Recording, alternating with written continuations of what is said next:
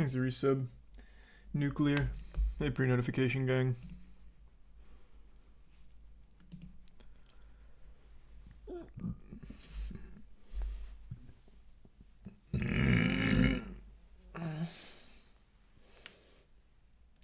Thanks to the gift sub stubs.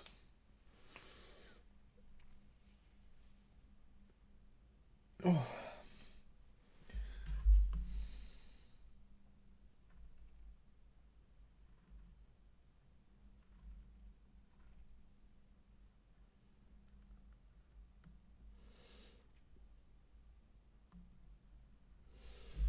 Yep, so I've been seeing that, Zafe. That's something that the team and I are gonna have a real big talk about. Cause it's not just you. So I don't have any answer for you there on that tonight. But we're gonna come up with something. We're gonna have to.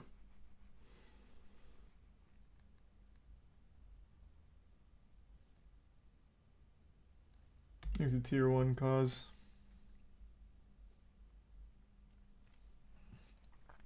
And the prime. Critical and resub hundreds.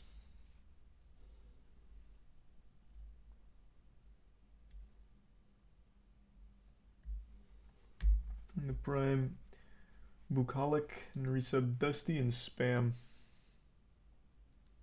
And the prime. Pie.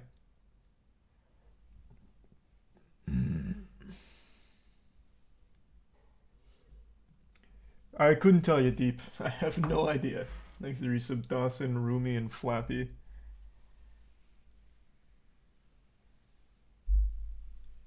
And the resub Good Boy.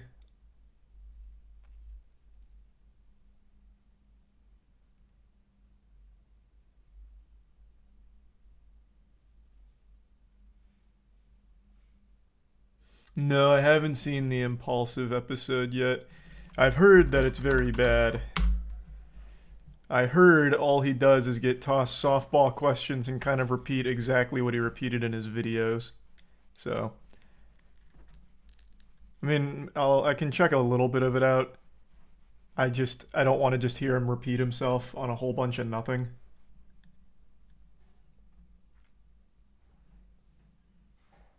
Next is resub Room and Coolmax.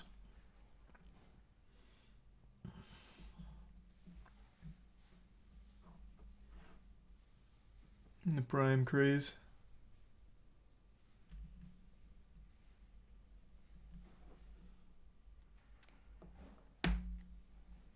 Kind of deep, I suppose. Thanks a bit, Sasquatch.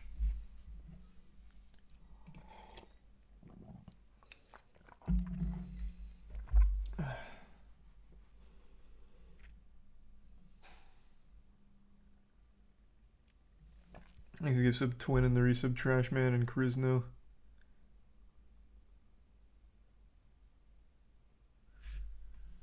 Now he's getting asked real questions we all wanted to know, like why he signs off emails as logs.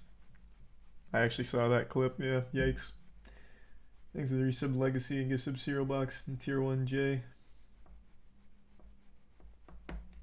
Darman's just not fun anymore, too self-aware. Thanks to resub Dylan and Podcast.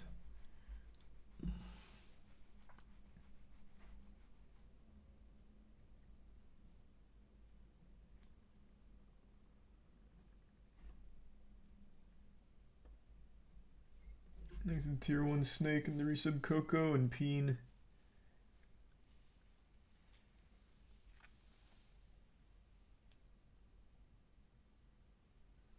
And the Prime Red Light. And the Tier 1 Utter and the resub Paraxis and give sub Grateful and resub Maushi. Have I seen Sons of the Forest? Yeah. It's not out yet, but yeah, I know it's coming. Doing alright, Kate. Thanks for the bits and thanks for the gift sub Zotorius.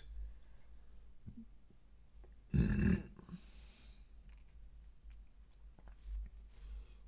the resub Scoop. And Purple. Oh, sweet. Thanks, Deep. I'm gonna tell you right now, YouTube's not changing the policy. I don't think I can recall of any situation where they've backpedaled a policy. They'll backpedal other things, like certain changes, but never policy-related changes. So I don't think there's gonna ever come a time they change it back or do anything like that. Is a tier 1 nade in the resub weekend, magic in the prime, useless.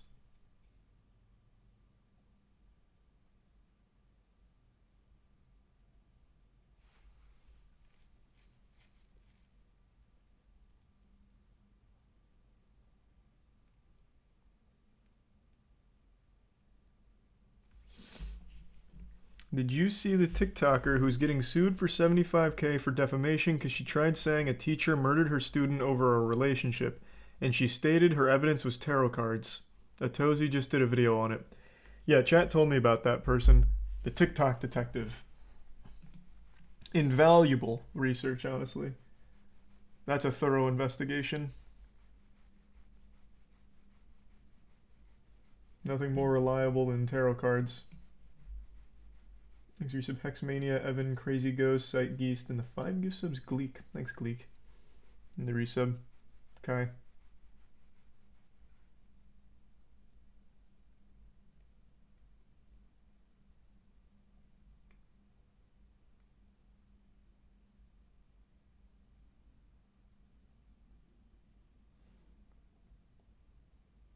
Did you see the FGC drama with NYC Furby?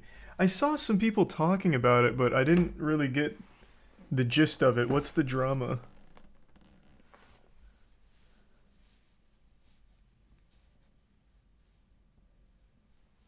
He's a tier 1 critter, tier 1 Finesta, and the resub stallion. Yeah, that shit sucks deep. I saw that. Thanks, resub Berserk.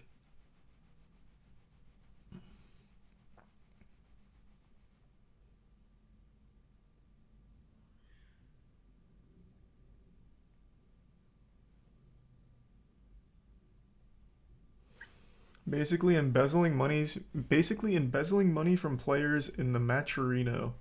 Eek. Eek. Thanks to the gift sub Gav and the resub code name and Dex. And tier 1. Ananias. And the resub rhyme. Did you see the Reddit art mods are banning real artists' art because they look too similar to AI art and then refusing to believe it's real art? I did, yeah. That's like some super turbo Reddit shit. I saw. Happy birthday, Swing.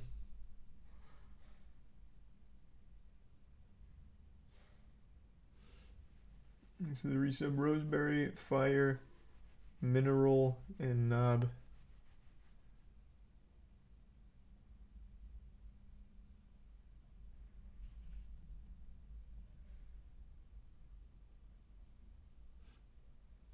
And the resub Sloth, Mantis, and the Prime Tiger.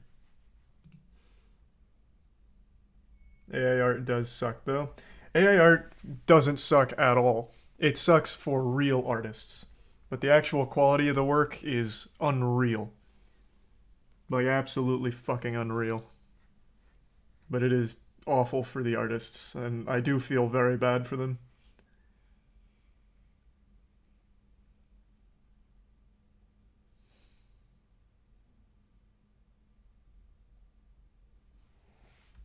Thanks to the resub Salazar and the bits Fates. Hope it goes well, Fates.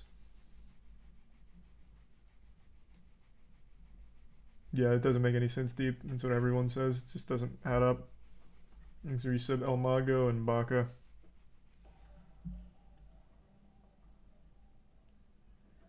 And tier 1 imminent.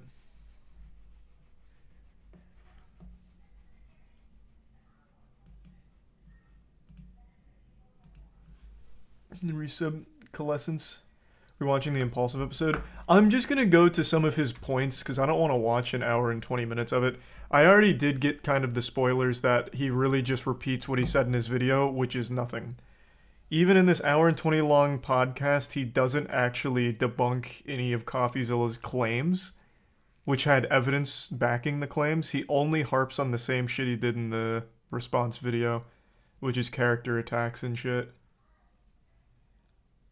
So I'm definitely not gonna watch the whole thing, but I do at least want to see a bit of it just to get like some kind of grasp on it. But I already, going into this, know what to expect. Am I crazy or is your webcam laggy? Let me see. Let's take a peek.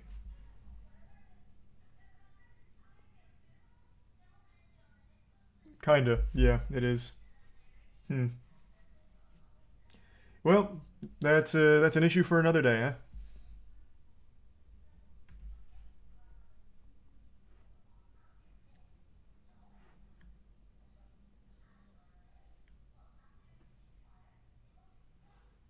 The Prime Colby Higeki Tier 1 Slug in the resub, Chasley Brecky in the gift sub, Ananias and Jesus, the 5k bits Kinnifer. Jesus Christ, thank you, Kinnifer. Yeah, maybe tonight, Crown. You look like a piece to the people that are like, yo, this guy's sitting on millions of dollars, always trying to get attention, and now he doesn't give a about us, so he's not going to speak out about it until this other dude's going to speak out, and now this is going to talk now. Great question. What was the question? He was just like spitting a fact. Now, I know these are just like his lackeys, and his point is like, this is all wrong, but it wasn't even a question. He's just like, he's just like, right. Like, the only thing he failed to mention there is that it was a scam. But everything else, yeah, I mean, he's like, right. It's not like you were going to talk about Cryptozoo the next day or something. If CoffeeZilla never made the video telling the victim's story, this would have stayed just buried, fading into obscurity.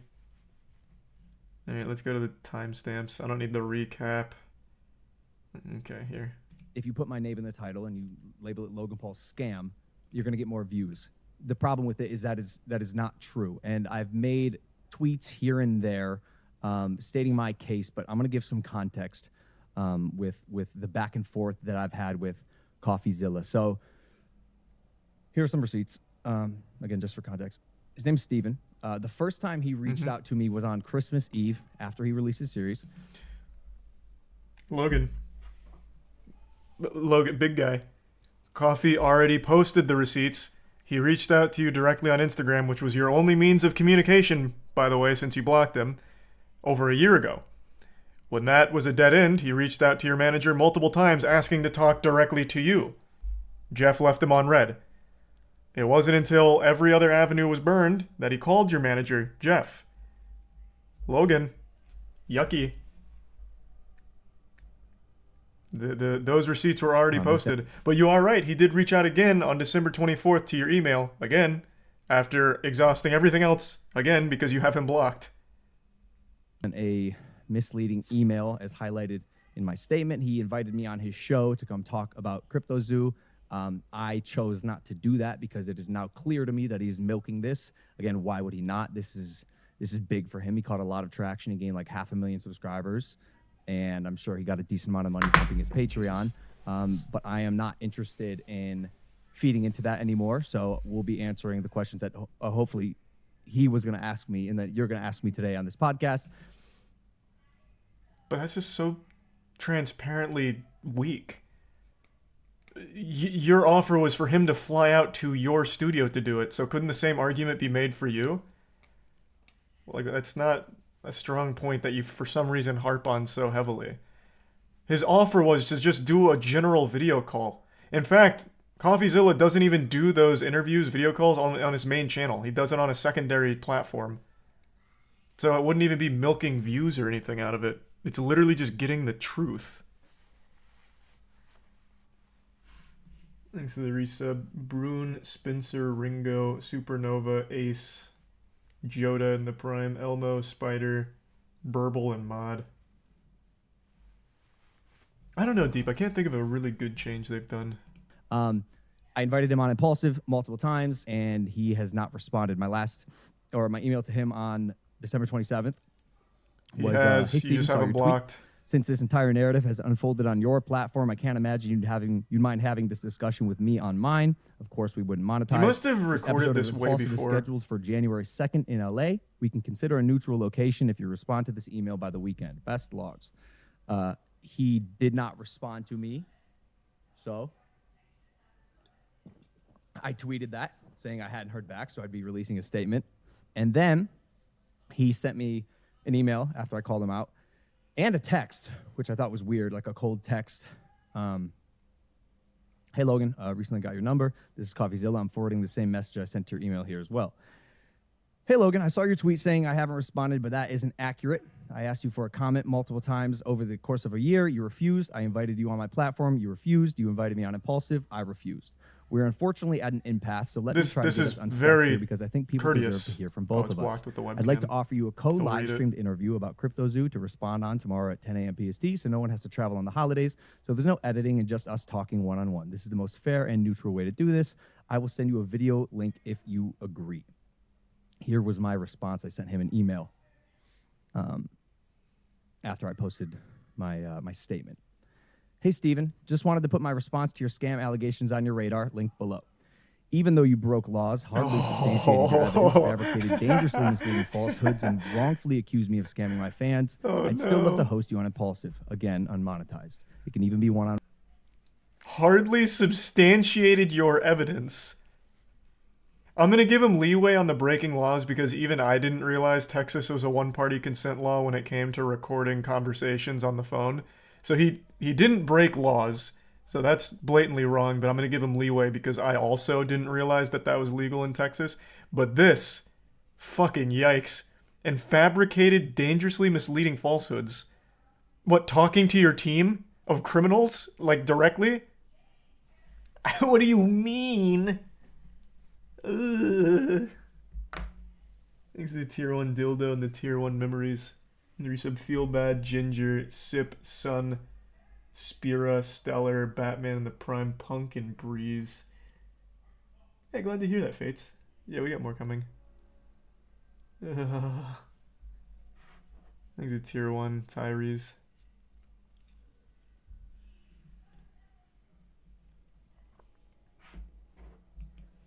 On one. Sorry, boys. I'm interested in talking about your workflow, creative process, and Okay, let me skip around. I don't need to keep hearing him do this recap. Let's right off the bat, as early as possible here, talk about the two definitions and the two things that are at play. One of them being a scam, the other one being defamation, which can be libel or slander. So if someone scams a person or an organization, they deceive them in order to get something valuable for them, especially money. That is the definition of scam. So my first question, and this question was answered in his series, it was a 5-second blip that was a part of a probably hour-long of documentary, filmmaking, was how much money did you make off the sale of the coin? Oh, no. Oh, this is so much worse than I would have expected. Just because Logan didn't make the money doesn't mean it wasn't a scam. You know who did make money and 7.7 million's worth? 2 of the other criminals he hired to run it with him, Mike. Yes, it is a scam, even though Logan didn't make the money off of it. Holy shit. Oh, goodness. Yikes. I am going to assume this had to have been recorded a week ago or longer.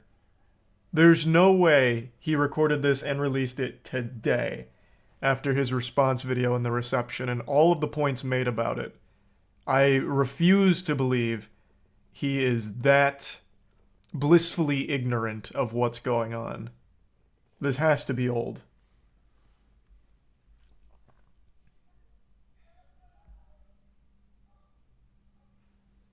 Thanks to the resub Xander Forever, Honkage, Jack, Joe, and the Prime Aquamoth, and the gift sub Bob. Hey Bob Dole.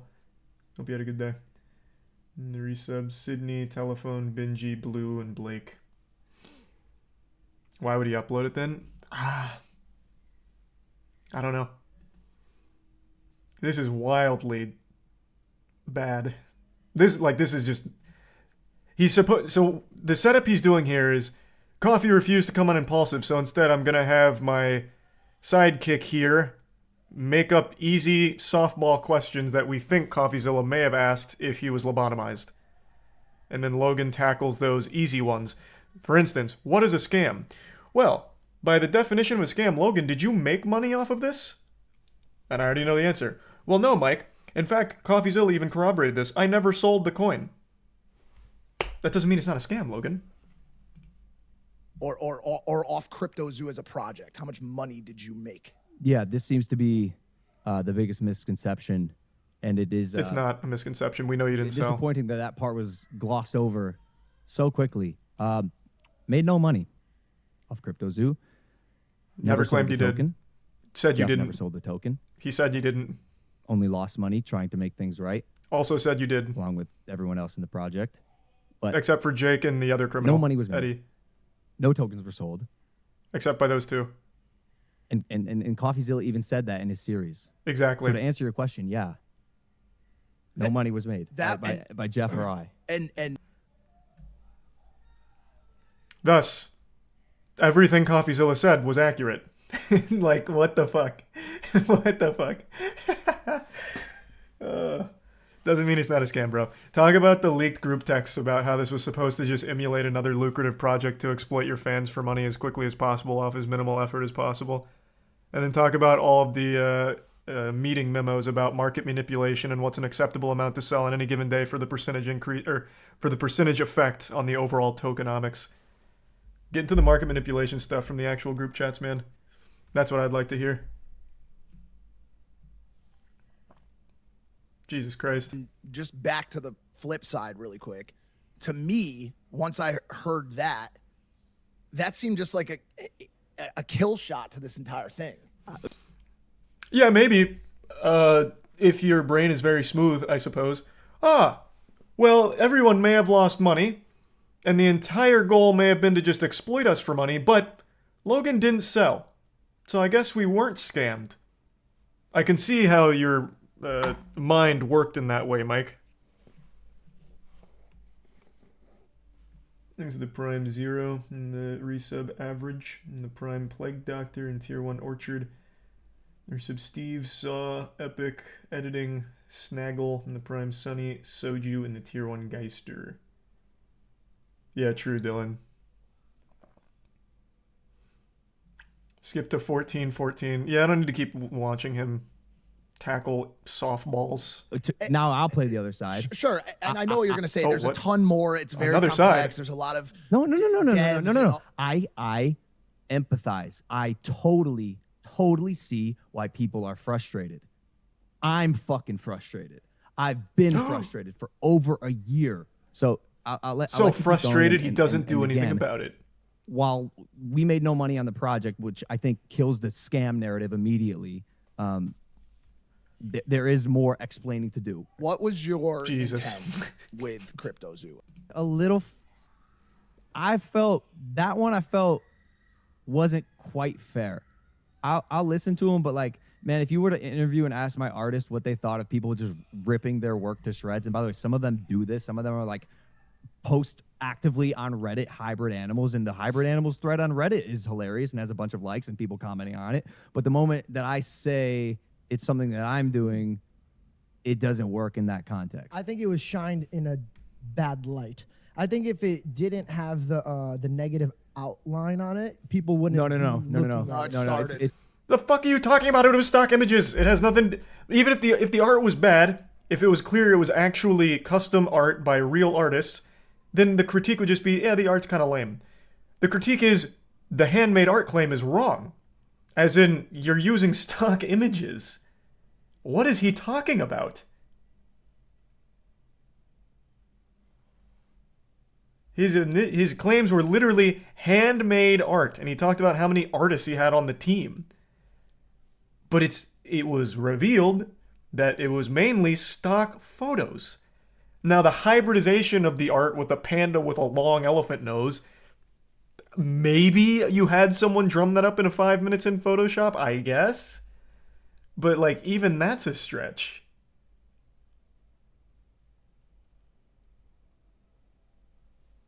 Thanks to Tier 1 Blue Wolf, and the gift sub Boomy, and the resub Nathan and Fuji.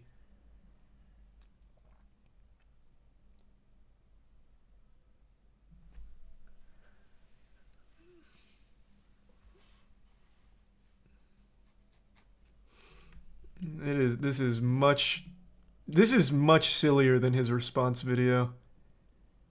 Ugh. But it is kind of just more of the same.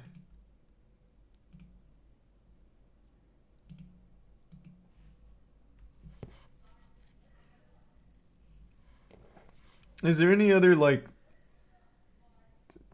discussion he has that's insightful at all? I know that he says that CoffeeZilla is milking victims of his scam, which is a wild thing to say. Just get over it. You lost money. Stop milking it. That is what. Where is that actually? I'll pull that up in case any of you haven't seen that. Where in this podcast is it? Does anyone have the timestamp?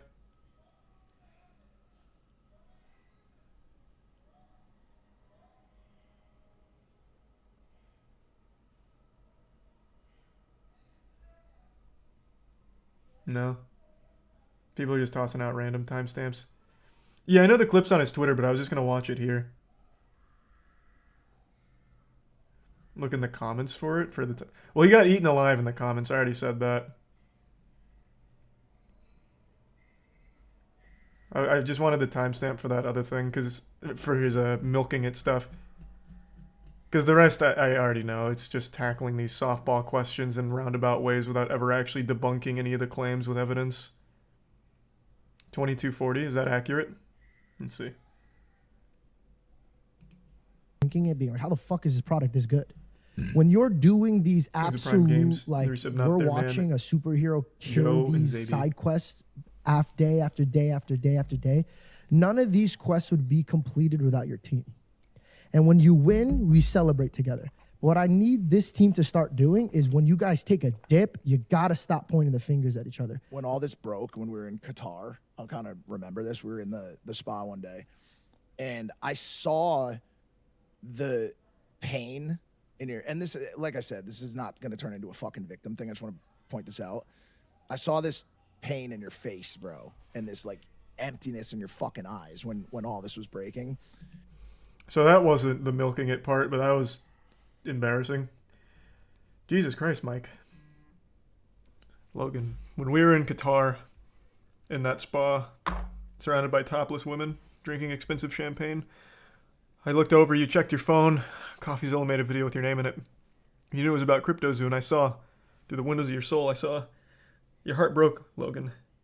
So I did what any good friend would do. I put your whole sack into my mouth, and I didn't want to, Logan. Trust me, I didn't want to.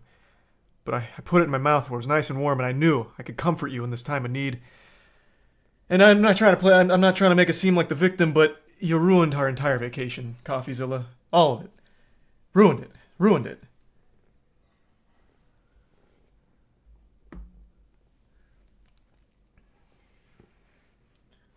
Thanks to the resub.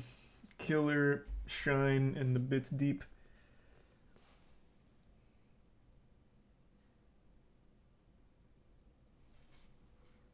So what is the timestamp to him talking about the victims milking it? Can someone give me the accurate one?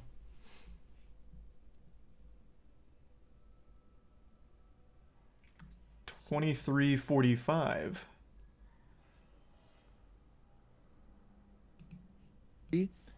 Is one of the most painful fucking things in the entire world. It's where terrible. Where Coffee fucked up is by targeting me as some malicious, evil supervillain.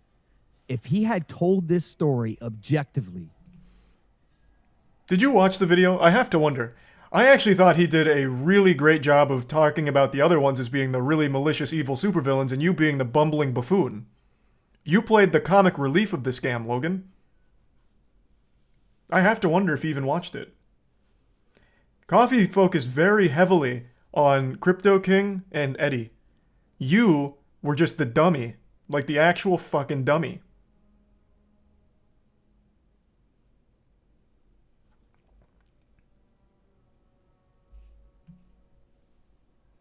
There's the resub Harmonica and Jelly. and told the story. It was as objective as it could be. Vilifying me. Regardless, we're still making this right.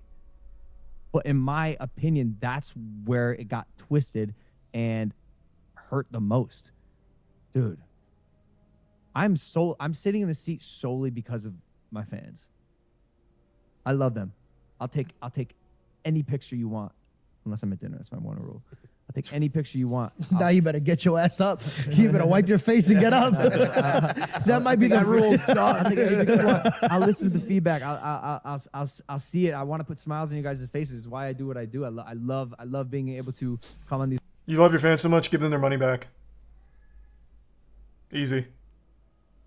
Your fans mean so much to you. Wow, you do so much. You take a picture when they ask. Holy fuck, what a saint. Give them their money back. Prove it. Give them their money back.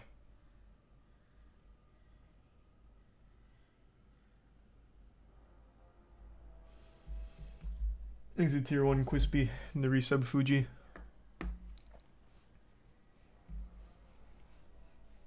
He can afford to? He absolutely can.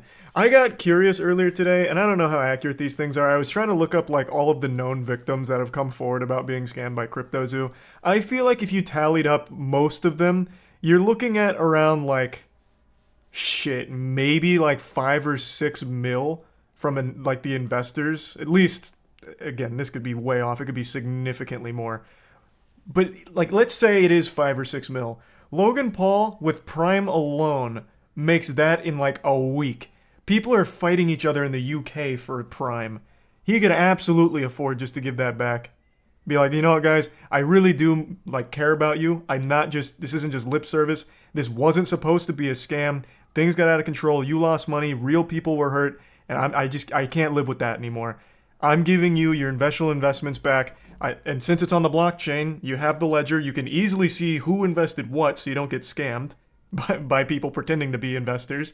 And you could easily just give them it back and make it whole. But he won't. He could afford to, though. 100% he could afford to.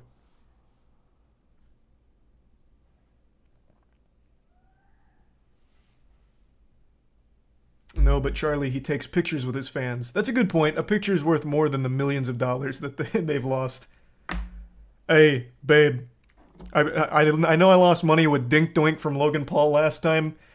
Well, I did it again with Cryptozoo, but I got this dope-ass picture with him. Like, look at how happy we look together. What do you mean you're leaving?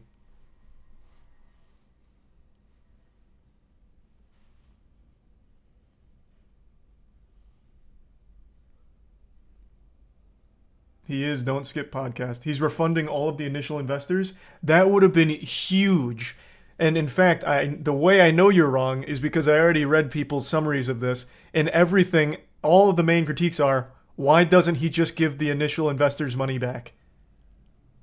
So I'm assuming he is not.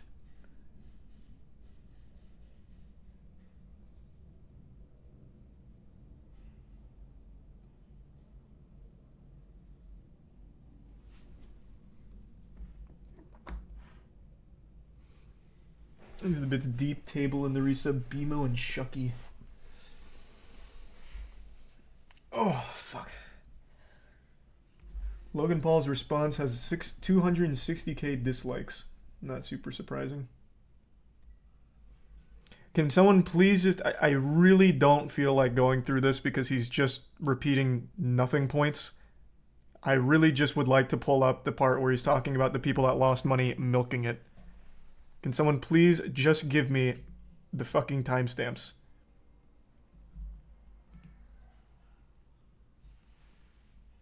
People are saying 32. Okay, I'll try 32. Am taking place intentionally. Not even taking place intentionally, just taking place on my behalf. Why did you block him on Twitter? It's like a little gnat. It's like a little fucking annoying gnat, and it bothers me. He won. He got to me, bro. He's the most formidable opponent I've had. I'm not kidding. The guy's good. He's very smart. He's very smart. He manipulates and twists the truth just the way he wants to get his people to believe a certain thing. He's good. I think it's marketing in a way, hiding behind the veil of, I don't make money off this platform. I'm doing God's work. I'm doing justice. By the way, go sign up to my Patreon. Go join my Patreon. We're gonna Which fucking goober laughed at that? Like, this is a bad point anyway. He should be making money from his work. Not to quote the Joker, because that's turbo cringe, but if you're good at something, don't do it for free. Like, he's the best goddamn investigator the platform has. He should be making money from it. I don't see how that's a critique. What's the criticism there? Ah, he did these investigations and he makes money. He can't be trusted.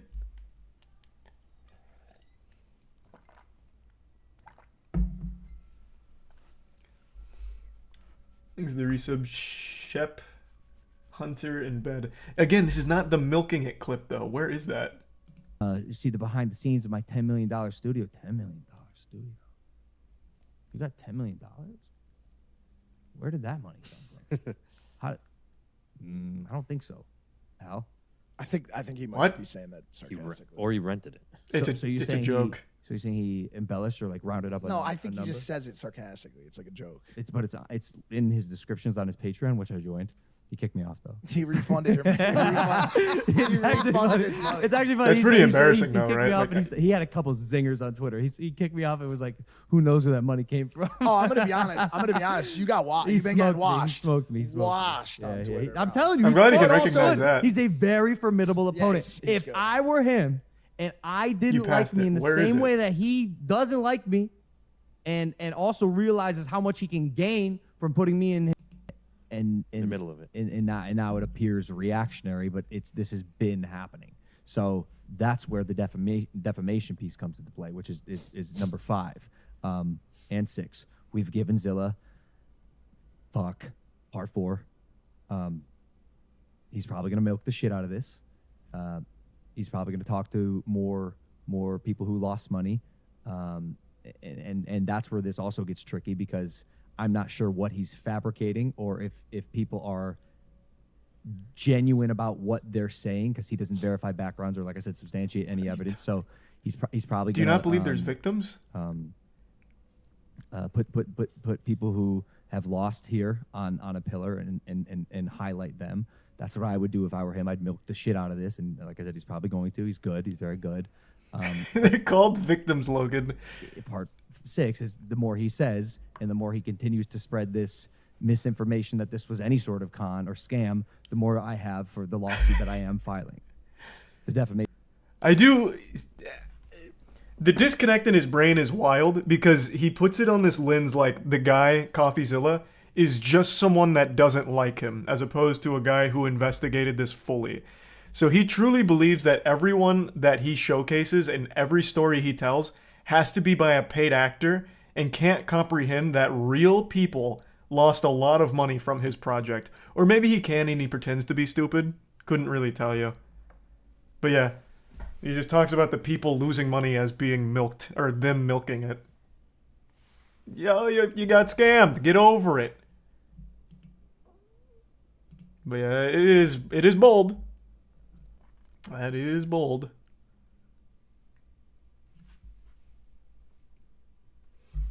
Thanks to the resub, Milty. Thanks to the raids. Oh, hey, thanks to the raid, Smallite Mom. Hope you had a great stream. Thanks to bits, chicken and snurt. Yeah, I started Dark Tide and I did like it.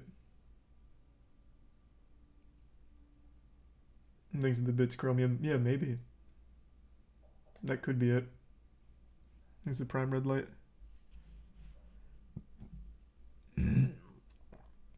To be defamed. Well, again, there's a ton of reasons why a defamation suit is not going to work for Logan. We went over on the podcast today. I don't feel like just repeating all the points. I feel like anyone can look up any lawyer right now, and all of them will tell you just how difficult a defamation case is to win. To prove that you have been defamed is one of the most difficult cases to actually clutch in a situation like this. It's not, he won't win. He knows that. It's just about bullying. Do 108.47.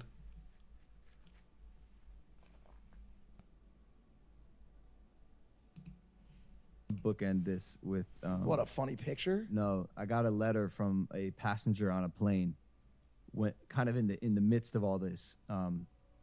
Granted, as a fault of my own, but this was something I really appreciated at this time in my life, and like really, really appreciate it. And I appreciate it now, obviously, but like I needed to hear this at the time.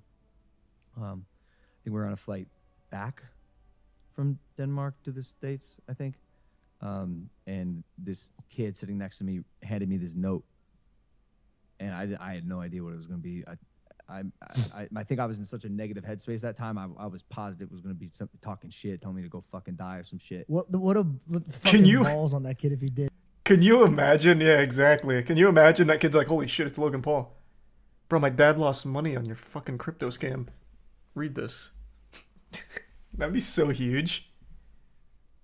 Just imagine the plane didn't land and he goes, hey, read this, dickhead. And he just sits back, buckles up. It's like, Dear Logan, aka Agent of the Matrix. He owns you. You are an L plus ratio.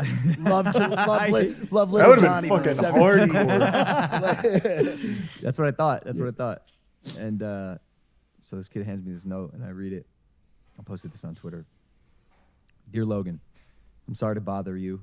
I'm sure you'd just like to have a normal and relaxing flight. I'd just like to say, your videos helped me through a rough patch in my life, and I will always be grateful. You made me laugh when I needed it, and although I don't know you personally at all, it was always clear to me that you have a kind heart and you are a good person. I hope this isn't too presumptuous of me to say. While I have you here, I'd also like to wish you a Merry Christmas and Happy Holiday Season, and in general, wish you a happy and fulfilling life. You are a very beautiful person, and I really hope you know that. Love, Lane Schlegel. P.S. I also recommend you check out the book, The Pocket Pima Cauldron, it looks like. It helps me more than words can describe, and I hope it can be of use to you. Real letter. Hey, from Lane at United PR Agency. Jesus. What does this have to do with anything? Even assuming this actually happened, which I doubt, but what?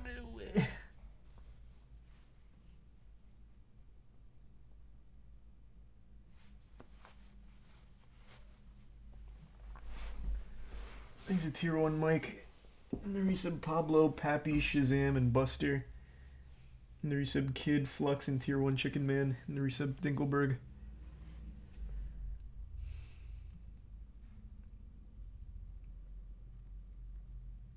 All he has to do... Hey, Carl. All he has to do is read this letter in court and he wins. The jury would be moved to tears. They're like, oh my god. Well, if Lane said so, this man has to be innocent.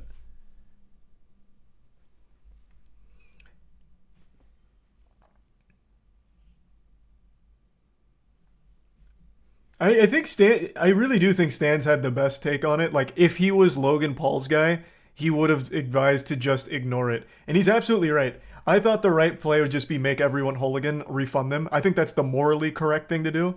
But if Logan just wanted the easiest way and just to get out of this as quickly as possible, if he never said anything, he would have been fine, actually.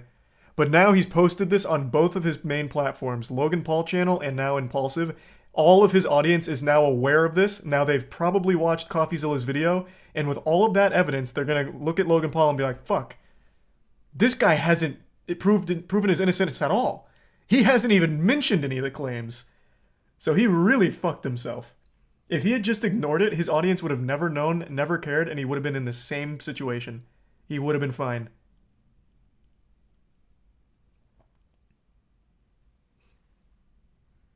His fans are definitely not watching CoffeeZilla's video. I disagree. So I actually think since now he's posted it 2 times, they're going to be like, what is he talking about? What are these scam allegations? I bet it's a bunch of baloney, a bunch of fucking barnacles.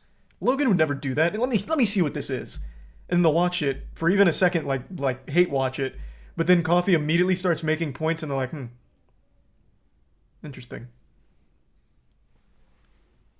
His audience, no. I don't know. Maybe I'm now skewed on what I think his audience is after the CoffeeZilla videos because everyone that he interviewed that got scammed for a lot of money was not a kid.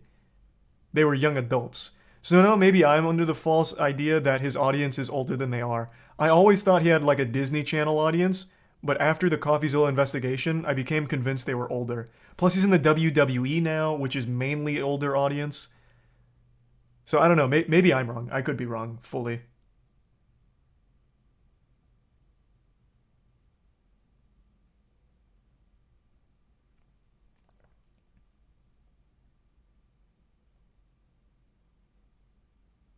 WWE's kids. You couldn't be more wrong.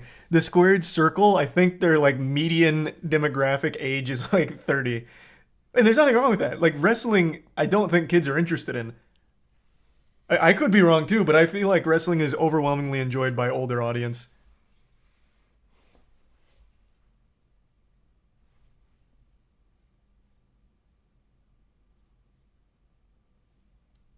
There's the resub Gandalf, Devbro, Novian, and the Prime Satan. And the resub Henry, Syllabi, and Juicer. And Hava. Kids love wrestling. I just don't see that. I really don't. Look at everyone who plays WWE 2K series.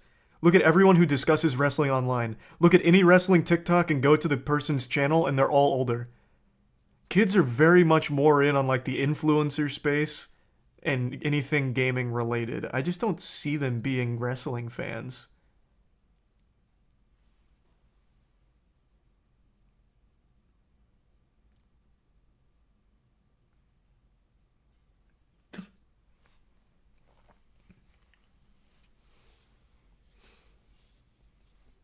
Watch the crowd. Oh, I'm sure there are kids there for sure. I grew up loving wrestling. I just don't think that's the current generation of kids. There's a bitch chicken. Plus, WWE's still on like fucking cable, right? What kids watching TV to begin with? Though I guess you could get like just the subscription streaming service to watch it too.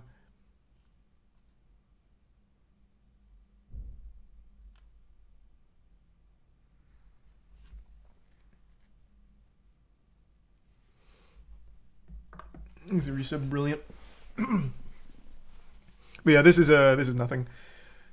He still does nothing to fight any of the evidence-backed claims from Coffee. Rough. He needs better advice. He needs people around him that are actually knowledgeable enough to give him better advice. Jeff is a fucking bumbling idiot, and whoever is guiding him in this direction is way off. He's got a bad team behind him for this.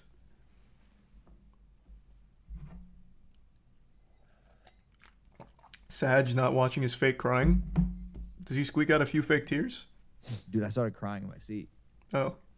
Which, as you know, is uncommon for me. Because you're a robot. Some say. One tear from each eye.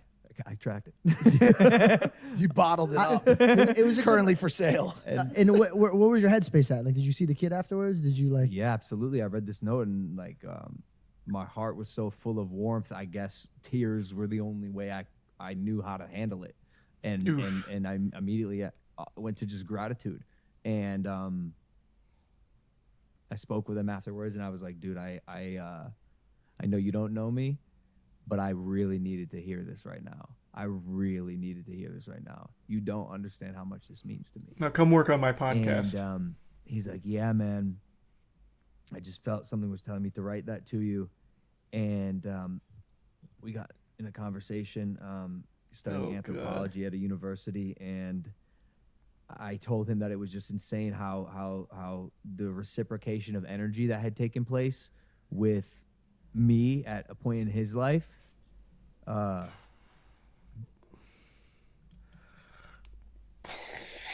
wow, that is a moving moment to be sure. Take that, CoffeeZilla. That's the kind of man you're gonna call a scammer? I think not. Ooh, Jesus Christ. Thank you for the 50 gift subs, Pelican. Jesus, what the fuck? Thanks for the fat drop. And the tier 1 waitress in the Prime District.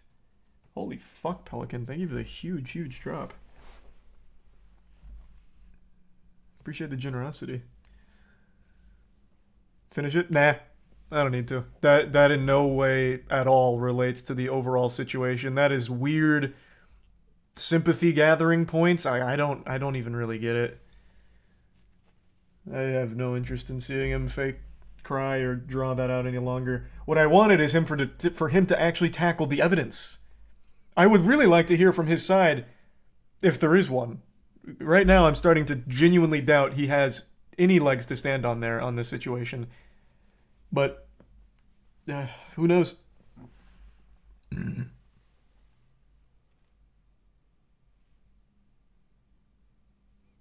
Is he tier 1 pragmatic in the resub teak in the prime trends? Thanks a bit deep. A new still. You didn't see him push Prime at the end. You look like a. Yeah, Prime needed an extra push. It's only on his goddamn phone case on the table, them drinking it constantly, them fiddling with it constantly. Yeah, it needed that extra push. Yeah, surely I needed to see that. I get it. Logan Paul is less of a content creator and more of like a merch vessel. I don't need to see his ad read at the end. I get it.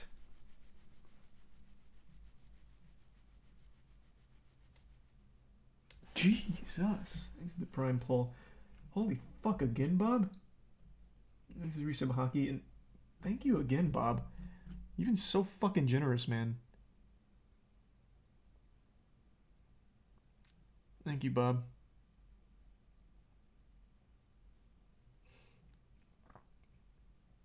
This is Prime Stingray. Hope you had a great day. This is Resub Core.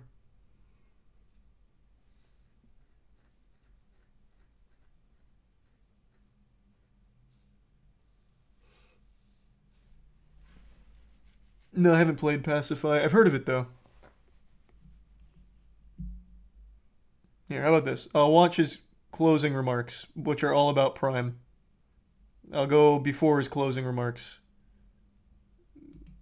That's not what, No, that's not what I meant. That's not what I meant. Hey, and this will transition to, contrary to popular belief, I'm living my life. I'm posting it online. I'm sharing my experiences. I'm being authentic to myself. And I'm not part of the Matrix. I don't know if I was Fucking prove it, bro. I'll tell you why, how I can prove it. If I was a part of the Matrix, I would give a fuck and play by the rules and be safe with what I say. No. That is exactly what you do. What are you talking about? What are you saying? Do you not listen to your own stuff? That is like that's your whole brand. Your vanilla ice cream. What do you mean? That like you do scams, which is definitely like the edgiest thing about you is the scams you do. But like your show is as tame as it could possibly get. Bro, you went on an r/atheism rant against your boy George, talking about how he needs to go to like a psychiatrist about being a Christian. Because you were trying to play safe with atheism being like the more online safe thing to preach about. Your whole brand is about trying to say the most inoffensive thing to never tote the line.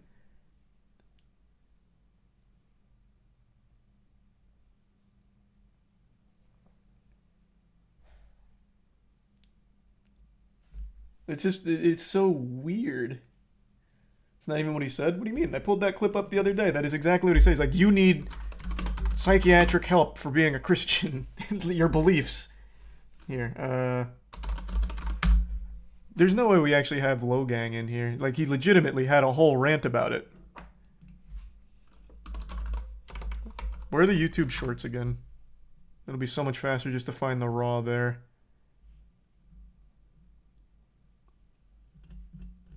He's a tier 1 bring.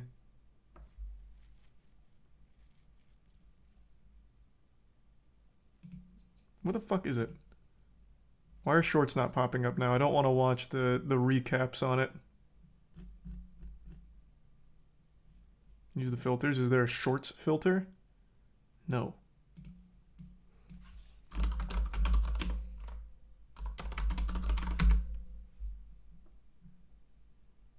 Oh.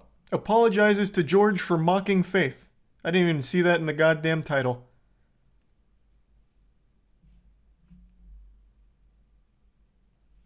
It's in the top left. Oh. Secret Service team, the Eagle has landed.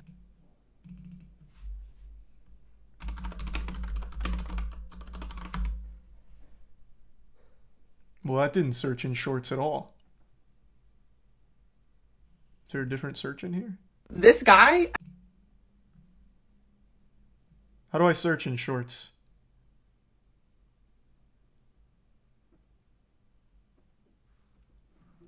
Thanks to the resub, Chris and Mosh. Bits deep. What's that?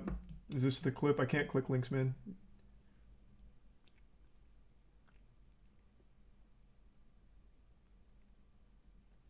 You can't. What the fuck? Well, why aren't the shorts popping up in my normal search? Oh, here they are. Because I'll be honest with you, bro. Jesus Christ fucks. Oh, God. Genuinely, I know people that hate me, that treat me better about my faith than you, and you're my best friend. So, like, one that really hurt me is you told me I need a therapist because I believe in Jesus. Therapist, not a I just psychiatrist. am definitely questioning why we have to perpetuate a belief that is fucking silly. I think it's a silly practice to engage in, and That's I think what it it's was. I think Therapist. it deserves satire. Because I'll be honest with Like, he's just giving what he believes to be the safest takes for pandering. That is, like, his whole fucking brand. Like, there's nothing safer than mocking Christianity. Like, that's, like, the easiest thing he could do. I don't know why he's saying, like, he doesn't give a fuck. He says what's on his mind. Like, what do you... You play the safest possible shit. That's not safe take at all. You don't go on Twitter. I'll tell you right now, you do not go on Twitter.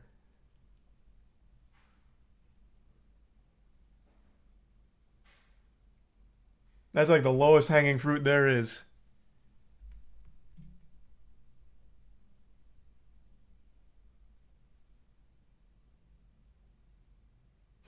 And you don't? What? Play the safest possible route? I don't know. I don't... Not on purpose. For example, I think the safest route in this situation is to try and play both sides, but there isn't another side here. Logan Paul is just dead to rights. Skip Bayless does? Well, Skip Bayless is borderline senile.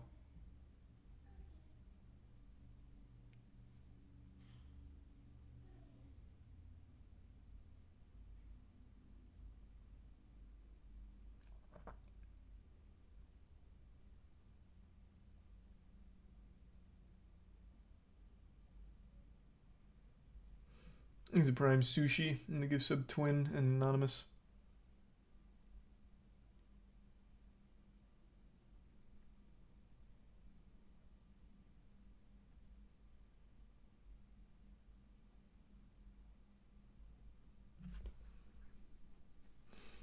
Have you seen the vid that aired today of Skip and Shannon? Nah, I didn't bother watching.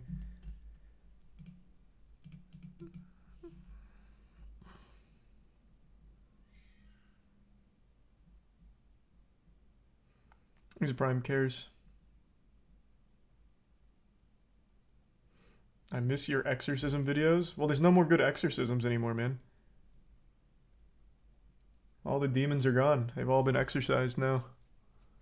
What do you want from me? Need me to call up the Vatican to get more exorcists out here? Like, what am I supposed to do about it?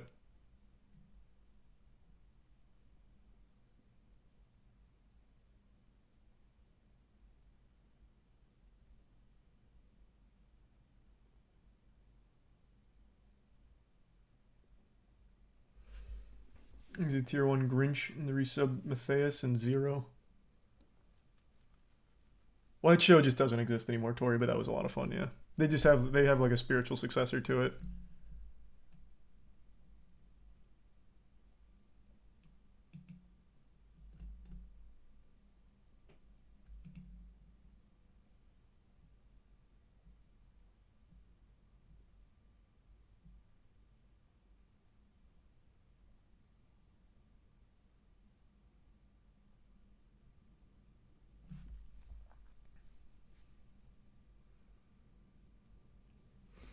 What are you playing tonight? I'm not sure. I was gonna maybe start Amok running, but I'm not positive.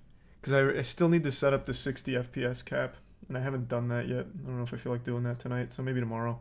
Thanks for your sub, Hayden, Diabolical, and the Prime Neo.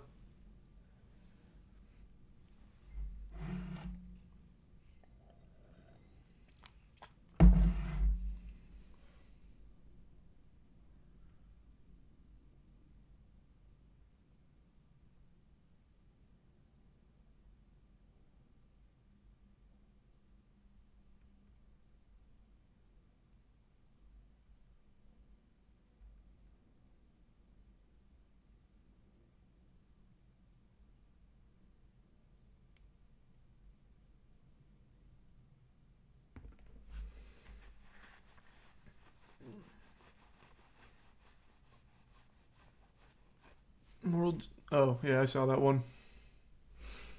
Ant just broke his fucking shoulder. I don't know who that is, but sorry to hear that. I can't watch someone break their arm on Twitch, man. Pretty sure it's against the rules. So I'm not gonna risk it. It's the Aiden Ross bodyguard. That's rough.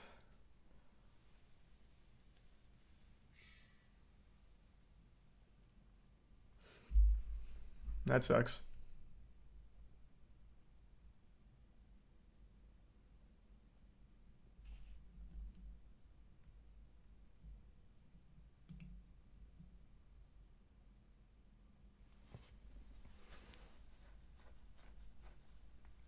Thanks, resub Ed.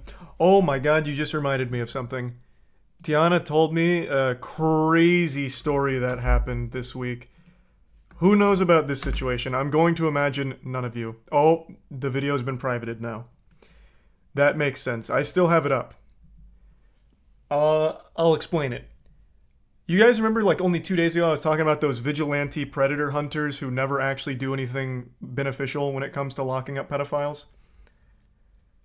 Because the authorities can't use their investigation, so what ends up happening is they impede real investigative work, and it makes it very hard to then bust the pedophiles. I'm not a fan of vigilante pedophile hunters. I think they're trying to do a good thing in a bad way. Well, this week, a vigilante pedophile hunter caught a dentist in his sting, in his content, and today, that dentist killed himself in his office. It was fucking crazy.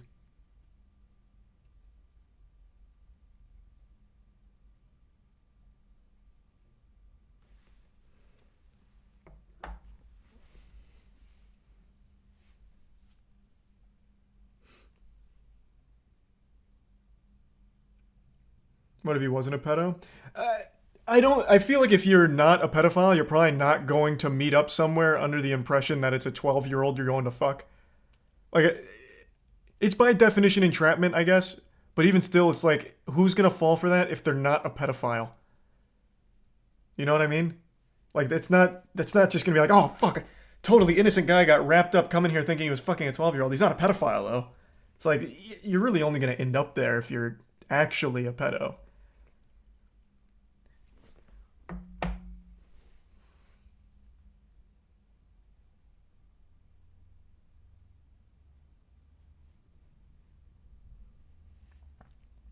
He's a Prime Tesseract. I don't understand. Why does everyone want me to watch Ant break his arm? I watch it and I go, ew, his arm's broken. Now what? What's the point?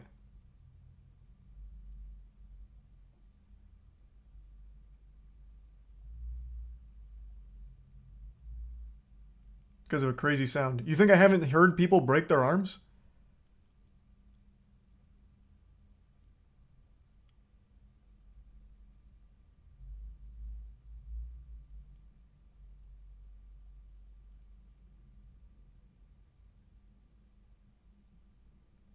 I don't really get it. I watch it, I go, wow, that arm's broken. And that's it. There's nothing to discuss or anything. There's no topic there. It's just, he broke his arm. That's unlucky. But damn, what a way of going out.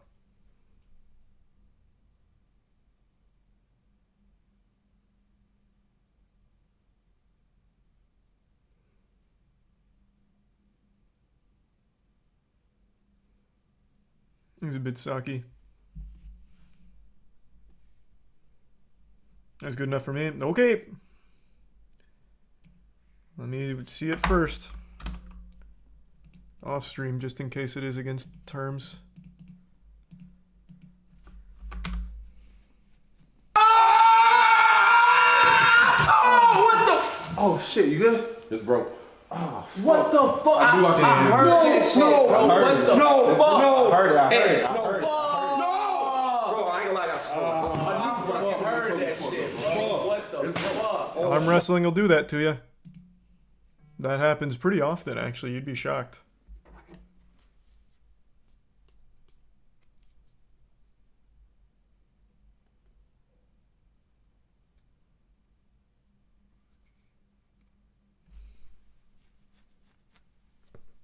I don't have anything, like, there's nothing else to say about it. He broke his arm.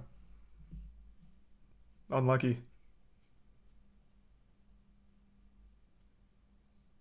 Just an arm wrestling incident. You didn't mute it. Well, yeah, that was the whole point, right? For me to listen to it.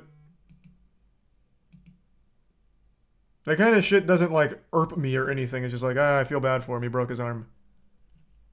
Wish that didn't happen for him.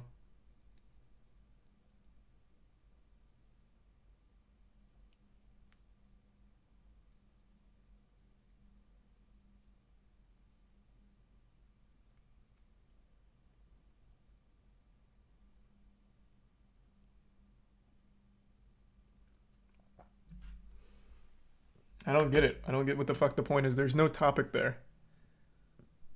I can watch a million arm wrestling breaks that are significantly worse than that. It just always happens. That position puts so much strain on it, that shit breaks all the time. I've seen thousands.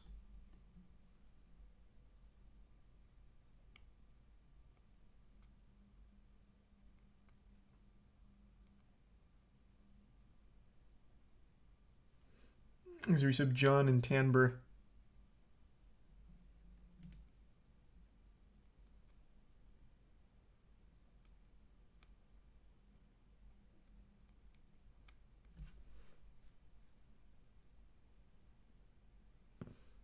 There's a resub Burrito. Give sub Psychedelics. They knew his shoulders were bad, but still did it. Wasn't his shoulder. There's no shot that was his shoulder.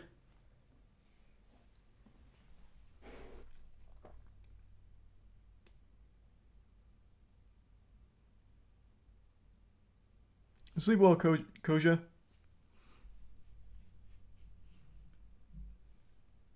Thanks to the bits, Red Matter.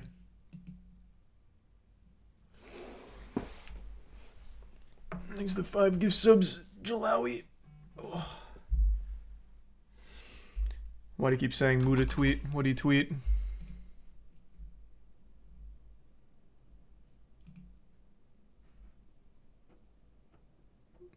What 0 showers does to a motherfucker. What's this about? Oh, is this about the art ban?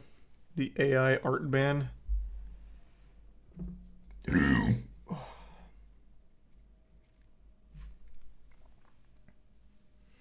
Nice.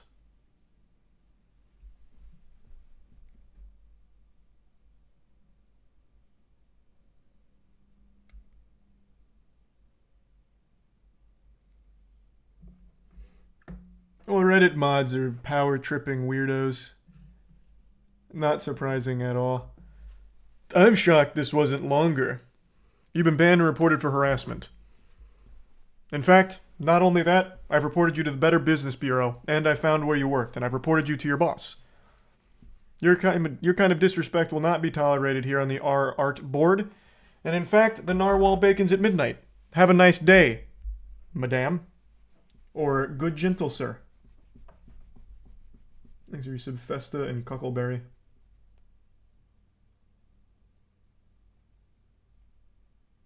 We can't see. Can't see what?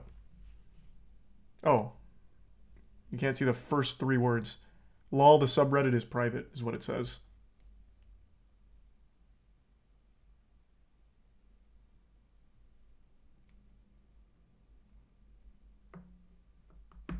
Remember the anti-work mod that went on Fox? Oh, Jesus Christ, yeah, I do. Oh, fuck me, yeah, that was awful. Oh, Lord, yeah. Oh, man, that was one of the worst. That was a disaster.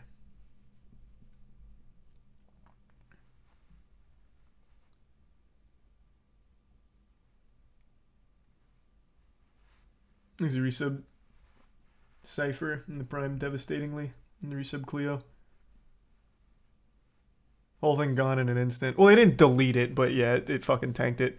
Hold on, Tiana just went to bed, so I'm gonna go say goodnight real quick. Be right back. Give me 2 seconds.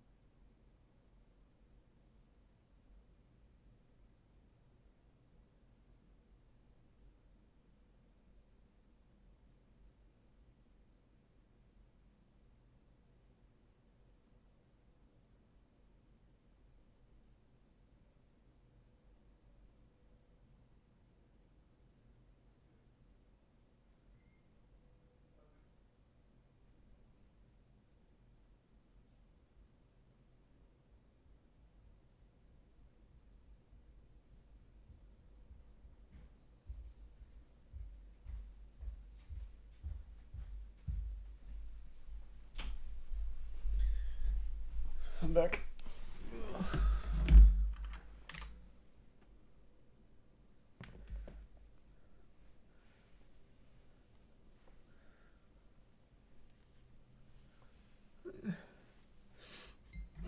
I think it's a resub. Flare.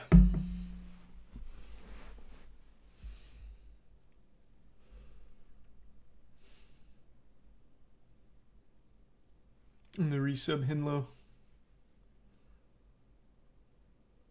Yeah, I saw the bodyguard snap his arm. Thanks, resub Soda. Unlucky.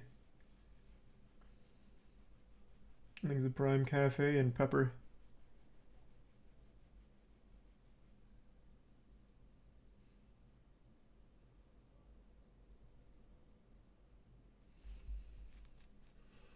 Megan is getting great reviews. I don't believe it.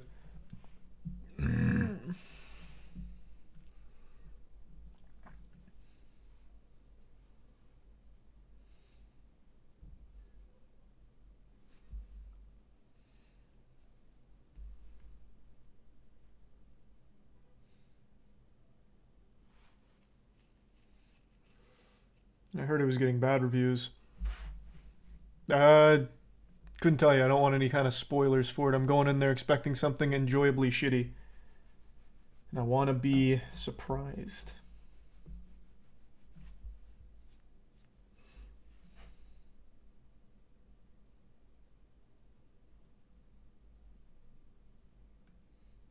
%95 on Rotten Tomatoes. Man, that site fucking sucks though. Rotten Tomatoes is so unreliable for anything. I do still sometimes use it as a general metric of things. So like Witcher Blood Origin, for example. I did get curious on its Rotten Tomatoes reviews. Even they hate it. So the way I look at Rotten Tomatoes is, if it's low on Rotten Tomatoes, it must be like especially shit. Because they give 100% to Big Mouth.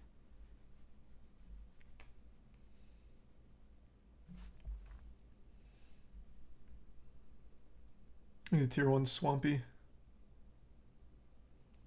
I think Rotten Tomatoes is fucking worthless.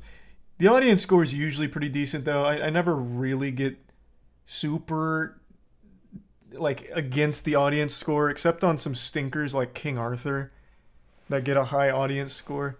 But usually, the audience score is pretty alright. The critic one, always fucking worthless, though, on Rotten Tomatoes.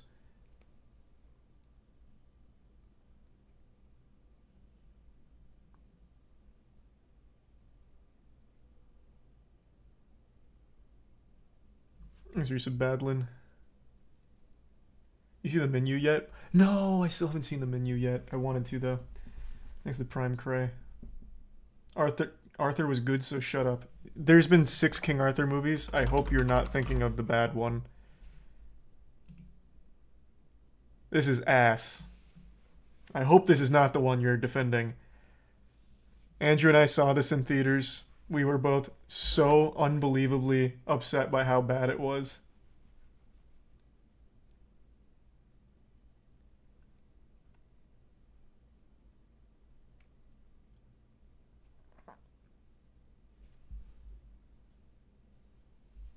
It wasn't that bad.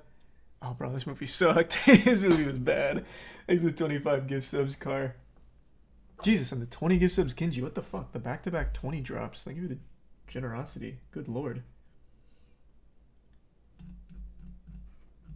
Oh yeah, Cutie's also got an 80% on Rotten Tomatoes. Or something like that. True. Which sounds so in line with Rotten Tomatoes.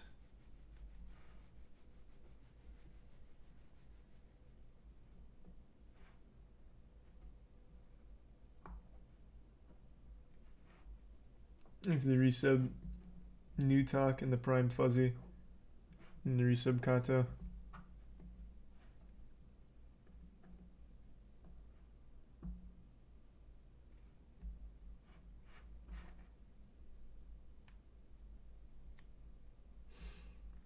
What's the worst rated thing on Rotten Tomatoes? Well, they have plenty of things with a 0%. In fact, the first horror movie I ever watched that actually scared the shit out of me, which is actually a terrible movie. I watched it like 2 years ago, is One Missed Call. This is a 0% on there. There's a lot. They have quite a few 0%. This is one of the few that I actually watched in theaters, though, when it came out. It was my first horror movie.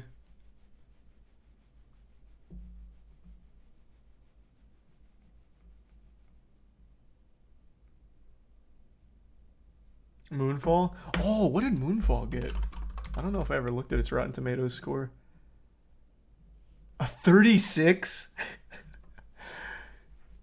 I love the audience score of a 70. It should be 100. It should be 100 and 100. Best goddamn movie ever made.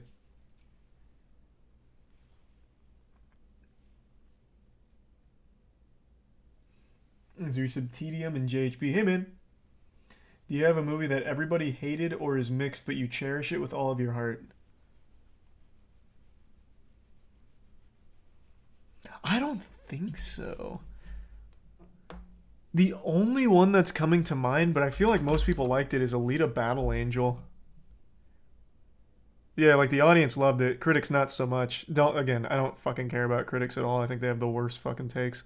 But yeah, like most audience loved Alita. I thought this movie was amazing. I fucking loved this movie.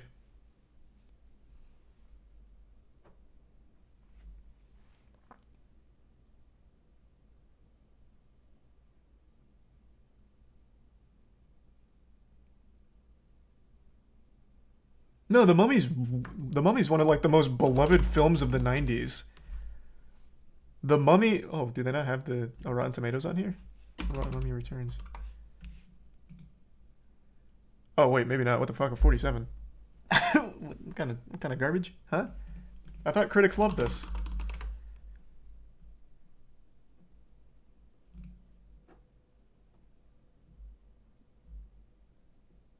They don't have the original Mummy, only The Mummy Returns. Mummy Returns is great, though. It's my second favorite movie. Right behind The Mummy. Yeah, most people look back on these movies fondly.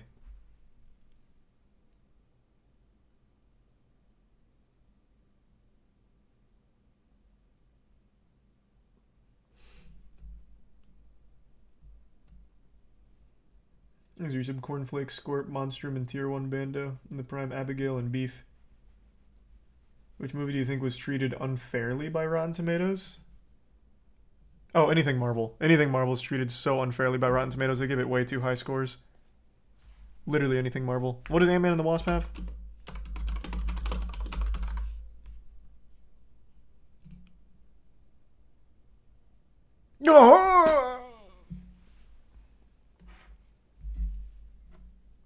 Jesus.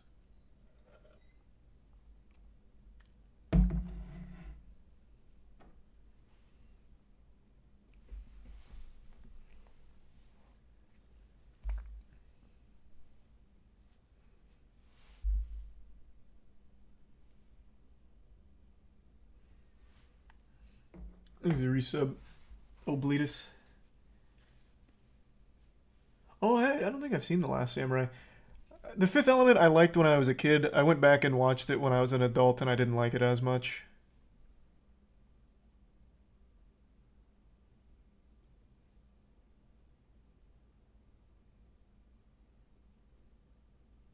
There's a resub Drivo.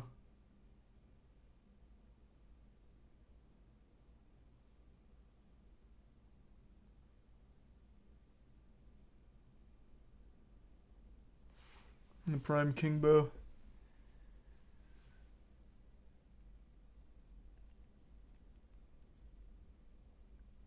And the resub Salmonella. What's the movie with the Great Wall of China and Matt Damon? Oh, what was that called? I watched that in theaters. I don't even remember why. I didn't even really want to watch it, but I ended up seeing it anyway. God, that movie's such like a fever dream of a film. The Great Wall. I actually don't remember shit about it other than the final fight at the end. God damn.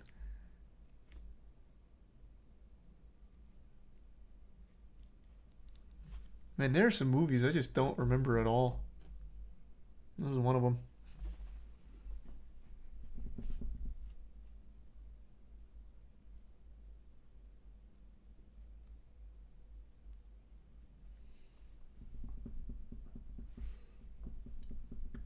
He's a resub Twitch.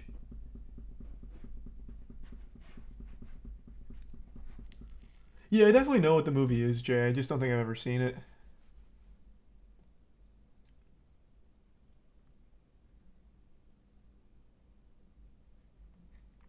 He's the prime son.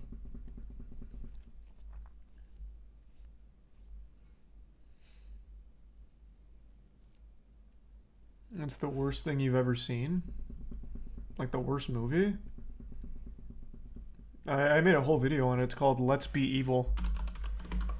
This went to Netflix in 2016, and it is, without question, the worst movie I've ever watched in my life.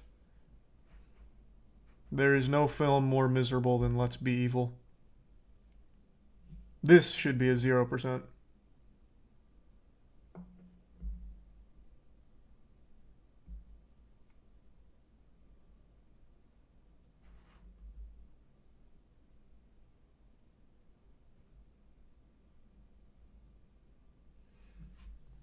What's it about?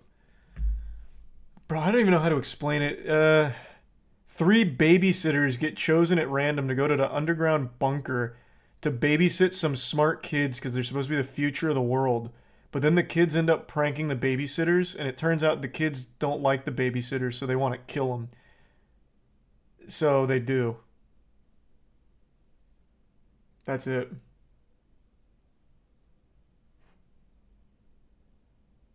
It's so stupid. It's so dumb.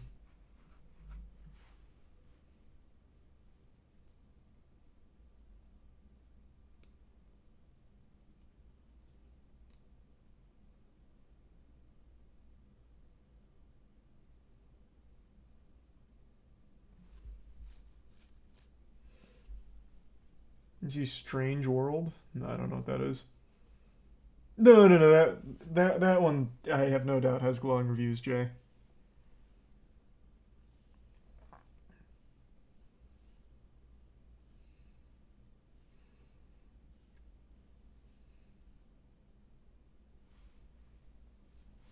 Is the resub Goodwill?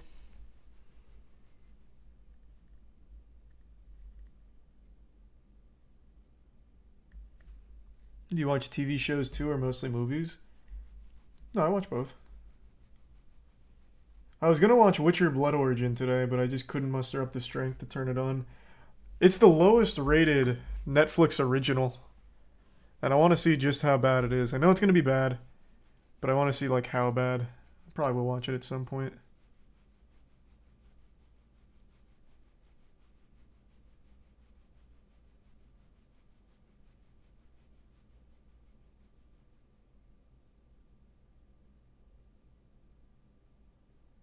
She-Hulk? Oh, I didn't even finish She-Hulk.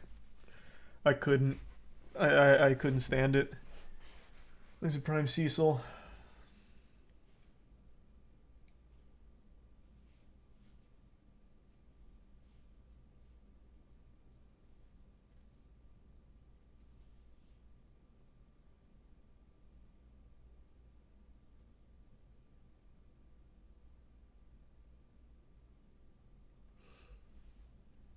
There's the resub Mac.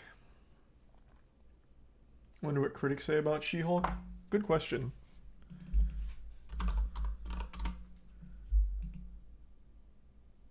Whoa! Oh my. Well, that's awfully generous.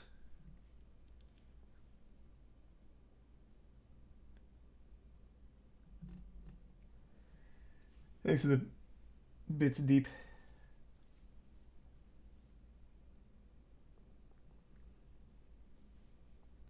God damn. Thanks to the resub J Rich. What did Daredevil get? Let's see.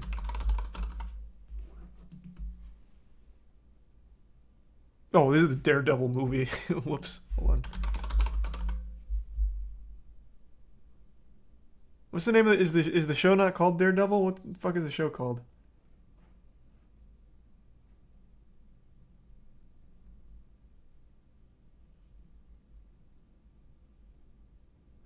Chat not realizing Rotten Tomatoes is just a yes or no rating system. Yeah, it doesn't change anything though. It's called Netflix Daredevil.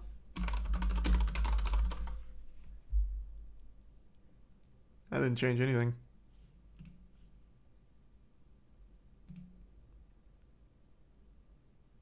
Is it Daredevils? That doesn't seem right.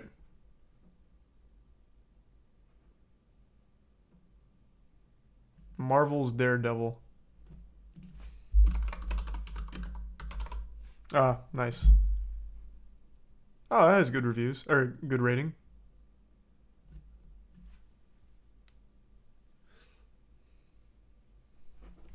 It was right there. Oh, I didn't see it.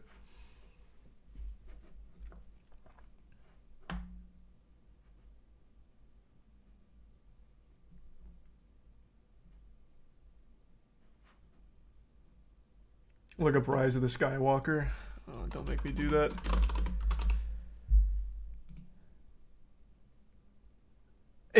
I expected this. This hurts me a lot. This I expected to be higher. This movie is fucking abominable.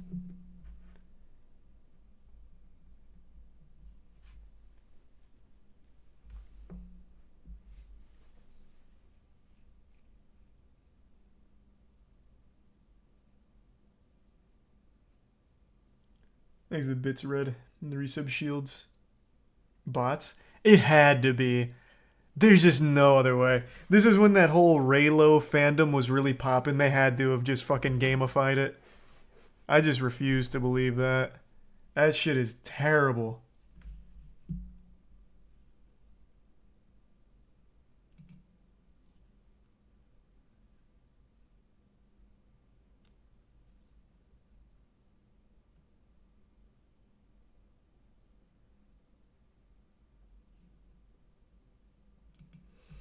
It's a bit deep. Your worst Pixar movie?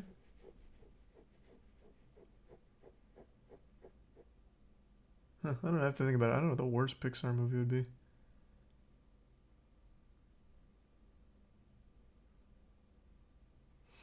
Why do you keep saying The Last Airbender? That's just gonna have shit across both sides. I don't see what the point is. This is... what the fuck? Man, maybe the audience score isn't that reliable for anything. 30%. This had to be ironic.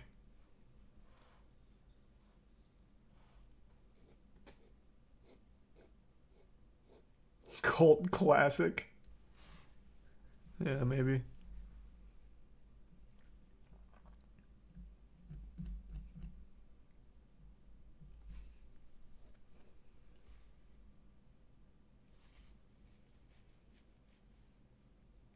Most reliable movie rating site? I don't use any.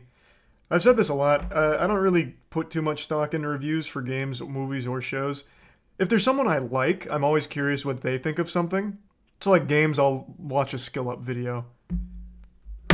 But more so, I'll just watch gameplay if I really want to like see it, and then I'll form an opinion when I play it or watch it. Even the moist meter, I feel like it's just, here's what a fucking idiot thought of it.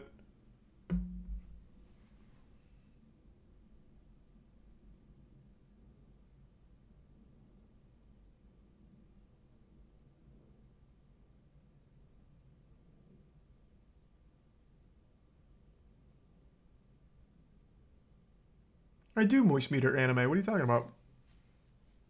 Hey, Jared. Good to see you, man. Thanks for the resub. Thanks for the bits. Oh, also, the new Shred video was amazing, Jared.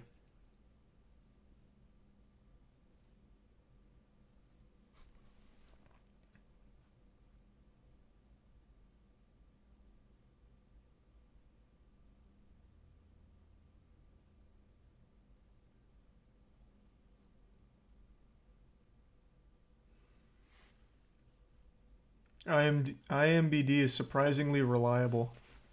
Couldn't tell you. I don't really bother to check.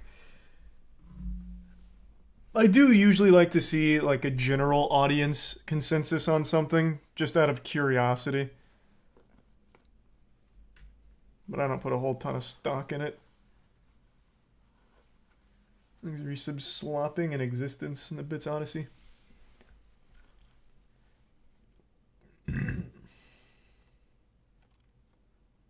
Did I watch Puss in Boots Last Wish? It was great. Yeah, I did watch that. I couldn't decide whether or not to moist meter it, so I ultimately decided not to, but I thought the movie was really, really good.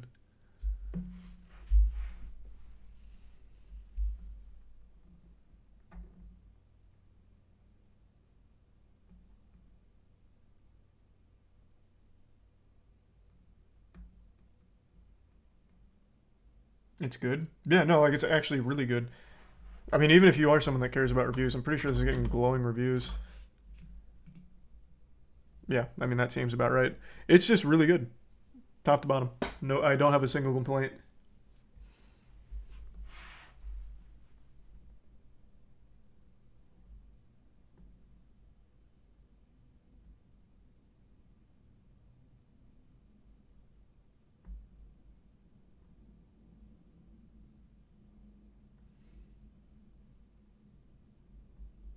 Amen, Fiend. Thanks for the bits.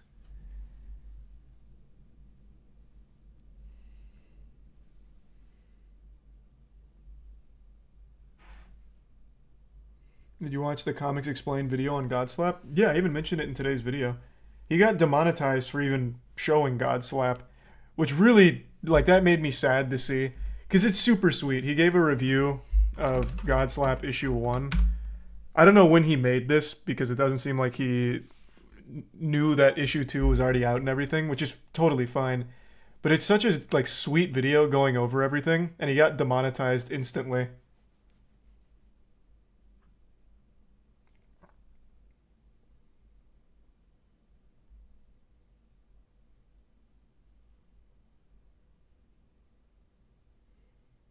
Why?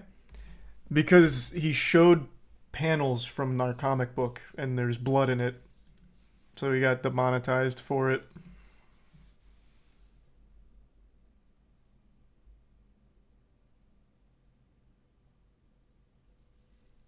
They're really, really, really cracking hard on violence. Anything violence. Comic, movie, game, animation. They are cracking down so hard on it. It's crazy.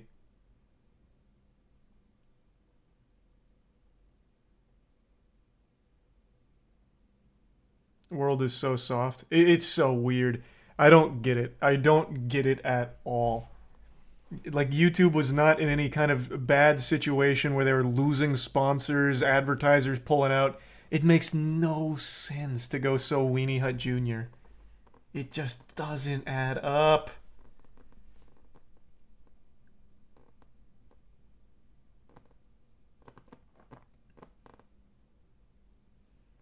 The tier 1 caver. I was thinking about it deep. We just never did.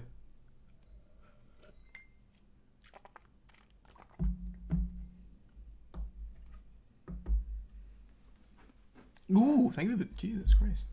Fucking generosity. Thank you for the 25 gift subs, Emperor. Good lord, thank you for that. God damn. Just make a YouTube Kids. Good joke. There already is a YouTube Kids. But for some reason, that's coming over to the, like, normal platform for some reason. So, no one gets it. Everyone's confused. Everyone's mad. Everyone's affected. It is what it is. Just gotta hope that somehow they change it. Jesus Christ, though. Thank you, Floro. Appreciate it, man. And thanks to Resub Soto and Tier 1 Rebel. I know, it's such a shame, Obs. Man, you really want Death of Hope.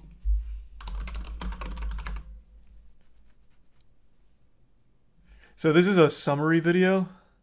Or is this... No, wait. Is this part of a Stardust? No, it's definitely not. Wait, what the fuck? Wait, what? How many... Did we see this one? Or am I mixing this up with a Stardust? Is this the one where the Space Marines double team that bald guy? Fuck.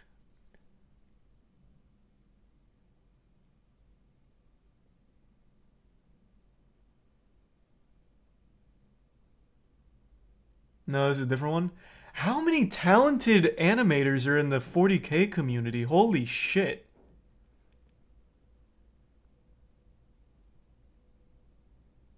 I like the last one, and testosterone. That's fucking amazing. That's a very cute warning.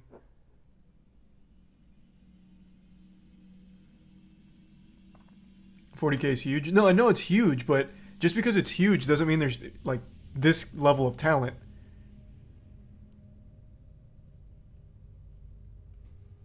Guys, this is 2 extremely high quality animations, it seems. I haven't even seen this yet, but even just that thumbnail.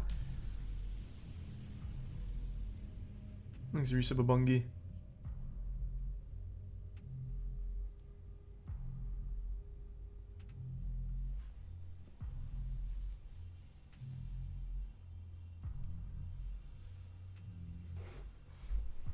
Might have nudity. Well, I'm definitely gonna watch this on my own. I just want to see the beginning here, just to get sold on it. Like I said, I really do want to get into 40K. It seems like such a great universe, but it's so much to take in. Which is why I'm hoping Henry Cavill in his prime show make a great line. He has deluded himself into denying an inconvenient truth. He says that Ultramar no longer burns. He says that we won the war and turned back the Shadow Crusade. He says that we must forge a second empire. Kill him when he's wrong. None of this is true. On the crag, he believes that all. So this is actually a fan-made animation here that's playing. This isn't like cutscenes from Space Marine game or anything. Inconvenient truth. Because out on the fringes, farthest from the light, only 2 things are true. Anarchy reigns, and the war for Ultramar isn't over.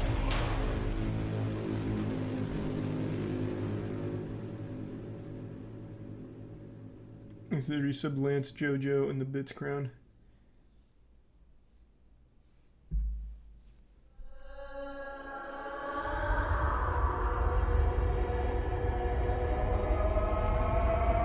God, I just know nothing about the universe. Are these tendril cubes something important?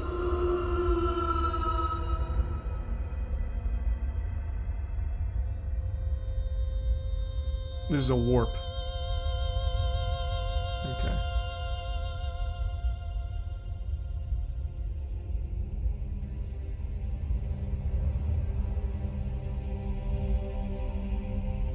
Surrender and your lives, and the lives of those in service to you, will be spared.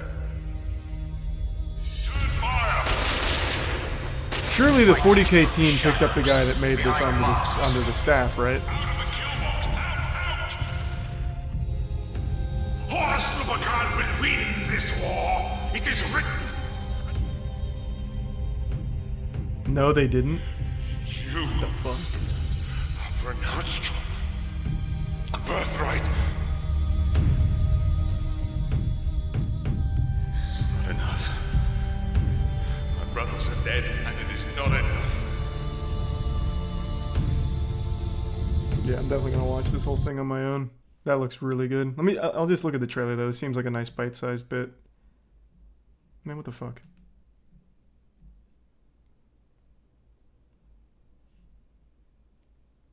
Someone made an AMV out of it, or what is this?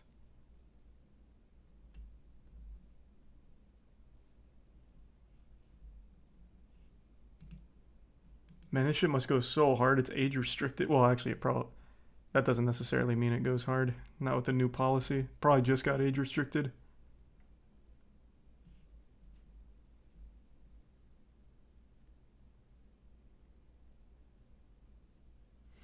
The scene is full of drama. Games Workshop are difficult with the whole community. But how do you ignore talent like this? Like, I imagine this is a professional in the industry. With that level of skill, there's no way this is just like a normal fan.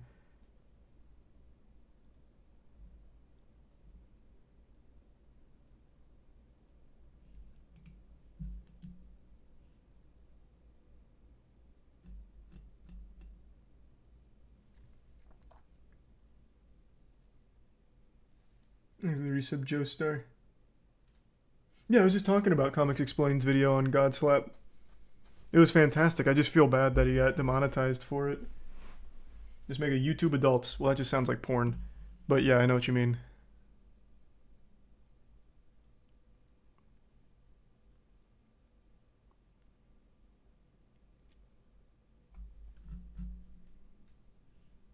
Does this guy have a Twitter? I want to see his work. Like, even outside of this. I'm definitely going to watch the whole Death of Hope thing now, but I want to see what else he does. Because there's no way this guy isn't a professional in the field.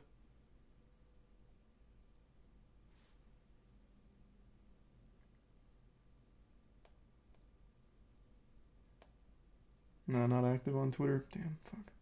Okay.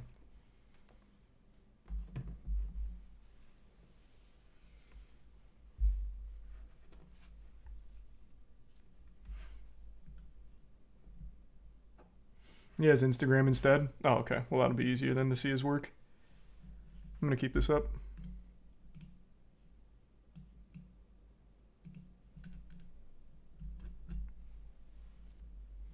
Hire him to do God slap stuff. That'd be fucking hype. We're doing big things for each issue release. I don't want to spoil what we're doing for issue 3, but it's pretty fucking hype. And then we also, I'm not going to spoil any others, but we have 2 big pieces of content planned for 3 and 4. If a guy like this would be interested in doing commissioned work for Godslap, that'd be fucking amazing to do like a 6-minute short or something.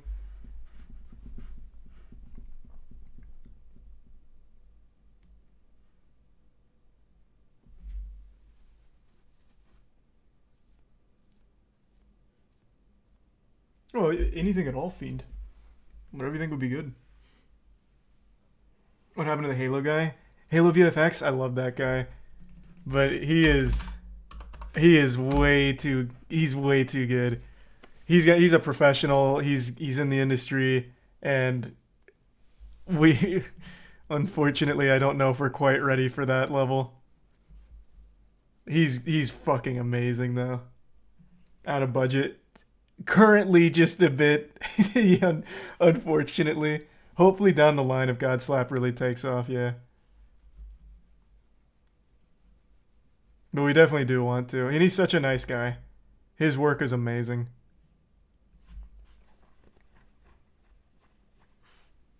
Thanks, resub Sifu.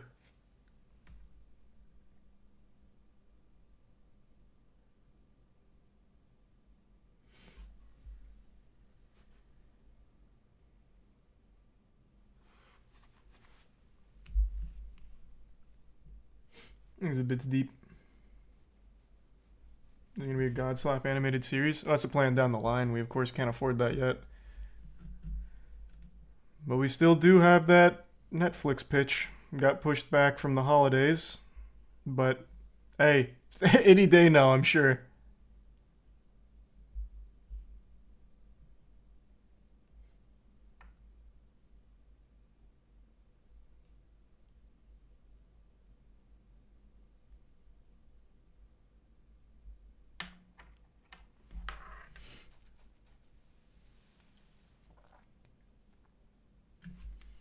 Thanks, resub Isaac.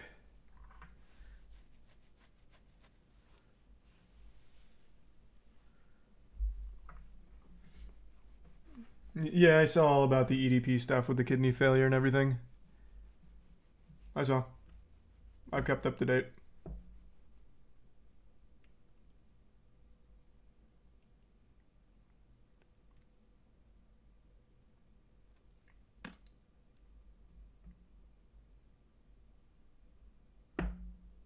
Thanks, the resub techniques.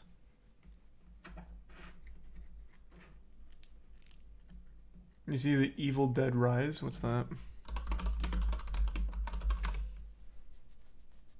Oh, they're making another Evil Dead movie? Does it look like shit?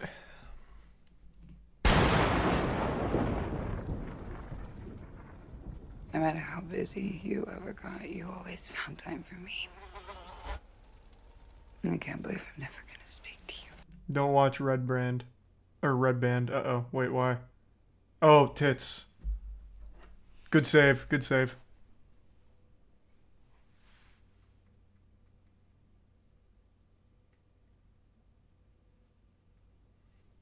There's a tier 1 birdie in the prime. Obsequiously? Log skip destroying the Amok community, ruining lives. Yeah, log skip's brutal.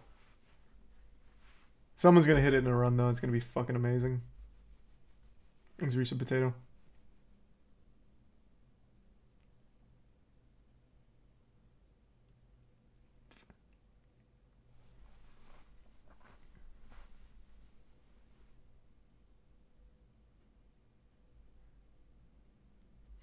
Log not good for the game. Why? Because of how RNG it is. These are the bits, Addy. Oh, I didn't see there was a new world record today. These Risa Bin.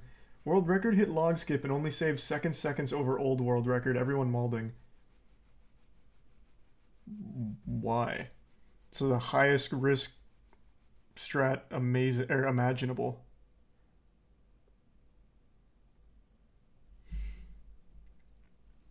Everyone's smashing heads into so the mid-max best players can get beat out.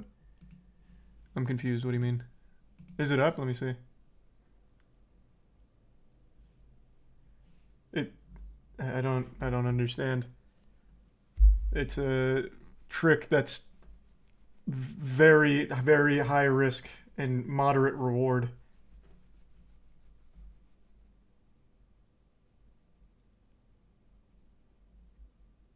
The new strats are all RNG. Yeah, unfortunately. It's not like that's the only game in the world that has that. Fuck, I just ran Lego the Hobbit. Half of those VSync launches are RNG. Is it resub Aura, Altity, and Tier 1 Tiny?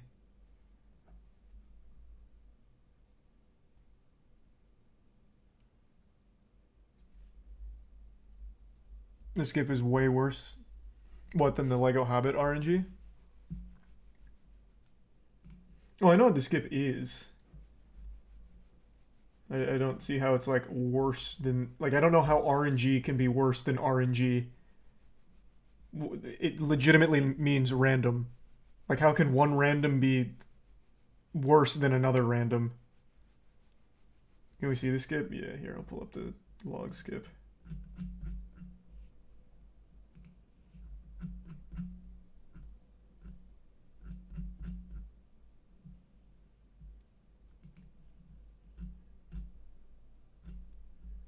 Where is one? Just like a basic one.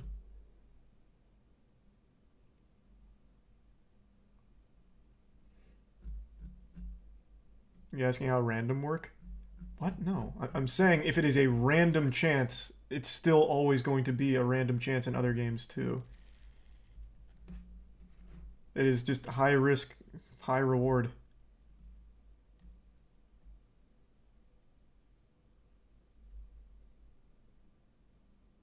But one can be more random.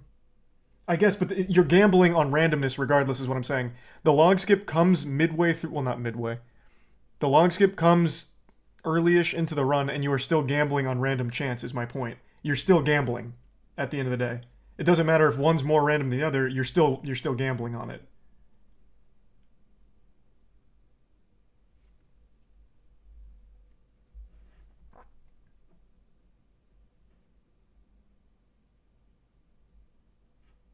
When you want better odds? Obviously you'd want better odds. Find something with better odds. Like, obviously you'd want something that has a higher chance of success. But as it currently stands, everyone's gambling the same chance. As it has been in like the other games that I've run as well that have RNG skips that people will often try just for the sake of getting it. Because if they do, it's a big reward. But it doesn't always work out.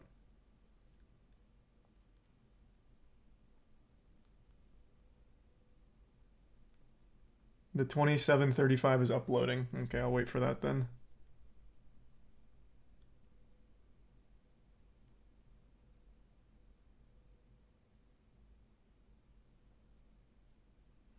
Like the Lego Star Wars speedrun. Like the Lego Star Wars speedrun, another good example.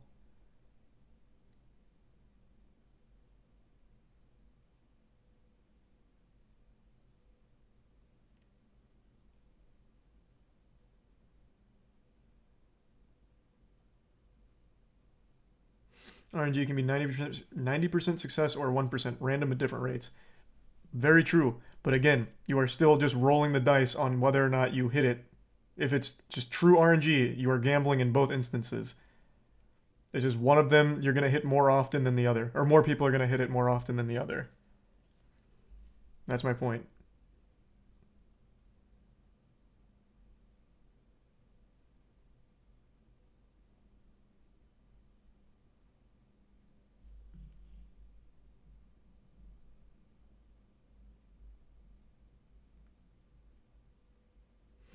It's just the runners that are amazing at the game getting beat out by something someone smashed their head into a trick that causes brain rot.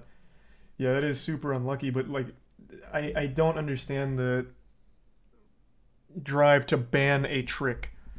We already banned people that had an advantage with FPS, which eliminated some consistency from the run. Which I imagine if we didn't do that, maybe this trick would be consistent on higher end PCs. But we banned that because it's what the community wanted. We made it 60 so it's all even.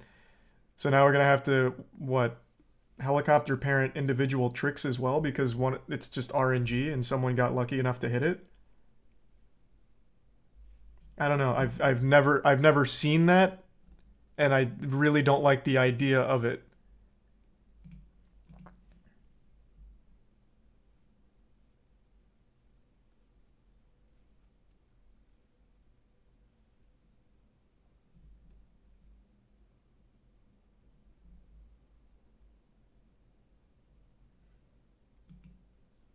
No, I saw some people talking about banning it. I just don't like this idea of banning an individual trick because of how random it is. Like I said, at the end of the day, everyone can gamble on it, but yeah, very few will hit it. I think the optimal solution is to find something else, which is obviously easier said than done, but that's like the best way if everyone doesn't want to gamble, which I totally get not wanting to. I'm going to start running it later this week because there's only 5 days left, so I'll probably start tomorrow. So I'll start banging my head against the wall.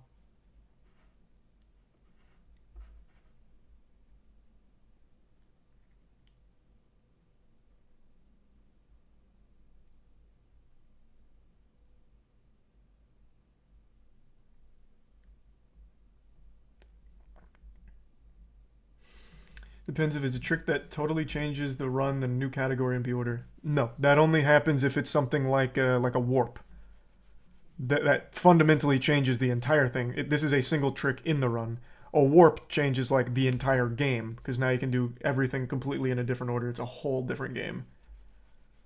Or FPS, where you have different FPS categories where if a game functions differently at 120, then you have a category for 120. Shit like that. I've never seen it for just an individual single skip. It's not a single trick though, it can be done in multiple places. No, the log skip is a single trick. The launch is already used in another place. Cock skip. Like, the launch isn't what they're talking about banning. They're talking about banning the individual log. Well, I'm definitely going to keep doing it, Jesse, for sure. Hopefully the next one's a little more free-flowing. I would have never expected a game like Amok Runner to have checks, objective checks. So I really thought there'd be sequence breaks, which there hasn't been, which would have solved everything.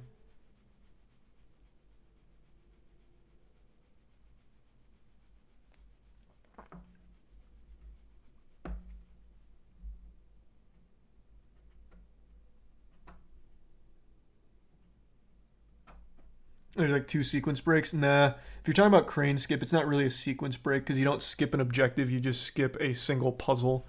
I'm talking about objective skips where, like, let's say, in my head, what I imagined would happen is you could go from Linda and you could go straight to, like, Graveyard and hit, like, a hidden trigger in order to get to the final boss fight. Something like that. That's a sequence break. You don't do any of the other objectives. You skip around. I would have never imagined Amok had, like, actual deep objective checks, which is so much of a headache.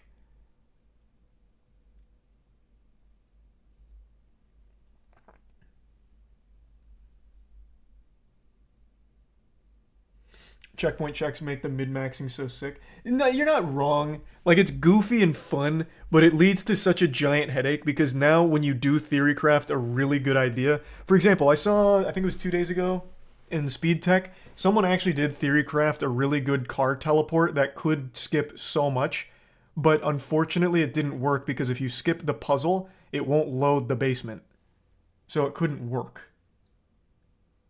Where something like that would be really cool to be able to use the car teleport that way.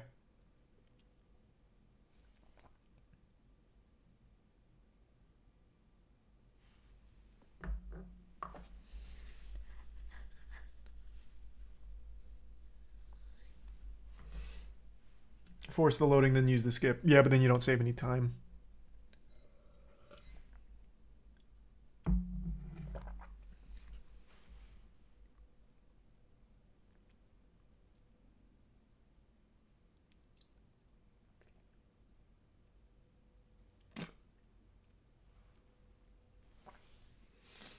Yeah, there's 5 days left. No, there's no rule changes or anything. Absolutely not.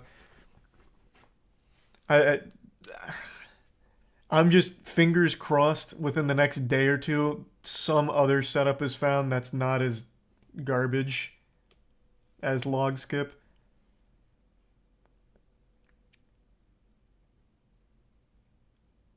Though I'm not hopeful. In the future, though, I am absolutely putting a bounty on, like, the biggest time save glitch finds. 100%. Incentivize people to, like, actually go super hard in finding crazy tech. So that'll be on top of the... Well, that'll be in addition to the prize money for first place. He's a tier 1 Frady and the resub CTR and Wavy.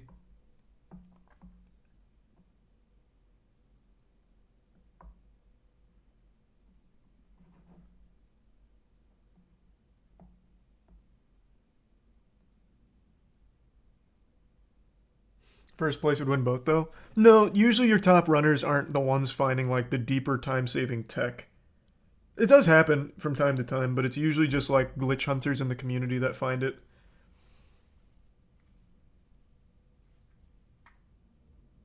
You think people are sitting on crazy skips waiting till last day? No. In fact, I know they're not. I've made it very clear strat hiding is not accepted. If someone is, and they submit it, I'm just extending it so that way everyone has a chance to run the new skips.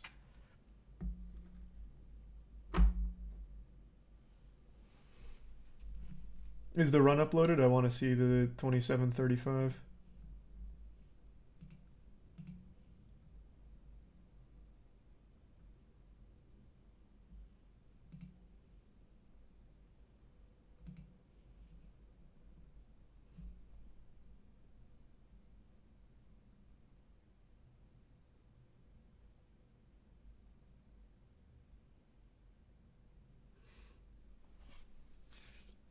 How would you identify that? Oh, it'd be super easy. If someone submits a run that's like fucking 2 minutes faster than all the other ones and it uses some new glitch, voice crack, new glitch that's never been talked about, seen before, or discussed, it'd be very obvious that this person found it and squatted on it. Strat hiding. That's douchey. Anyone streaming it right now? There's always people streaming it. Distortion's done like 3 16-hour days. Ouija did like a 35-hour stream. There's always people streaming it. I'm always watching it. Thanks to give Subrayo and the resub model and the Prime Rogero. I didn't really watch any today though. I was actually out most of the day.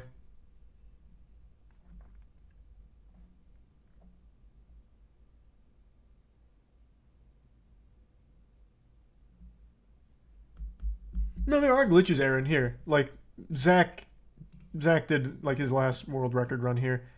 Uses cockskip, for example. It's just not... the glitches are wild, but they're just not super run viable most of the time. Right now, the only run viable one is this cockskip. That I think is, like, actually pretty fucking consistent.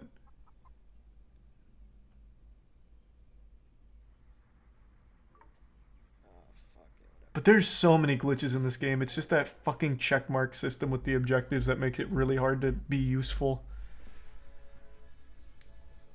Cone skip is consistent now also. Is it? I didn't know cone skip was consistent now. That's news to me. I must have missed that one.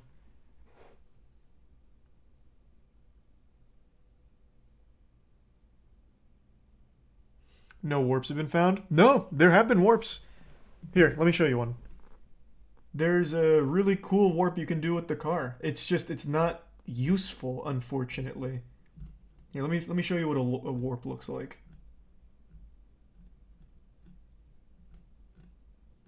I wonder if it's too late. It probably is too late to put a bounty on finding like a crazy glitch now. Because then retroactively it should go to whoever found the launches.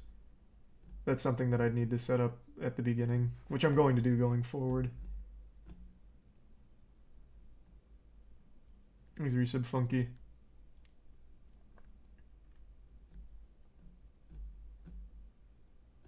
Where the fuck are the warp? Man, people really abandoned warps once they realized it'd be kind of tough to use. Well, not tough. Kind of useless in some of the run. What the fuck?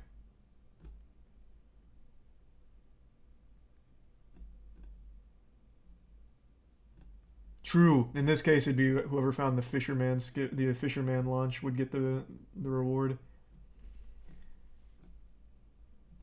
Oh, here we go. Here we go. Teleportation. So what you can do here is you can make the game think you're stuck by holding space and then wiggling W and S. And it makes like a little checkpoint system. So then when you get to another position where you're like stuck and you do that, it just teleports you back. So like in theory, that could be a huge time save. Because you can warp back and forth. But unfortunately, they haven't found a way to make this be like a legitimate time save.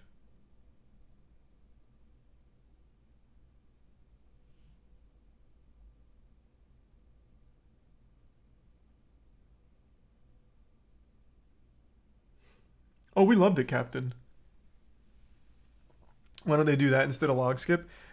Well, again, because it's still not a time save yet. You see, here. Where's log? Let me just pull up a log skip so that way we're all on the same page on what log skip is.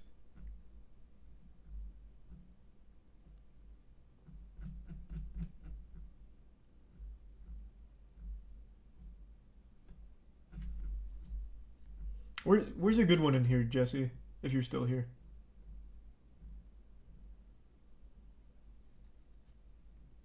Here's a resub boy. Yeah, a good log skip.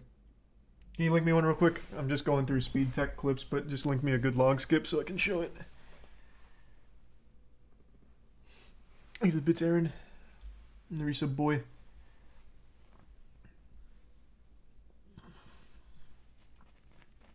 Oh, here we go. Thanks.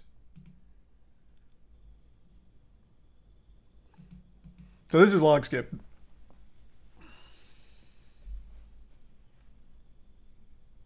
There's the resub mouse.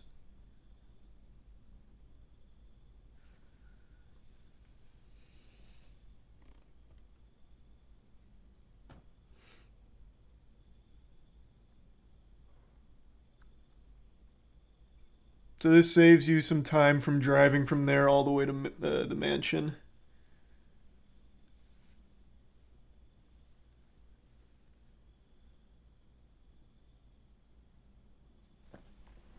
Things a resub tanker.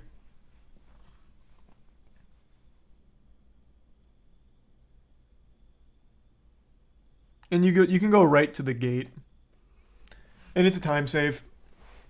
So you'd use log skip over the car warp because you go right to mansion as opposed to going back to the house where you'd still have a lot of driving to do. So there just hasn't been a way to make the car warping useful yet.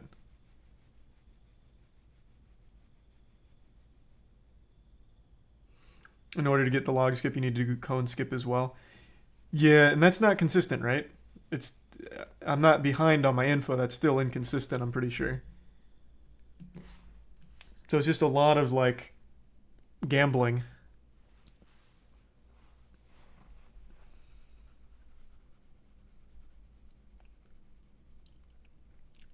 Thanks, the resub, or the prime soy. Playing skip is better. I haven't seen playing skip.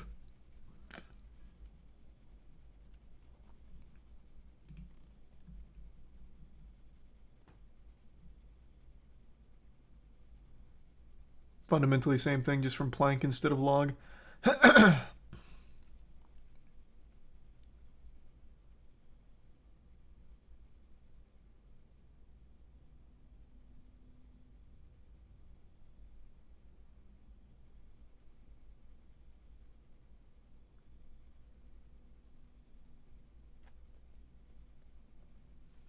Is there some phase?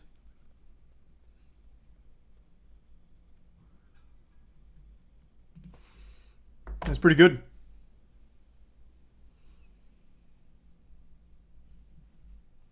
What game is that? Amok runner. Yeah, it's the my speed run bounty for 10k. Thanks resub Warlord in the Prime Hell.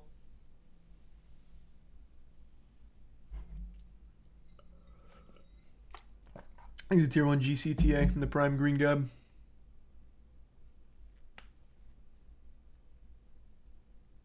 Hard to believe that shit only saves 7 seconds. I thought it'd save more. 7 seconds doesn't seem huge to me because I still really do think there are just bits and pieces of time saves even with current route.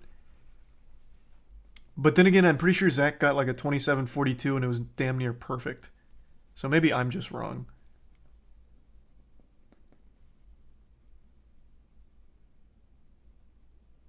No, it can save much more. He just played wasn't amazing. Oh, gotcha. I was going to say.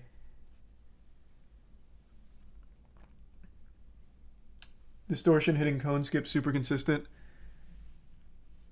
Yeah, I'm just hoping they can find in the next couple days here the most consistent launches, and then they spend the next like 2 or 3 days just busting out runs. And eventually we get it down to like fucking 25, 24.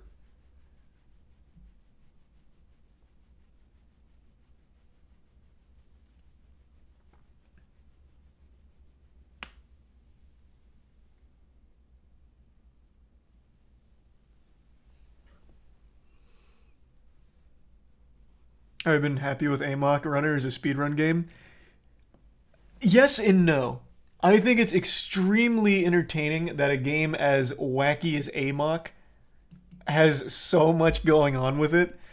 And it's like almost an anti-speed game because at every possible avenue, it tries to be slow. Like this game wants to be slow. It has a checkpoint system with its objectives so you can't sequence break. The car speed is fucking awful. The movement speed is sluggish.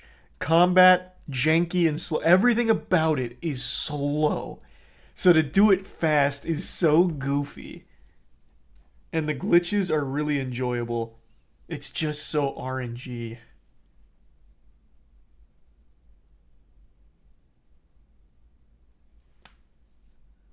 There's resub Coven, Mary, Joker, Snivy, and Spot.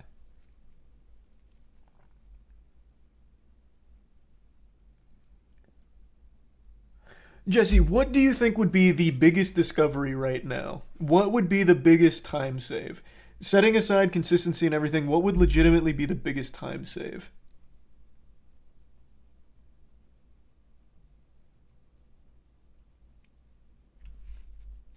Zach on log skip now? Here, I'll pull it up.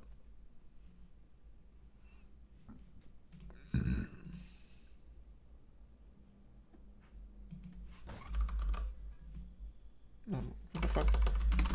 His name's not the first one that comes up? Goddamn. What kind of garbage is that? Oh, he's doing plank. This is fun.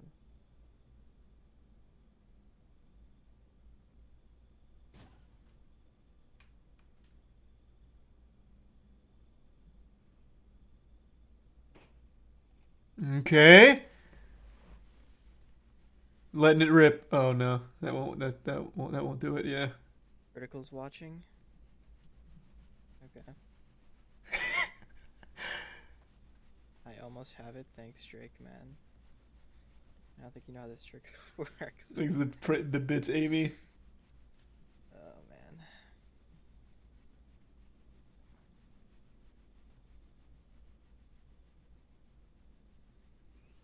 Is Distortion doing it at a runner practice right now for plank? This is just not gonna work. Yeah, no, it's too high. You see though, like it's just all so, it's so much of a headache.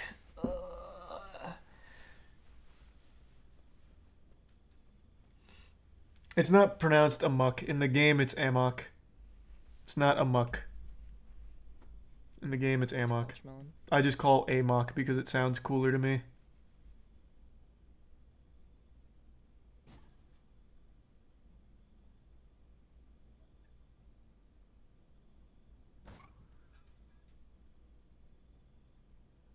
It's not gonna work. So how many tries can you get at this before it loses time? I'm turning too far left, but from what I could tell, it's better to turn left, so. What's your take on this skip? I think a bad at top 3 runner facts. Well, Thanks to I mean, resub cop. like the first one I feel like should have been good, but then I got out. House to Nicholas and mansion to Chinatown. Thanks to the resub chicken. Dude, why is it turning so? It's not gonna work again. Damn, Just, that's it. Hey, can we ban Lego Marvel figure? That guy is being cringe in my chat room. That'll happen. That'll do it. Yeah, that's rough. Thanks to the resub R8.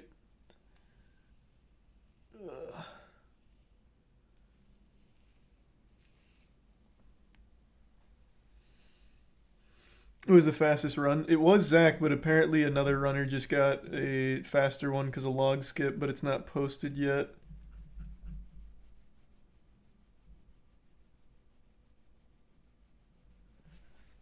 He's the prime man.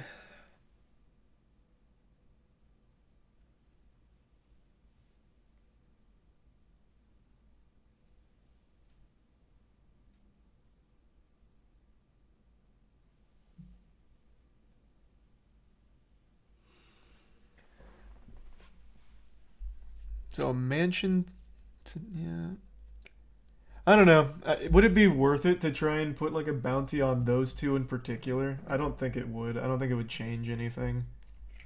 It's not gonna somehow magically make it work. I don't think we'd have any new faces find it. I think we'd still just be banging our head against the same wall. Plus, then it's gonna get into an argument of this theoretically would work. So then it need to be really particular, like you need to find one that is actually run viable. And I don't see that happening. Is there some cantaloupe?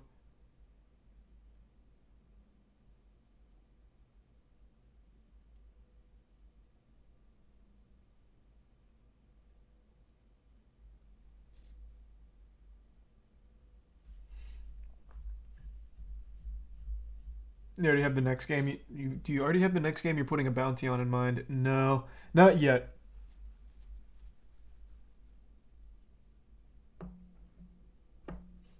This is the prime fisherer.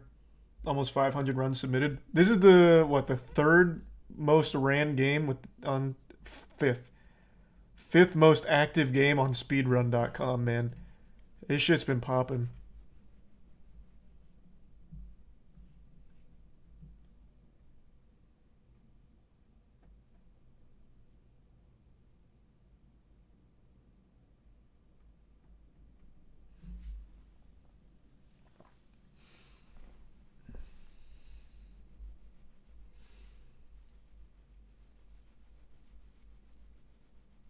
Yeah, no, like I said, this is gonna be a common thing. I'm gonna do this pretty often, at least once a month. I'll put a speedrun bounty on some game no one's ever fucking heard of ever. But like I said, going forward, I'm definitely doing glitch hunting bounties as well. As a Prime Harrison, so that way people can like still compete for money without being the best in the game and contribute overall to finding the best possible routes and shit. The world record just got uploaded. Where? Let me see. Oh, here it is. Just gets away with being bastard. So I'm guessing he hits a quick cock skip. Main playing Torb. Honestly, I'd rather play fucking the moon map than Busan. Holy fuck. Why is it so quiet? Moon map is pretty great. I wish the outside was more yeah. Okay, sorry. Let me not. It hasn't even processed high quality yet. playing the game? What the fuck do you mean we're playing the game? I was playing Duolingo on my phone, and then we were in game. I like walked here, and then the game. They're coming up too, by the way. Torb's coming. I would not stay up top. Oh, actually, not even a great cock skip. I was fine. Oh shit. Damn. Oh, then log launch really must have came in clutch. I'm up.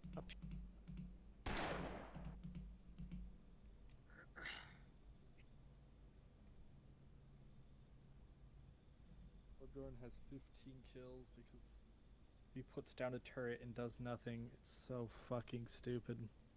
Are his friends just playing Overwatch in the call?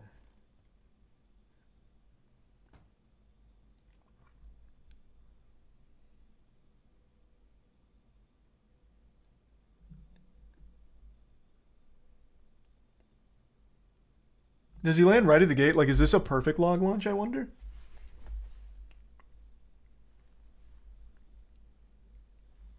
Oh, we got them into overtime now. Believe in you, keep going. I believe in you. You're there. You're there. Going. If you close your eyes. Keep it tight. Keep it tight. Keep it consistent. You got this. Oh no, he went pretty far away actually. Keep it smooth. Believe the same. Oh, and he's got a hang up. God damn. Holy shit, yeah, that'd be able to save you so much time to hit that with a good cock skip into that. Okay. Yeah, and this is still faster.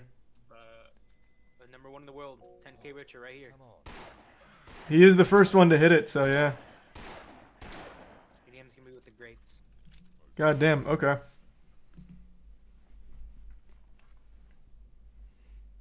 This can save over 2 minutes theoretically. You just gotta find that consistent launch somehow. Like a launch that like just works often enough. Like even just like 1 out of 5. Or 1 out of 5. 1 out of 10. Fucking 10% we take that.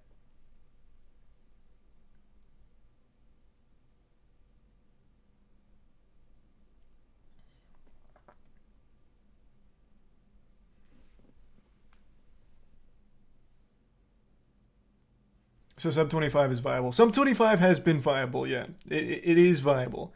It's just hard. And then the next big one would be finding Mansion to Chinatown skip. Which I think there is like a theoretical one, but it's not usable, really.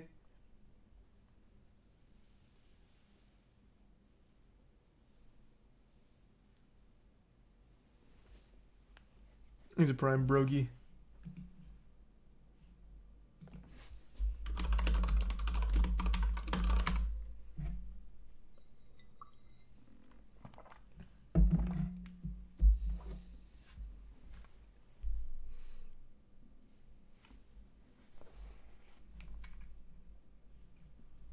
So it honestly to me sounds like cone skip isn't even like a huge problem. It's just the second part of it doing the log skip.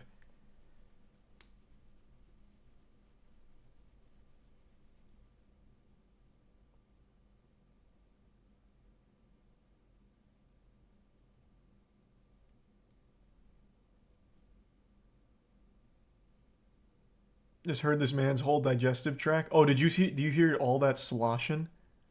Ouija just got cone in run or practice.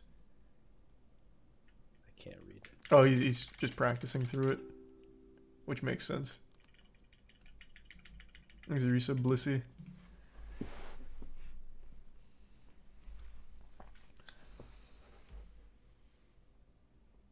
It is a run? What? Where? I didn't see that. Oh, it's at the bottom now. Wait, what? Wait, has it always been at the bottom? Am I a fucking idiot?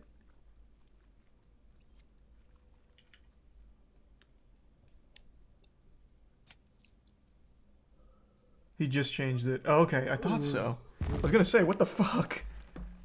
I've watched so many Amok runs, and I never noticed it was at the bottom here for Ouija.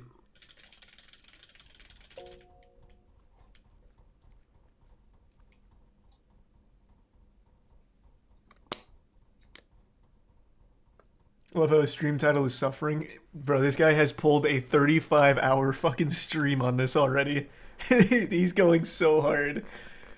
I think Suffering makes sense. It's just that the time save only is really validated until I hit Plank launch. Like, Ouija's insane. Ouija is insane, man. Ouija's fucking great. So I am so pleased with all the very talented speedrunners we have competing in this. I hope that you guys are all willing to keep doing more bounties, and it's not just you loved Amok so much. And I hope Amok doesn't scare you away, because this has been so fucking fun. yeah, I'm stuck without it. You need a launch to get out. God damn it, dude. No way. No way. That would have been tragic.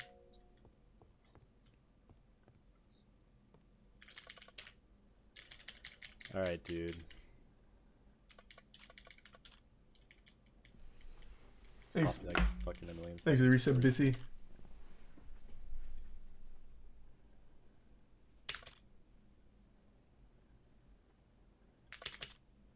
What are the speedrunning requirements? Nothing.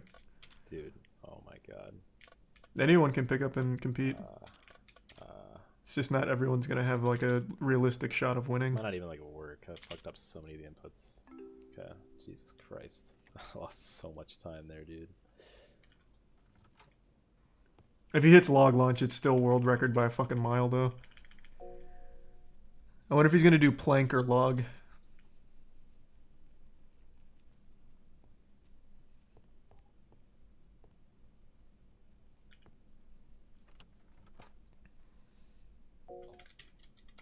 Dude, like I'm doing the inputs, man.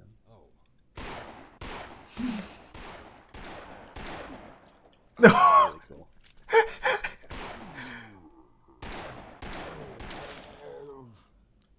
Alright, whatever. Has the developer said a word about the event? Oh, developer's like a big W, honestly. So let's go. He made a post in the Discord saying he's not gonna patch the game. At least not That's till just after the not- competition. Like, there's no fucking way I get in this car. Oh no. Oh, what the fuck? I got an idea. Can't you shoot the car and fuck its physics? I've seen that used before, but maybe that was just a one-time thing. This is a really smart plan. He's going to get on top of the car, and he's going to try and run off it, and that's going to move the car because it has crazy physics on top. It's worth a shot. No. Oh, there's a wall. Oh, you don't have the gun after that? Oh. Could he have shot it during that? Fuck! I was really hoping to see it.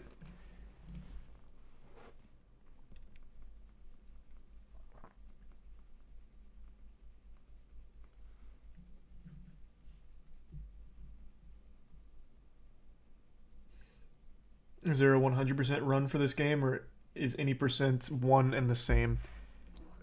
Unironically, any percent is literally the 100% run. Yeah, unfortunately. Keep in mind, there was no runners beforehand, so we only just learned that you can only 100% the game. Good to see you, though, Brayden. Hope you're doing well. The game does have side quests. Oh, what the fuck? The game has side quests? That's news to me. I had no idea there were side quests in this thing.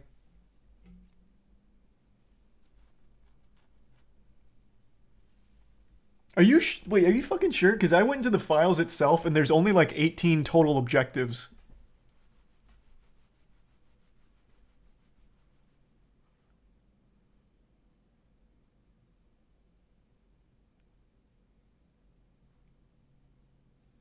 Thanks to the resub, Zhao Zhao, Stugos, and Cosby.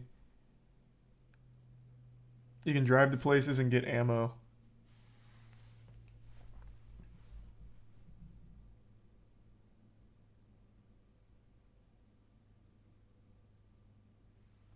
And the Prime in Ozima.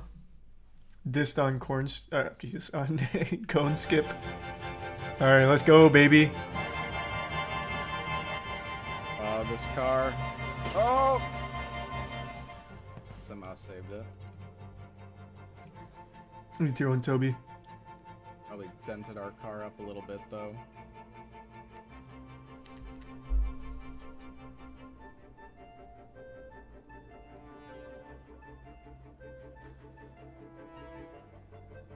Is that the max speed? Yeah. Yeah, it is. Coming through. Hey, Oh! dude. Let's go, baby!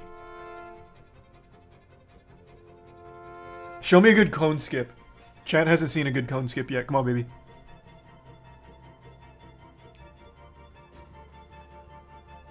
Does that make it? Oh, that makes it. That makes it.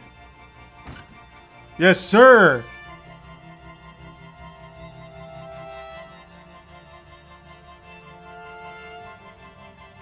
Cone skip is actually looking pretty good. This does now hit this back-to-back and runs.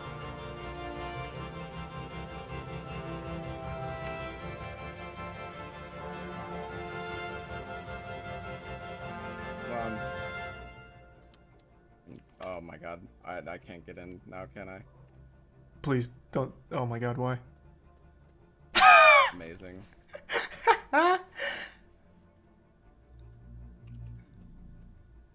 Oh. Okay, I'm turning on the trainer. We're practicing this now that we're up here.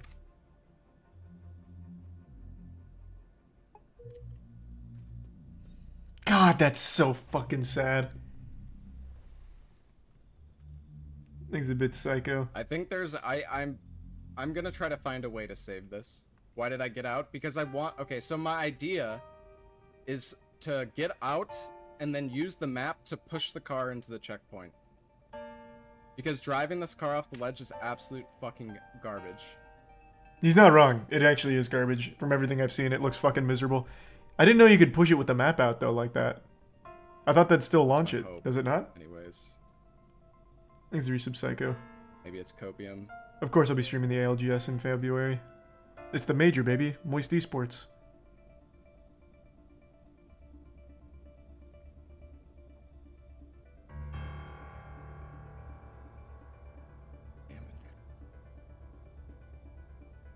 Up there.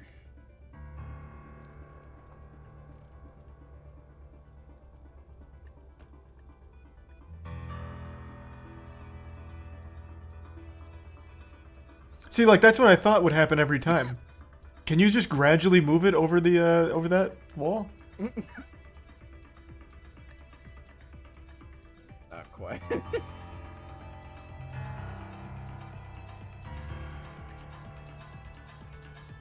No, it's a hit always. Okay, so he just wants a tiny hit then.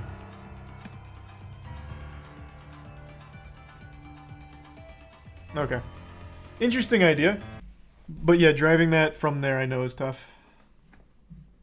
Thanks to tier 1 Toby. Yeah, I've seen some of those train. Went down the rabbit hole a little bit.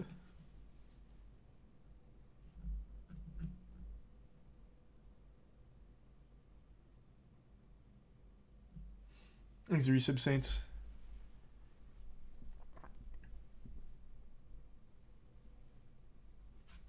And the bit snert.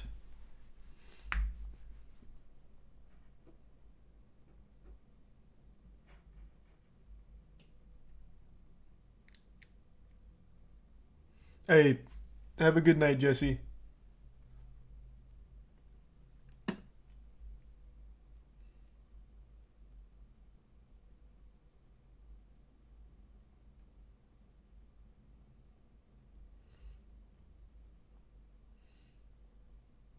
I know that happens to some quite a few channels train that we saw.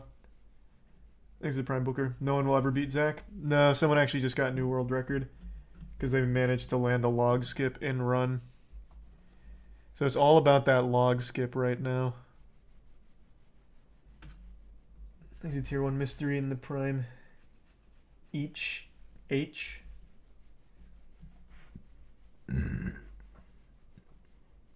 Amazon really wants you to buy that mouse pad. Oh, true. Yeah, they're really pushing that one.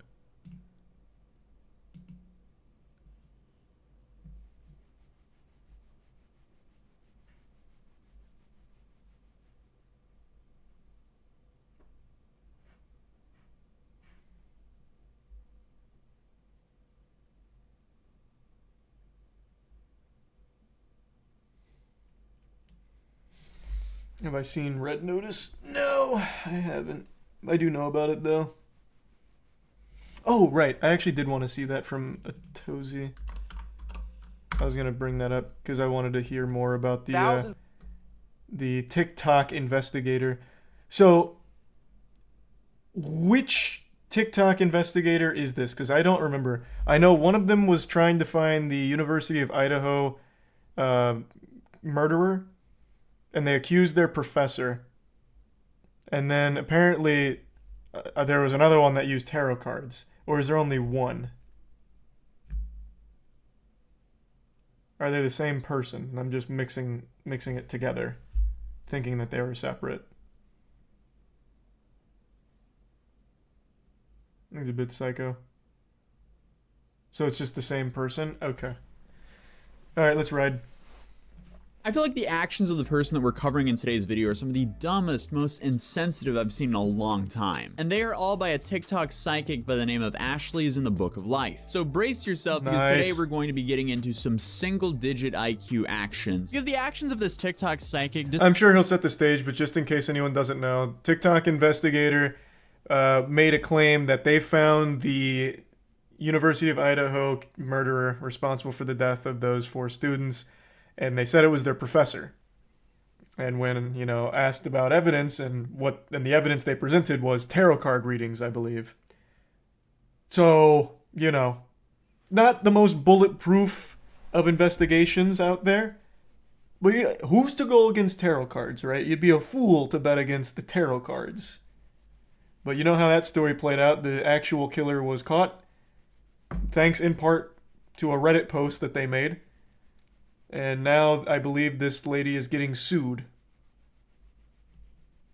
Disrespected dozens of victims and ended up getting her sued for a lot of money. And it all started with the tragic mass stabbing in Idaho. This happened a few months ago, and similar to other large news stories, kind of like the Gabby Petito, a whole bunch of TikTok psychics came out of the woodwork saying, "Oh, I've seen what happened. I know this happened. Let me throw out a bunch of wild ass accusations." Because why not jump TikTok, on this baby. bandwagon to squeeze some attention out of this tragedy? But this TikToker by the name of Ashley, she started creating some pretty unhinged TikToks claiming that she knew who was behind all of this. And this is with zero proof, just visions. So disclaimer here. Hey, and look how far Raven got with those visions. I wouldn't be shitting on that so heavily if I were you. You never know what she might envision next. What we're about to look at are some insane allegations with no proof, but they're important to the story of how insane this TikToker is acting. So in these TikToks by Ashley, she talks about a professor that went to the school by the name of Rebecca Schofield. And again, nothing's backing these claims, but let's take a look at this together. Before I begin this Who is Rebecca Schofield series and her motives for the University of Idaho students, let's just dispel the rumors. No, I do not know Rebecca Schofield. I'm not connected to her in any kind of way. I'm not emotionally tied to her or any of the victims. I'm not connected to anyone. I have no reason to lie on her. No, But then, you know what? Who am I to chime in so early? She's still going over the process. I'm sorry for the interruption. I did not just see her picture and name on the University of Idaho history page and then automatically feel it was her. This is not a feeling. This is knowledge. I have no feeling. Knowledge from where? I did a reading Atozy, when I please. saw Rebecca Schofield on the history department's page on Rebecca Schofield and her connection. Pardon me, detective. Wasn't one of the first things you said, I didn't just see her on this university page and start accusing her. And then immediately your process is, so I saw her on the university page and I decided to do a reading. Well then, this is quite watertight knowledge we're gathering here. Please continue to cook, I'm sorry. I also did readings on some of the other people and their connection to the University of Idaho. Oh man. What came out on their reading is how they responded to the crimes and how they were feeling about it. What came out in Rebecca Schofield's reading was how she implemented it, how she planned it, and why. This is not a feeling. This is knowledge. I don't know her, nor have I ever seen her, but here I am making this TikTok. So I guess we'll continue down this rabbit hole together and see how far we get, because it gets pretty wild. So we get to the truth. How did Rebecca Schofield and Kaylee meet? Rebecca Schofield and Kaylee connected because she needed an advisor. She was about to graduate. How does she know this? She wanted advice on personal growth. It's called fan steps. fiction. Get with the Also, times. She needed resolution for anything or anyone that was getting in the way of her ability to graduate. So she went to Rebecca Schofield for advice. So initially they met on an advisor mentor basis. So then as the God, the amount of relationship- She's getting cuts is sued over this, frustrating. by the way. This is why we're covering this.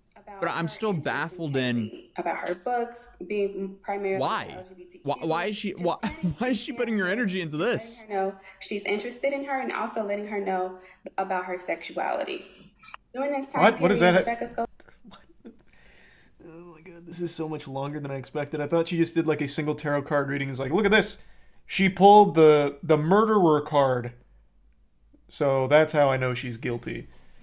She's just going through an entirely made up story of fucking nothing. Thanks to resub Chaos Chickler Inky Shiny and Tier 1 Frick. is in a dreamlike state. She's opened up that passion that she had suppressed for women that was now placed on Kaylee. What? She's explaining it like it's some random fanfic. There's fanfics written about me that are like have similar plots. God, this is so stupid. Why did this person do this? But whatever, okay. So at this point, she's talking to Kaylee about her desire for her, but also her desire for women and how she suppressed those desires because of tradition and societal viewpoints. She wanted so badly to write the next 50 Shades of Grey, but wasn't able to actually find success on any of those erotic adult fan fiction sites. So instead she went to TikTok to try and do it, but she's using an actual case of murder. And then accusing a real person of being the murderer. That she's put out work. Where is this information coming from? LGBTQ community, but she was unable to follow. Terrible tragedy happened. Let me make a fanfic on to follow it in her own how this tragedy happened. And she knew she was lesbian, but she didn't have the heart to live that life out loud. She said that she was so introspective that she lost her connection to her husband and that she needed to focus on her finding her truth in her. Speaking of truth, I want to see a little bit more about the lawsuit first. This is far more wild than I expected. I feel like I thought for sure this was just going to be a quick cut and dry, hey, tip Fedora, I pulled out my tarot card readings today, and look who turned out to be a murderer. This lady. Case closed. Thank you for attending my TED Talk. But man, she went with like fucking 15-minute audio book of like a girl-on-girl sexual erotica. What was her name?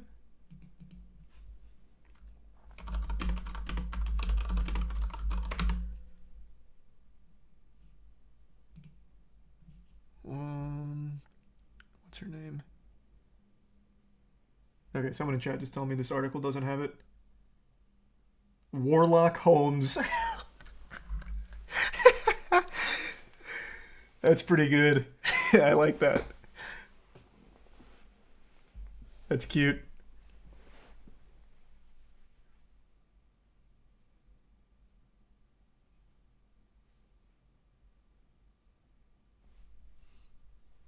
It was Ashley Gillard. Oh, yeah, you're right. I didn't know. Okay, okay, I found it. It's this one.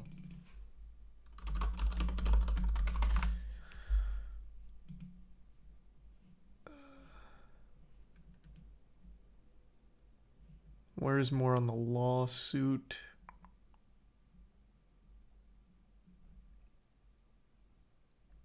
Oh, here it is. Professor sues TikToker who accused her in University of Idaho murders. It's a defamation lawsuit. Here, let me just pull it up. I don't know why I'm just going to read it to you like it's story time.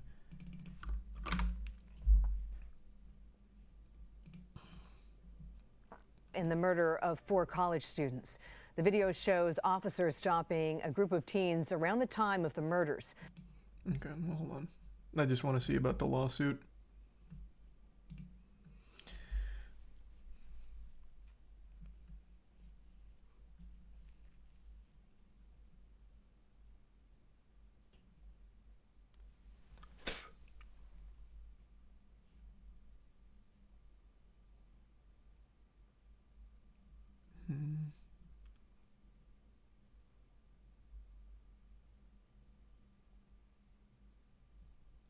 Has she not said anything like public? Hold on, let me go to her TikTok. Ashley is in the book of life.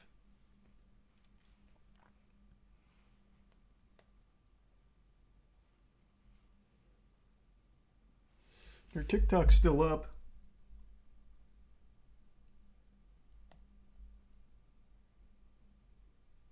Is she doubling down? How old is this? This is 6 days ago. She's in here. She's still going. Rebecca Schofield, not the murderer, by the way. Just a completely random person she did a tarot card reading on. Rebecca Schofield's alibi, part 2. Murder of 4 University of Idaho students. This would still be after they caught the real murderer.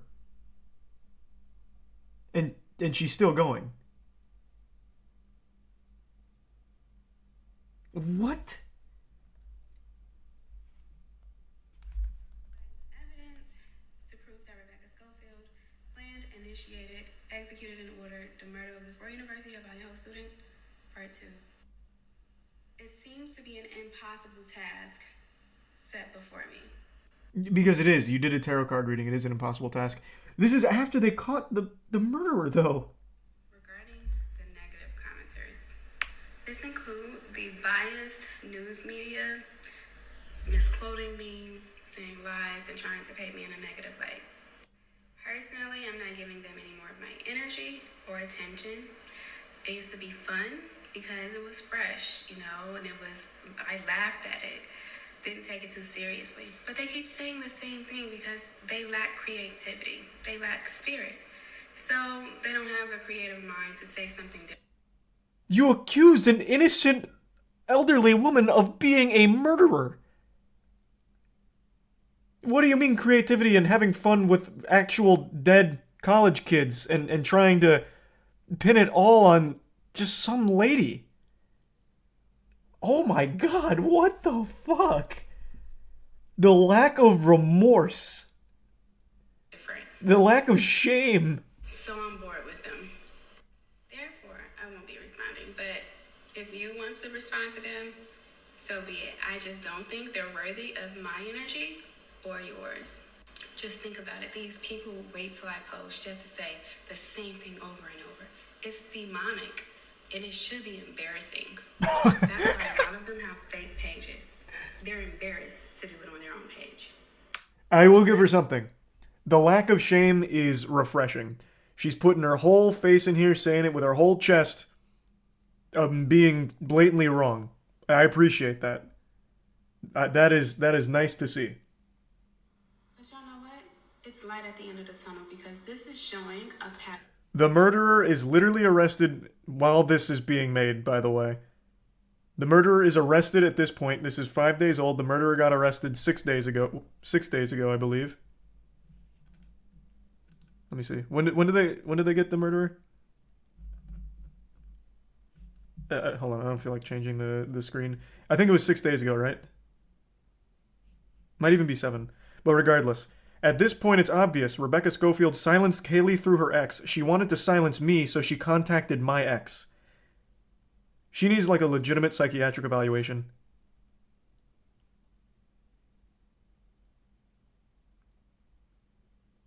This is like dangerously stupid.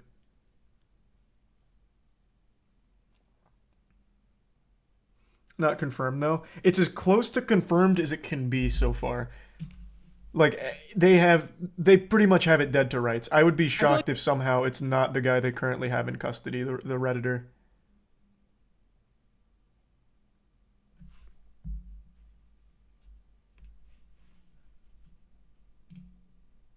Holy shit, this is actually nuts. I thought for sure she'd be like, oh, it looks like I may have been wrong. The tarot cards were off. Like, try and save some face. But she's just doubling down on it.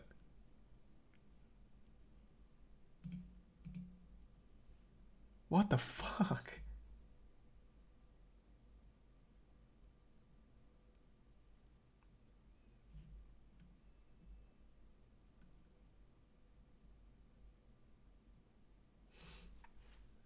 Hey, Jacob.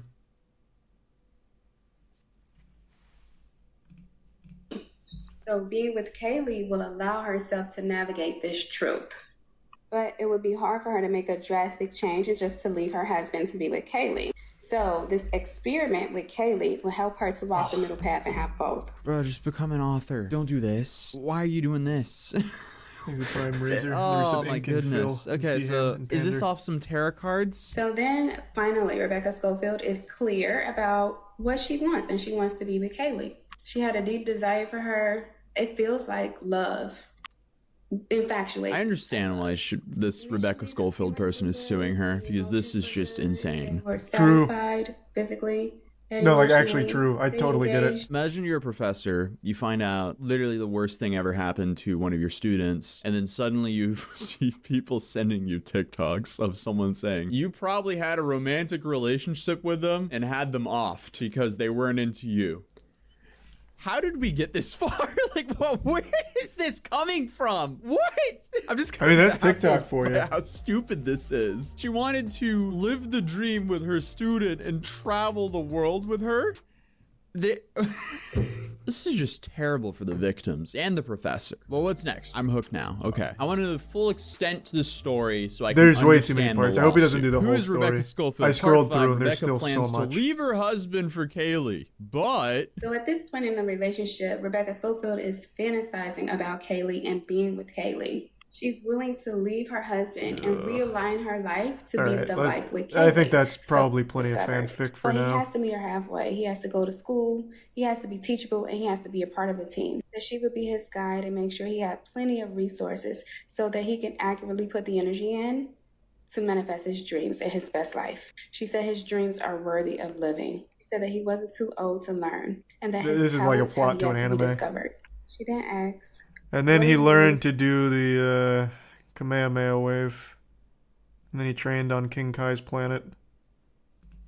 Jack 10 times the night of the is because they saw something moving, and intuitively it was her intuition who told her it was Jack. So they called him that many times because they think they saw him, and they did. He didn't answer because he was in the middle of their... Somehow Kaylee and Maddie saw it coming. The phone call prolonged his plan. Because they called him, he felt like he made a mistake, so he waited. He set some time aside to resolve that issue. So when they called him, he was around the house, but decided to just stick around and wait instead of executing it at that time. Accomplishing this gave him so much confidence. He feels like he can do anything now. Playing with trains, with toy trains, would be infinitely better than this. Write a book. Clearly you're creative as hell. Just write a book. Why are you Well, that's doing giving this? her a It lot just of keeps credit. getting worse, by the way. So if this kid was Let's not actually get carried called away here. this many times by his friends. He's clearly traumatized that happened to his friends. And this woman's saying that he's behind it with no evidence. Just because, oh, I saw it in a dream. What the What's wrong with you? Next up in the timeline, Rebecca Schofield sent her a cease and desist, as she should. So this Makes is her sense. response to the cease and desist. About to put this demand letter Rebecca Schofield attorney sent me by the tissue so I can wipe my with it. Okay. Power move. Well, okay, that's I mean, she's trying to speedrun ruining her own life. She also made another TikTok claiming that Rebecca Schofield is just threatening her. She's not actually going to sue her. Oh, she deleted the video. Oh, no. No, videos are starting to get wiped. Oh, okay, actually, we managed to download all of them before she deleted them. So this is how I currently feel. Gotcha. So here's the first video that was deleted. Also, have y'all noticed that I haven't been sued? So that's why some demand letters you take serious. Man, it's especially looking if a you lot really like did Christmas do over something there. wrong. But the ones The that are used lawsuits as are a scare coming. tactic, Yeah, that video aged very poorly. I think that's how y'all want me to feel about a measly ass $75,000 lawsuit that I'm gonna win. That's such a good filter. I thought it was real at first. That filter gets me every time. I love that fucking filter. Though, I mean, $75,000 lawsuit's not great. Like you don't have to pretend. I know that hurts. That hurts anyone. That's a lot of fucking money. I don't know why we're like posturing here. That shit hurts. Oh my god. Rebecca is suing me. I mean, she's really just speed running, ruining her own life here, because every video she posts, she's just making it worse and worse for herself. And also the measly $75,000, that's apparently why most defamation lawsuits, people are suing for $75,000, because that's the maximum amount you can. I haven't done readings on certain agencies and entities because that's kind of crossing the line. But that's too powerful. Just know, I'm not the only one who suspect Rebecca Schofield. They want both of them. No, like very legitimately, interested you in are the where only she's one. drawing the line, because that's too far. But everything that we've reviewed in today's video, apparently that's not too far. So apparently she made this is video so much right deeper than I after thought it Rebecca would be. Schofield actually sued her. You sure you want to do this, Rebecca Schofield? This isn't going to end well for you. Okay. I'm just so baffled by all this. This is insane. But she keeps digging her own grave. I don't know what's wrong with her. It's like Rebecca took out some of the immediate gratification of discovering things about her. Because now everything I find out about her crime she committed of ordering of the 4 University of Idaho students, I have to save it. You don't have to save it. There's no point in saving it. Just say whatever you have now, because it's going to come out in court anyway. So, oh my goodness. I really don't hope think this she is a has public anything, trial. because you're really Holy sitting shit, on I so need much to see information that. from, what, a tarot card reading? Oh my God. Like, I have physical evidence against Rebecca Schofield that validates everything that I've said about her, but I can't speak on it now because I would love to see the physical evidence she has to confirm that Rebecca Schofield was trying to get into a romantic relationship with Kaylee and that Rebecca Schofield was struggling with her own internalized lesbianism and all of that wild shit. And then talking about like how she had plans to leave her husband in order to spend the rest of her life with Kaylee and then having to hire an assassin to take her out. I would love to see the physical evidence she had for those claims. Oh, true, the tarot cards. That doesn't lie. That's a good point. I didn't even think about the tarot cards. That is going to be a crucial piece of evidence. it has to wait for court. So hopefully court doesn't take too long. It doesn't have to wait for court. Also, there's probably a reason you deleted all these. So ladies and gentlemen, welcome to the Dumb Action Olympics, and we have our front runner right here. This is a great start to 2023, and I can only imagine how much more down the spiral we go. But meanwhile, I'm gonna have to actual keep suspect in has touch now with been this. arrested, who is clearly not Rebecca Schofield. So they're definitely going to court. Overall, what a massive nightmare for everyone involved, all for some TikTok clout. Let's go. Good shit, Atozy. I'm going to absolutely have to keep track of this. She hasn't posted in 5 days, but her last post was doubling down. I'm going to have to stay tuned here. I want to see how this plays out. It's light at the end of the tunnel because this... Fuck me, that's amazing.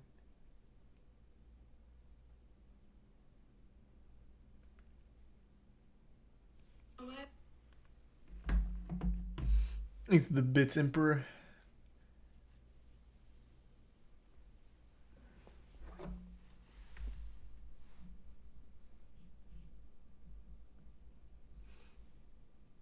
She has an alt account, Ashley is God in the flesh, and she posts there frequently, updated 3 hours ago and said the investigators are wrong and she did the right thing using her gift for right reasons.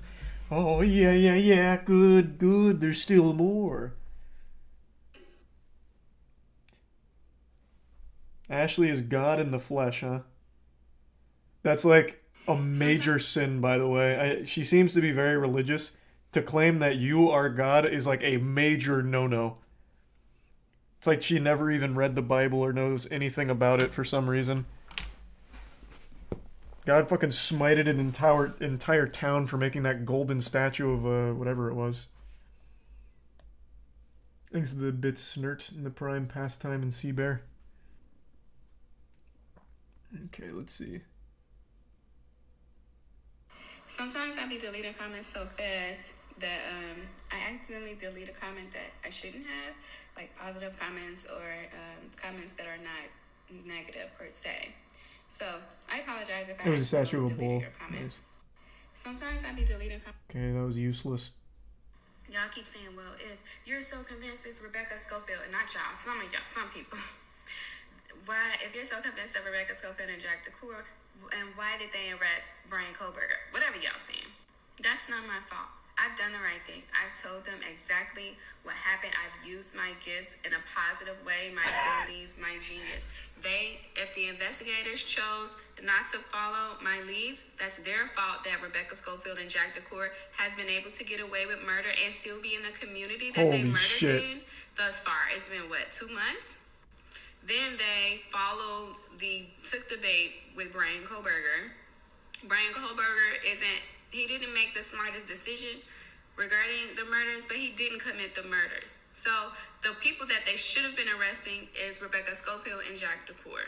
So stop blaming me for other people's ignorance, incompetence, or negligence. Y'all. That's amazing. Holy Lord.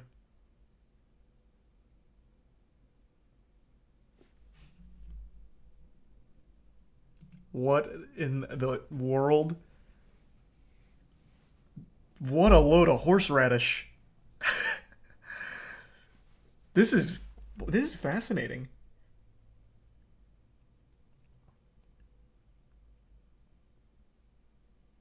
I also want to keep up with some of the commenters. They know what's up. That's why they issued the gag orders.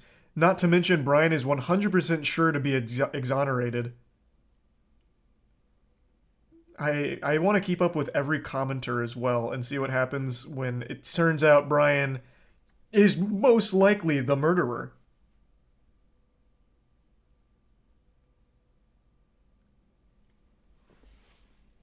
Yeah, even the comments. But I mean, it's TikTok. I'm not, like, surprised.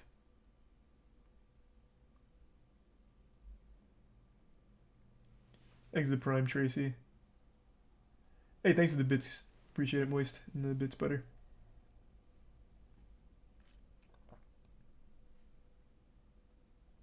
Is it a public case? Well, I don't know if it's going to be like a public trial or anything. What are you talking about?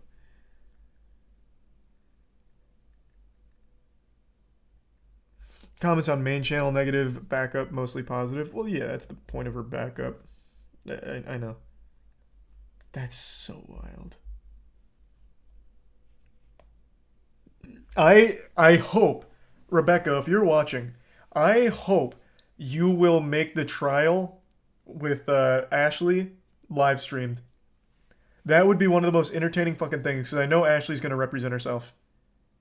Absolutely. She's going to bring the tarot cards. She's going to bring some incense. Maybe a Ouija board. 100%. She's going to be like, watch this. I'm going to prove that it's Rebecca. I'm going to communicate with the dead students on my Ouija board. I have no doubt she would. Oh! Oh my god. Maybe Ashley does have spiritual powers. Holy Lord. Oh! I'm under a psychic attack. One of my little Warframe figurines fell over. Okay, never mind. Ashley's powerful. I take it back. Holy shit. She's got gifts no mortal was meant to wield.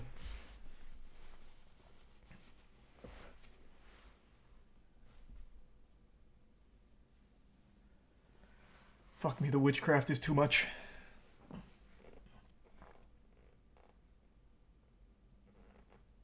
He's a tier 1 Florida man, the resub douche, Victor, and the bits, Psycho, Kurafin, and Bullets, and the gift sub 98.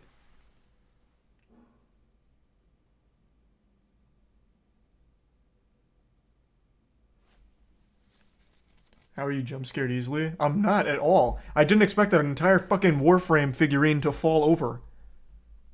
What the fuck do you mean? That's like the exact opposite of being jump scared easily. It was a loud noise.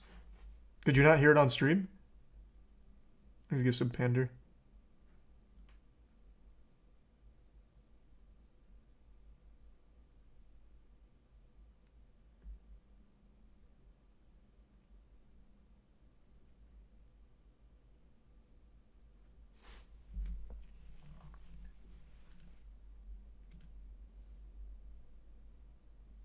She's got this shungite now. Oh no. Her staff of shungite. Thanks to resub booty. And they give sub zombie.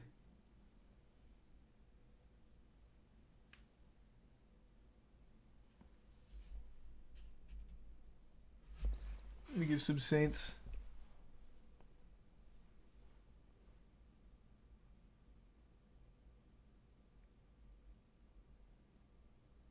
And the prime net.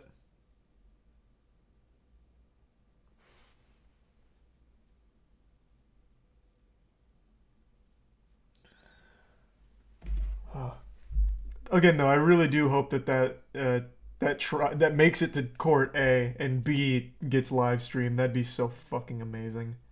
That'd be so good. Sometimes I be deleting comments. So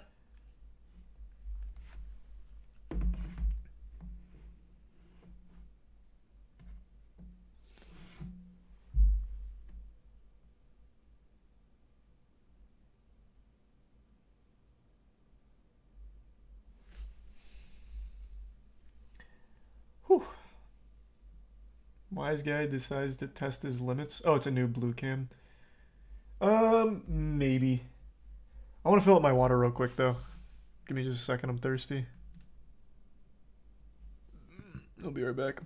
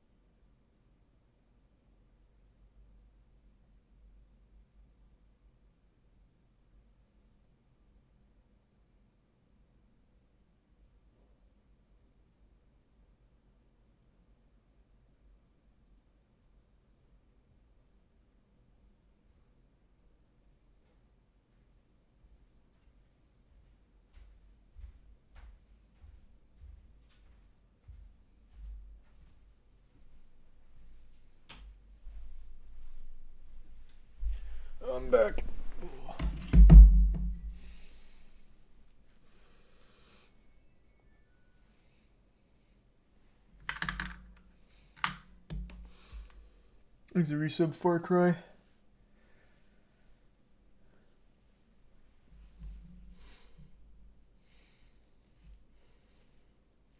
She has a whole blog on her website of her solving the case. No way. Ah, fuck.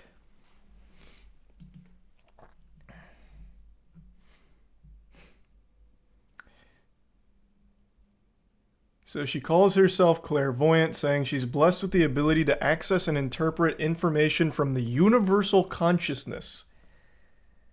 Huh. I use my ability to help solve mysteries and see beyond the surface of people, places, and things. Oh, you're right. Yeah, here's an entire blog. Solving the mystery of the murder of the 4 University of Idaho students. She's been tracking this whole thing. Wow.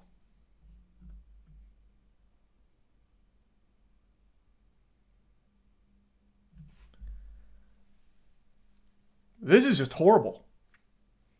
Because it's real people that she's accusing of being the murderers.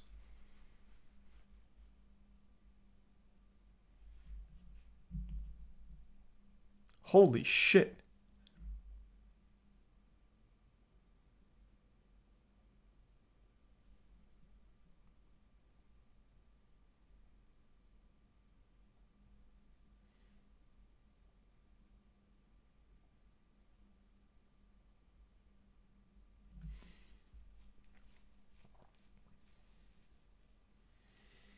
There's a resub demon.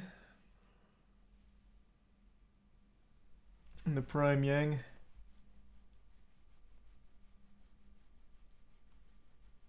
And the prime Mike.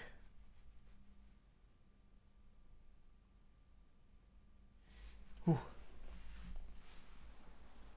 Yeah, no, I'm on her website reading it.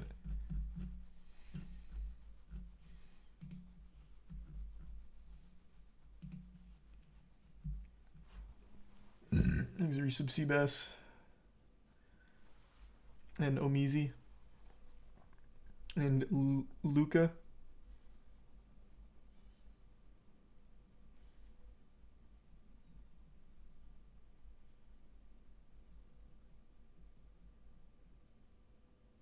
And the resub Junie and Tier 1 Duke. You scratching your nuts? Oh, could you see that? Yeah.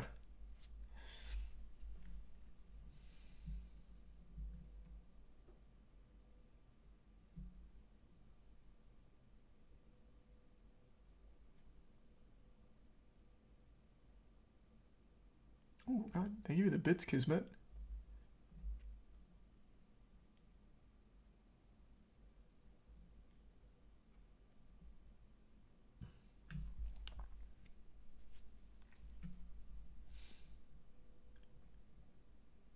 There's the Prime 15.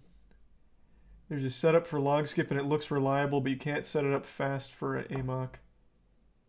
Hey, as long as it's reliable, though, it's going to save a ton of time. Thanks to the bits, eggs.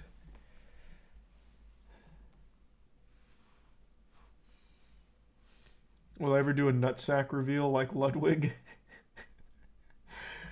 Yeah, I might. One day. I still think it could be an amazing stream, like really hype. Because chat's always like, well, not always, but occasionally chat's like, show your dick. How big's your dick? And then one time, just one time, one guy will say it. Just as what, like a stupid little joke that everyone always makes. And I will just fucking full out hang hog. Just once. Just let it rip. Like, oh, you want to see my dick, do ya? The last thing anyone would ever expect.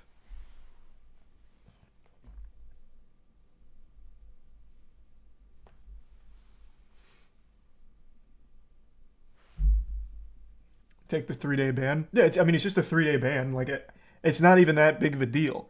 I'm not worried about that. I'll just let it ride.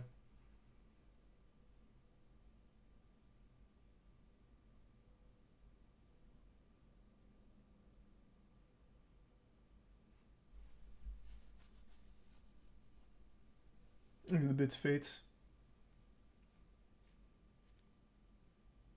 Isn't that set on how you're going to leave Twitch? Yeah, but I had a different plan on leaving Twitch, to be fair. I guess both kind of work. Like, both I've toyed with. If I was to ever quit streaming on Twitch, I thought it'd be really fun to just be like a normal bathroom break. I go to the bathroom, but then when I'm coming back, I've just got my dick out and I just wiggle it in front of the webcam. Like, yeah, I use the bathroom and now look at my cock. And just get banned for it. Just like to be the most unexpected thing ever. I'd subvert your expectations harder than Game of Thrones Season 8. You'd never see it coming. It's like, Charlie's just going to the bathroom again. Chair stream. And then bang! Whoa!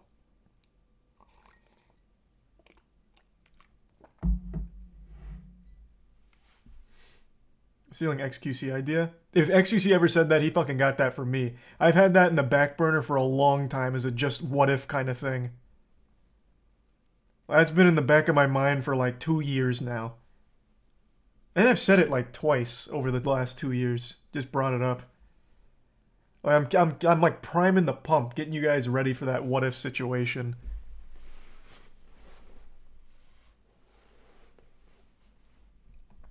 The problem is, though, I'm definitely not a shower. I'm a grower. So while I'm peeing, I need to give it a little tender love and care so it's at least semi-chubbed. But it can't be fully erect because then that's embarrassing. So it'd need to be like semi-ed where people are like, oh, okay, even flaccid, it's kind of impressive. Thanks for resub dunk. Certainly couldn't be like fully actually flaccid.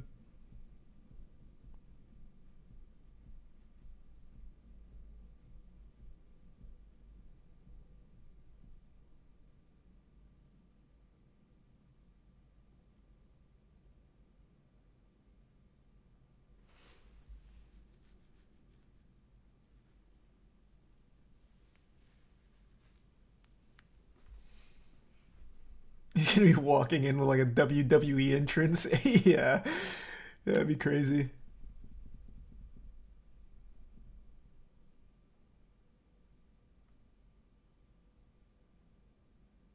There's a bits mystery.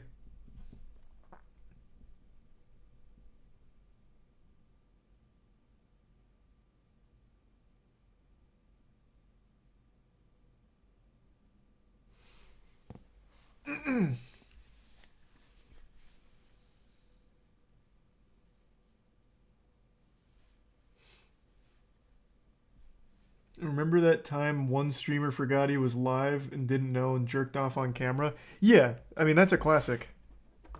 You couldn't see his cock or anything, though. Thanks for resub Sasquatch. And the bits mystery. And fates. Wasn't that DSP? Yes, sir. That's an iconic clip. That's still probably one of the best clips. That is up there for like the top 10 list of best clips ever from live streams. Like, oh, well, it was after he blew his load. He like leans his head back, and then he like comes to. He gives a big sniff. They're like, oh, are we live? You can see me. He doesn't even wash his hands or anything either. It was so hard. It went so hard. That clip is so good.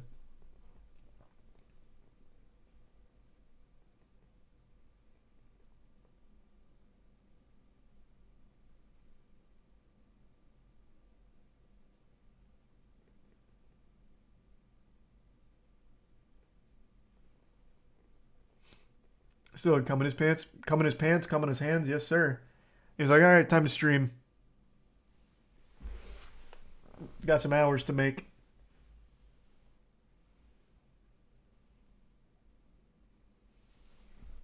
We're gonna see the clip. What do you mean? That's like the easiest clip in the world to find. Thanks for resub Aweon.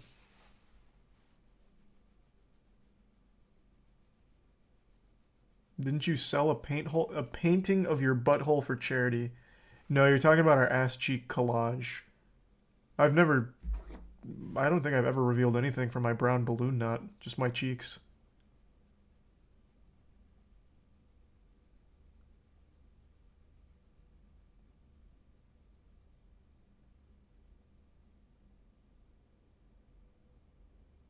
There's a resub iron.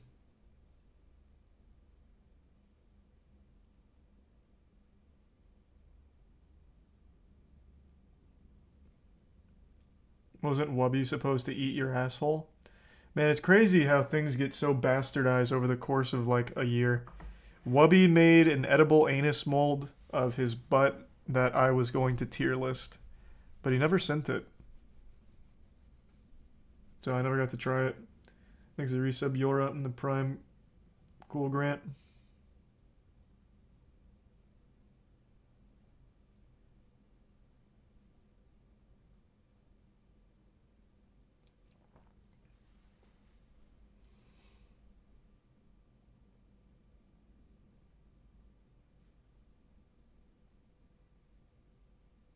DJ Khaled crashed his golf cart today. Yeah, not as good as I thought it'd be, though. When I first read the headline, I thought DJ Khaled fucking capsized that bitch.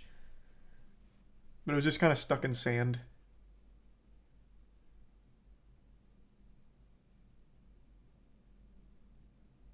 Yeah, I'll bring it up. I don't think it's not his finest crash. Like, it could have definitely been better.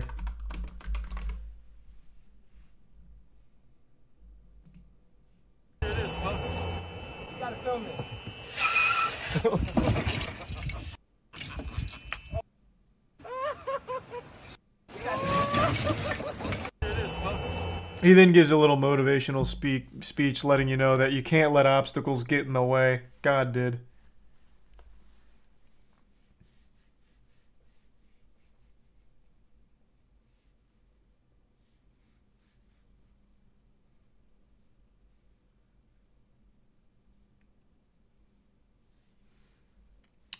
Oh yeah, I had never seen him golf. I didn't even know like he knew how to golf. I only just recently learned that today with the golf cart thing. But he's got like a good swing. Like he clearly does know what he's doing.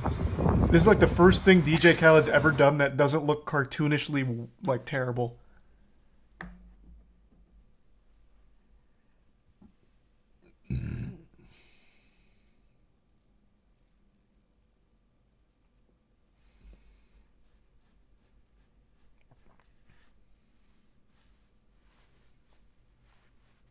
Why do all rich people play golf? It's the most boring sport. It's got that rich people prestige to it for some reason, but I remember even back in college, we'd go play golf occasionally for like $15 for the whole day. And you usually just go with your friends, drink beer, and relax. It's just like a laid-back social activity. I think going alone would be really boring. I couldn't imagine golfing by yourself. But like just with your friends, super fun.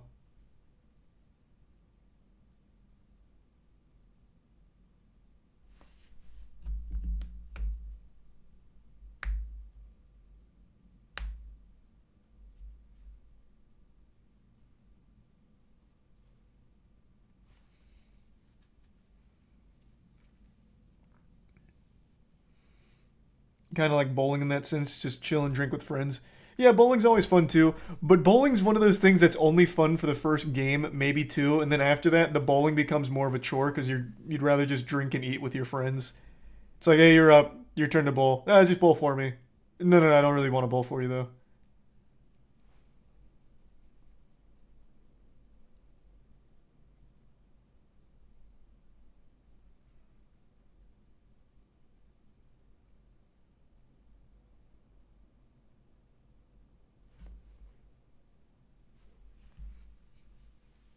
Oh, thanks for the 5 gift subs, Andrew. Appreciate that, man. And the resub Yakuza, Byleth, Damp, Sleepy, and Arby.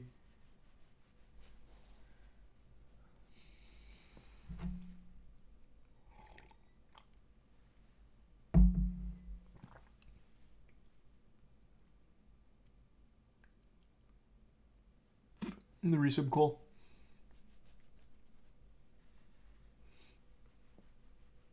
You ever played disc golf? Yeah, I played disc golf. It was fun. I haven't played it in like 15 years, back in like high school, but it was cool.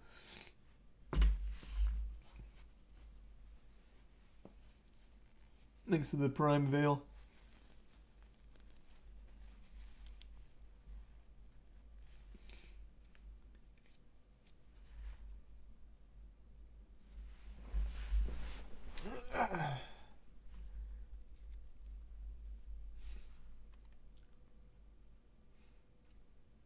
You ever...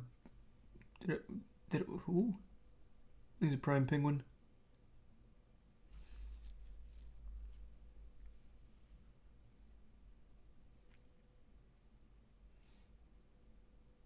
If I ever got the opportunity, would I do cooking with Suicide Boys? Man, that's coming out of left field. I like some of their songs, sure. Thanks, a resub Husky.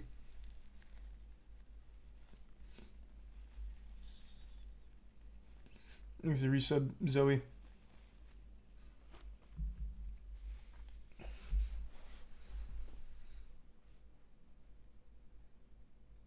You've been following the shit show that is the Speaker of the House voting. I keep seeing people talk about it on Twitter, but I don't know anything about it. I didn't look into it. Thanks, a resub. Already said that.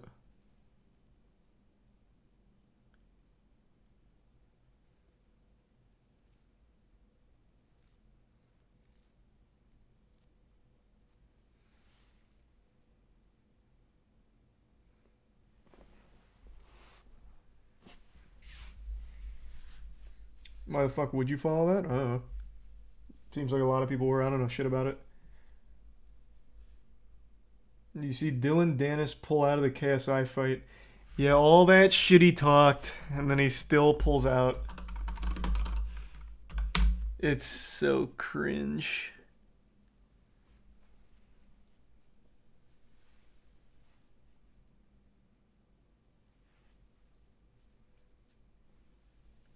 Thanks, a resub Bing and Salty in the Prime Pointless.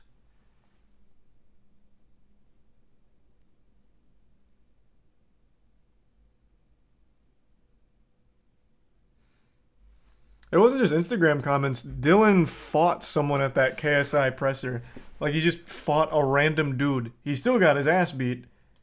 But yeah, he just got into a scuffle there. Like, he'd been going on like a rampage about brutalizing KSI.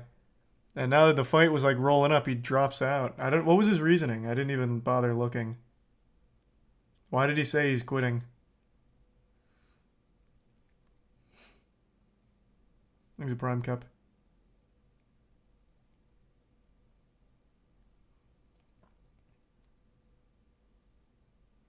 It was wait and not prepared. Man, he got so much time to get prepared. He'd been talking so much shit about this fight, like ready to fight him. How he's going to beat the shit out of KSI. How did he not get prepared in all of that time?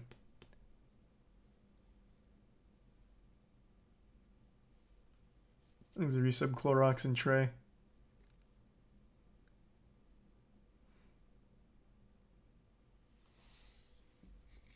He hasn't said anything. Those are still rumors. Oh, okay. I mean, he did pull out, though. I'm very curious as to why.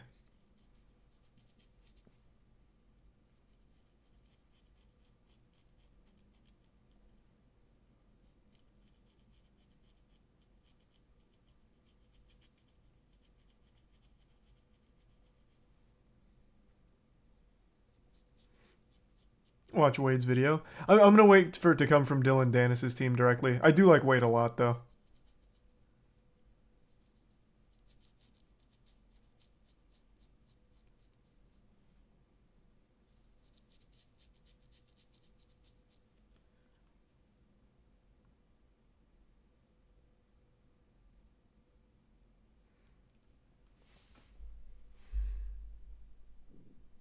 Have I heard anything from Warner Bros. About Miss Shinema? No, not yet. Thanks to the resub elephant. You should look up Serial Instigators on YouTube. I've heard of that channel before. I'm familiar.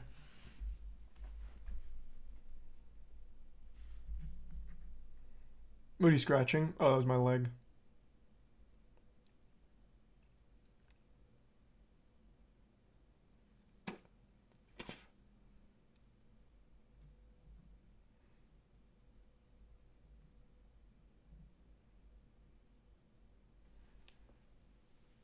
Thanks to the resub.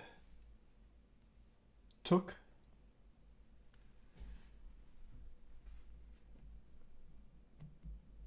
Do I like ball torture? Nah, my nuts are super ticklish, like super sensitive. Even when I'm showering, if I like give my nuts too hard of a tug, it makes me like really uncomfortable. I don't know. It's a very sensitive area, and I get all like tickly. So no, I'm definitely not a CBT enjoyer. He's a prime UMC.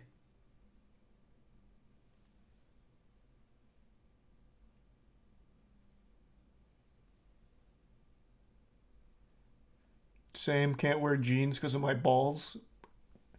What do you mean same? Don't put me on the same level as you. I can wear jeans without my balls being so tickly that I can't stop like making little whoo noises or whatever.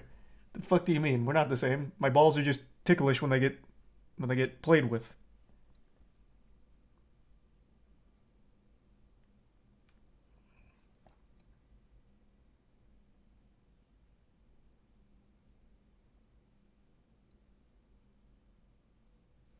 Thanks to the bits hamburger.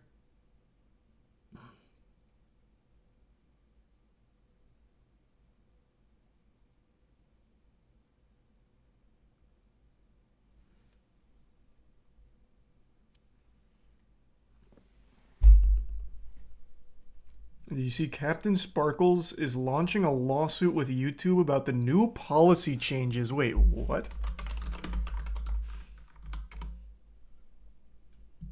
The lawsuit that could destroy YouTube. Happy New Year, everybody. For my first This is video of news to me, 2023, actually. I thought we'd talk about impending doom. Well, okay, that's still to be decided, but at the end of next month, February 21st, 2023, the United States Supreme Court is hearing arguments for a case called Gonzalez versus Google, which has major implications, not just for YouTube, actually, but for the entire internet. It's serious enough that, like, I'm low on the YouTube totem pole. I don't get invited to too many things these days, but I was even invited Nobody to does. a group call with YouTube employees, Literally no one does. other creators, creator-adjacent business people to inform us of what this is and ask if we wanted to be part of something called an amicus brief, which will actually be used during arguments in the trial. So what is this case, Gonzalez versus Google, about? And why is it a Give me big the cliff deal? notes on it. I I've do never want heard to give of a it. disclaimer. I have no formal legal background. I'm sure that'll be obvious to people. So there probably will be better videos on this from other YouTubers who are actually lawyers. Keep that in mind. I'll still do my best to give the info necessary for this. So before we get into feed it to me. specifics of this On a case, nice little we plate need so I to can go back to understand. something called Section 230 of the Communications Decency Act of 1996. This is where everyone tunes out. They're like, oh, God, sections and numbers, and I didn't come here for this. What the frick, dude? Yeah, I know, but bear with That's me, how I would say, because what it is the fuck? important. And like I said, the future You'll of catch me saying, YouTube, what at the least in the frick? form that we know it, does sort of hang in the balance here. So, what is Section 230? Well, perhaps the most important text in it says, no provider or user of an interactive computer service shall be treated as the publisher or speaker of any information provided by another information content provider. What does that mean, simplified?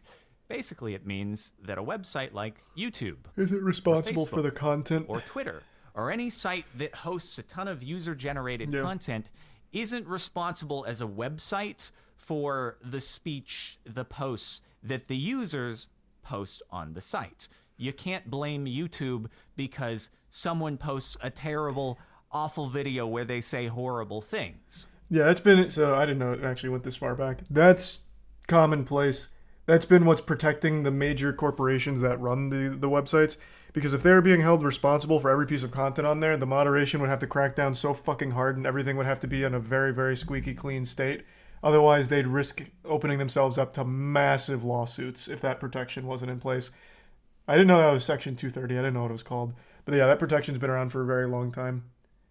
It's a legitimate necessity. A website like YouTube, Twitter, Twitch, whatever, could not function without that protection being in place. It would crumble and die. So I'm assuming, since that's now being referenced, this Gonzalez versus Google case is about Section 230 being overturned's not the right word. Thrown out, replaced. Trying to hold the corporations responsible for like hate speech or something would be my guess. YouTube hosts a massive platform that's given rise to extremist content, and they need to be held responsible.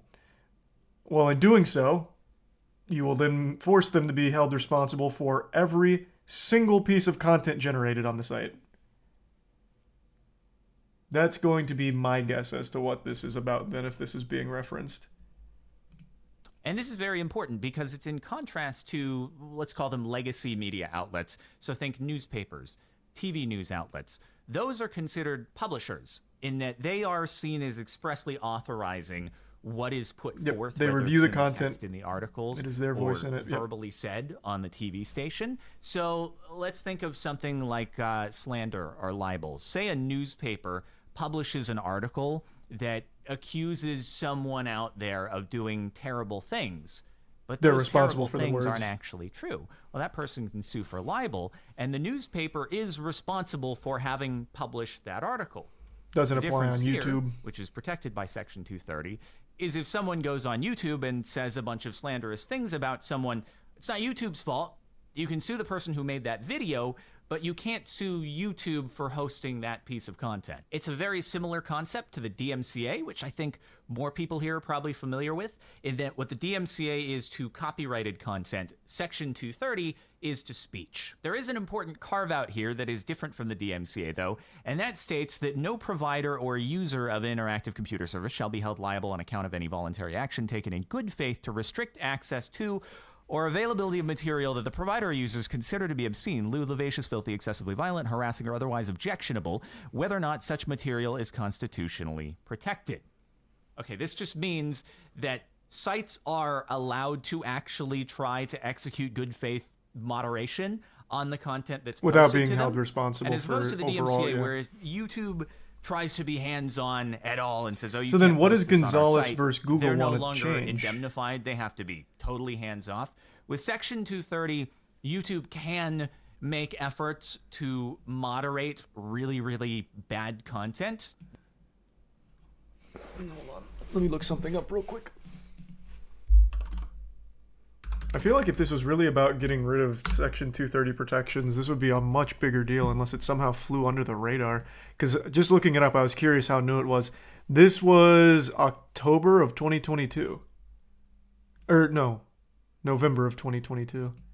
But this is also citing a case from October of 2022. How the fuck would this have flown under the radar for so long? Have people talked about this and it just hasn't been picked up by the majority of people? Because that is news to me.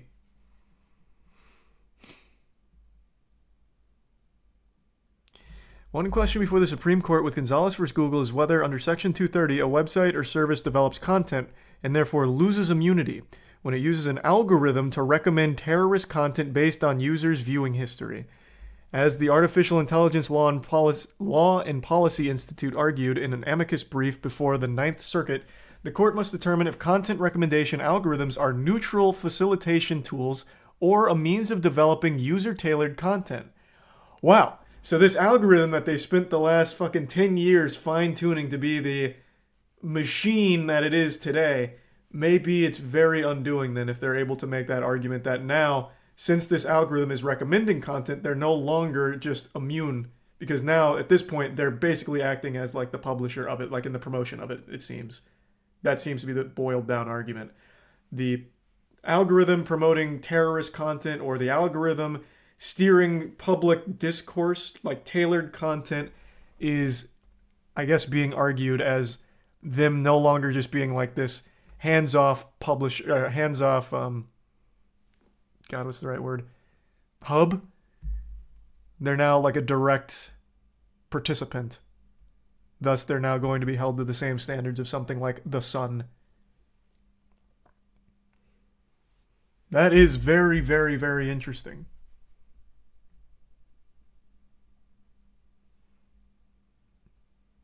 Holy shit. Huh.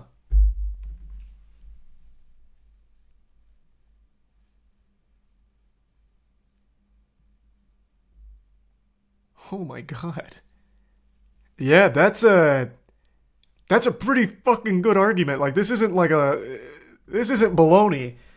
Because they're not wrong. The YouTube algorithm will keep you in a bubble if you want it to, or if you let it. So let's say you are someone that... shit, this is a really morbid one. But there's a community on YouTube that likes to torture young monkeys. And if you watch one of those videos, YouTube recommends tons of people torturing monkeys. Like, it's a real fucked up thing, and the YouTube algorithm, in the way that it works, will continue to recommend that content. But under Section 230, they're not responsible for the content being there, but the algorithm promoting it is now being argued to be YouTube as kind of like almost being responsible for it because they're showing it to you. They're delivering this experience to you. So the same rules they're arguing shouldn't apply in a case like that.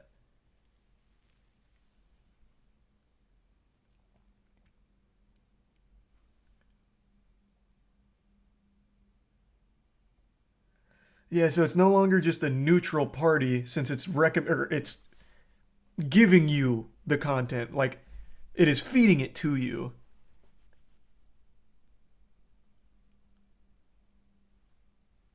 There's the Prime Kinky, and then you said Daffodil and Smed. And this would apply to all social media. Anything with algorithmic driven content, it sounds like it would apply to. Here, let me fast forward to the Gonzalez case here, because I imagine Captain Sparklez gets deeper into it than my surface level reading from this one article. Search results. If you're searching for something, you have to rank the content that shows up somehow.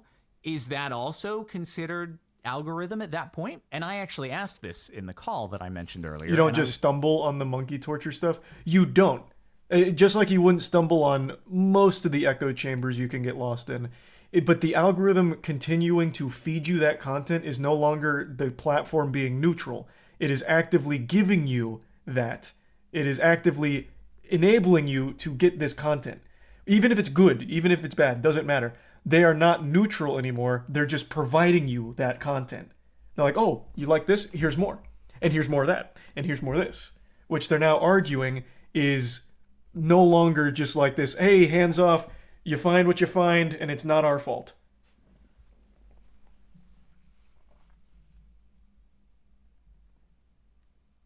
I was told that there is precedent for Google search results to be protected. But again, even though this case is called Gonzalez versus Google, it is about YouTube.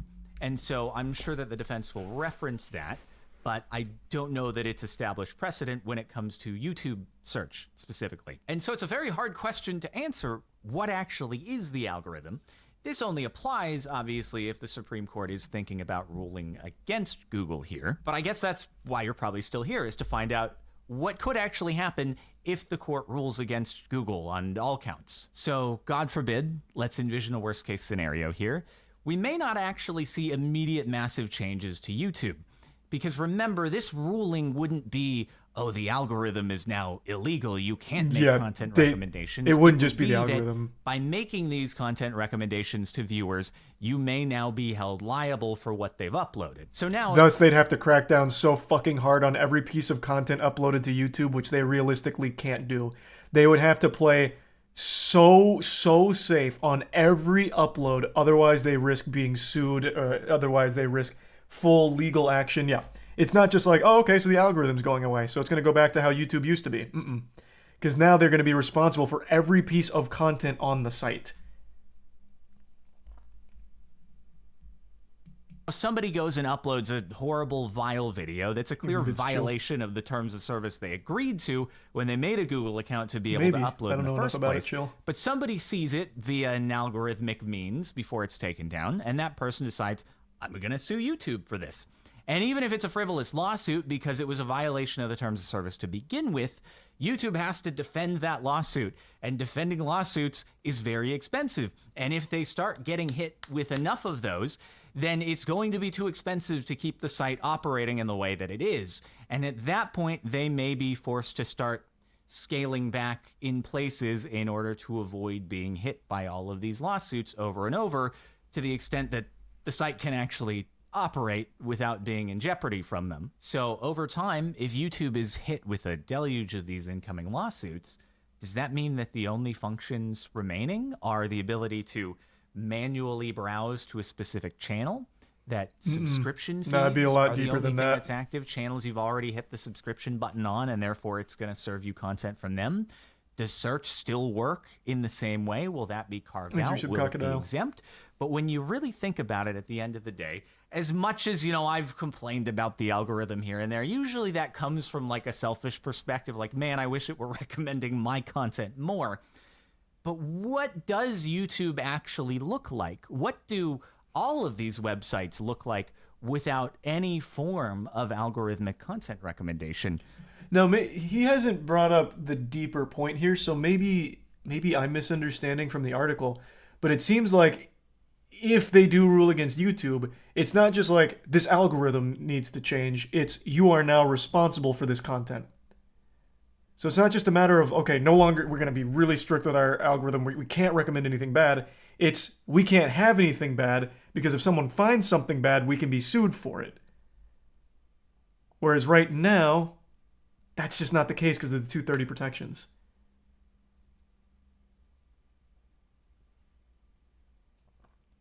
He just said that.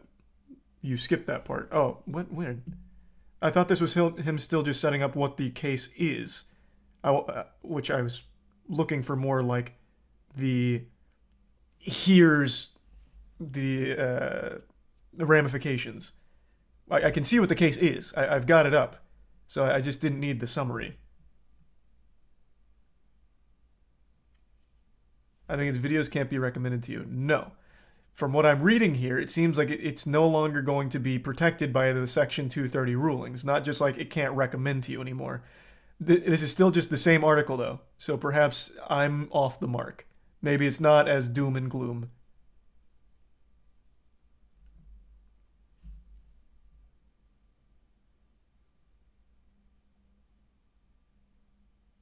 There's a resub Misty. In the Prime Fancy.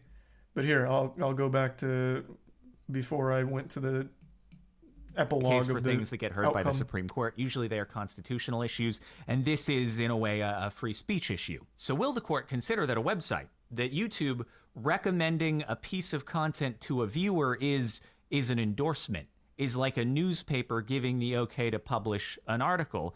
Or will they see that almost all social media websites at this point, if not all of them, operate off of an algorithmic recommendation system? Yep. And to not give some sort of carve out there would more or less break the operations of all these websites. The scope of this is not even known, though. Like, where do you draw the line between what is considered algorithm and what is not? You might make the argument that videos recommended from channels you're not subscribed to on your homepage, maybe that's algorithm. Suggested videos to the side and bottom of the video you're watching, okay, maybe that's algorithm. But what about search results? If you're searching for something, you have to rank the content that shows up somehow. Is that also considered algorithm at that point? And I actually asked this in the call that I mentioned earlier, and I was told that there is precedent for Google search results to be protected. But again, even though this case is called Gonzalez versus Google, it is about YouTube. And so I'm sure that the defense will reference that, but I don't know that it's established precedent when it comes to YouTube search specifically. And so So I see people in the chat once again saying, and this is him giving the recap of what's going on and like the scope of it. But again, it's not just the algorithm, at least not based on what I'm reading here. One question before the Supreme Court with Gonzalez versus Google is whether under Section 230 a website or service develops content and therefore loses immunity. When the algorithm recommends to terrorist content based on viewers' viewing history, as Artificial Intelligence Law and Policy Institute argued in the amicus brief before the Ninth Circuit, the court determined if content recommendation algorithms are the neutral facilitation tools or means of developing user-tailored content. This recommendation algorithms fall outside the scope of Section 230, and the ruling would have enormous implications on how websites would operate. This is like it's still independent of just the algorithm. It's now looking at the website as a whole. So any kind, and he does mention this, any kind of like a search result could be considered an endorsement. That's what I'm saying. It's not just like remove the algorithm and it's all fine. This seems to be arguing that at this point, at this stage, YouTube could be considered like endorsing the content. Is the argument.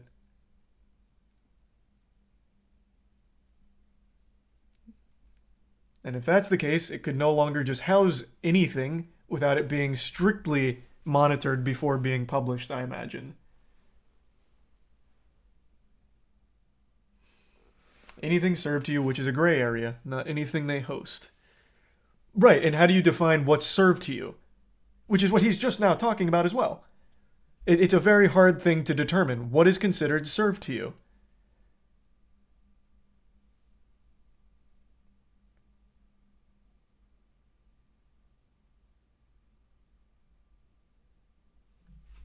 Thanks to Prime Zook. Yeah, of course, Snert. Who gets to determine this? Don't know.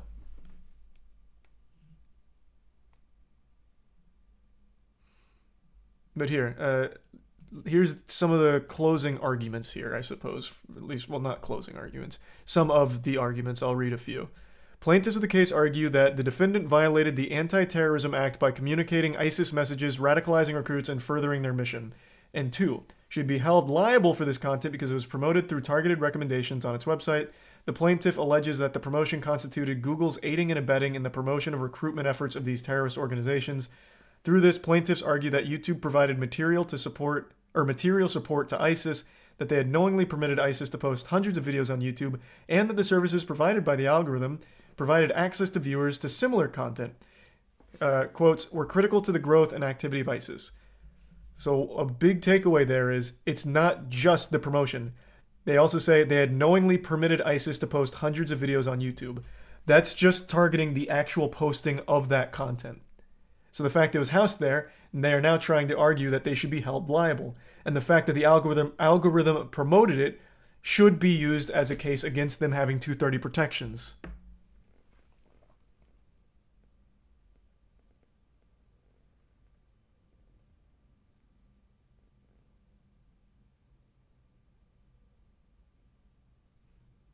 So this is like a really large scope case.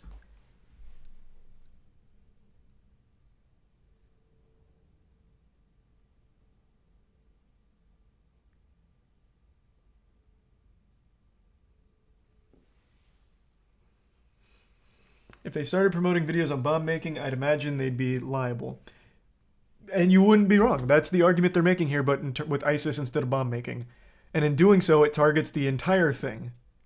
Like, if they're being held liable for this, they will also be held liable for whatever else. How to get away with murder. Here's weird people torturing animals over here. This and that. They'd be held liable in every single other avenue as well. But then that also extends to anything.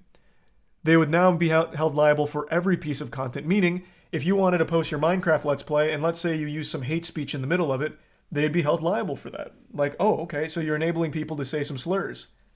It'd be very dangerous for them to allow content that they couldn't strictly moderate and approve beforehand. Just like a paper, making sure they don't publish something like that. At least that's how I understand it.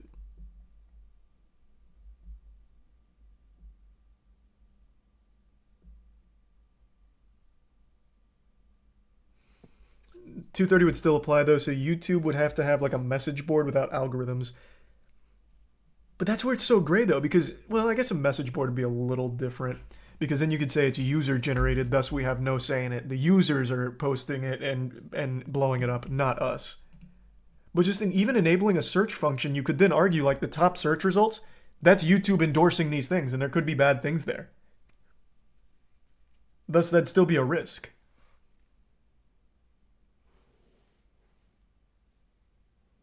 Thanks to the Prime, dying and Darth Lightyear in Borderline. Not if by likes. Well, that'd be a totally different system. Yeah, they'd have to come up with something else that's entirely user-focused somehow.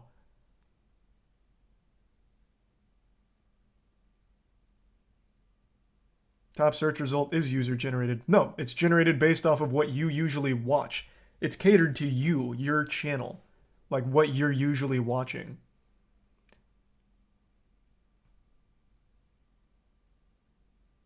There's a Prime Hope. It's both. I don't know about both. I've never had that be the case. Top vids is always based on like your watch history and what the algorithm thinks that you're most likely to click on based on your search. That's why two people are going to get two different search results if you type in the same thing.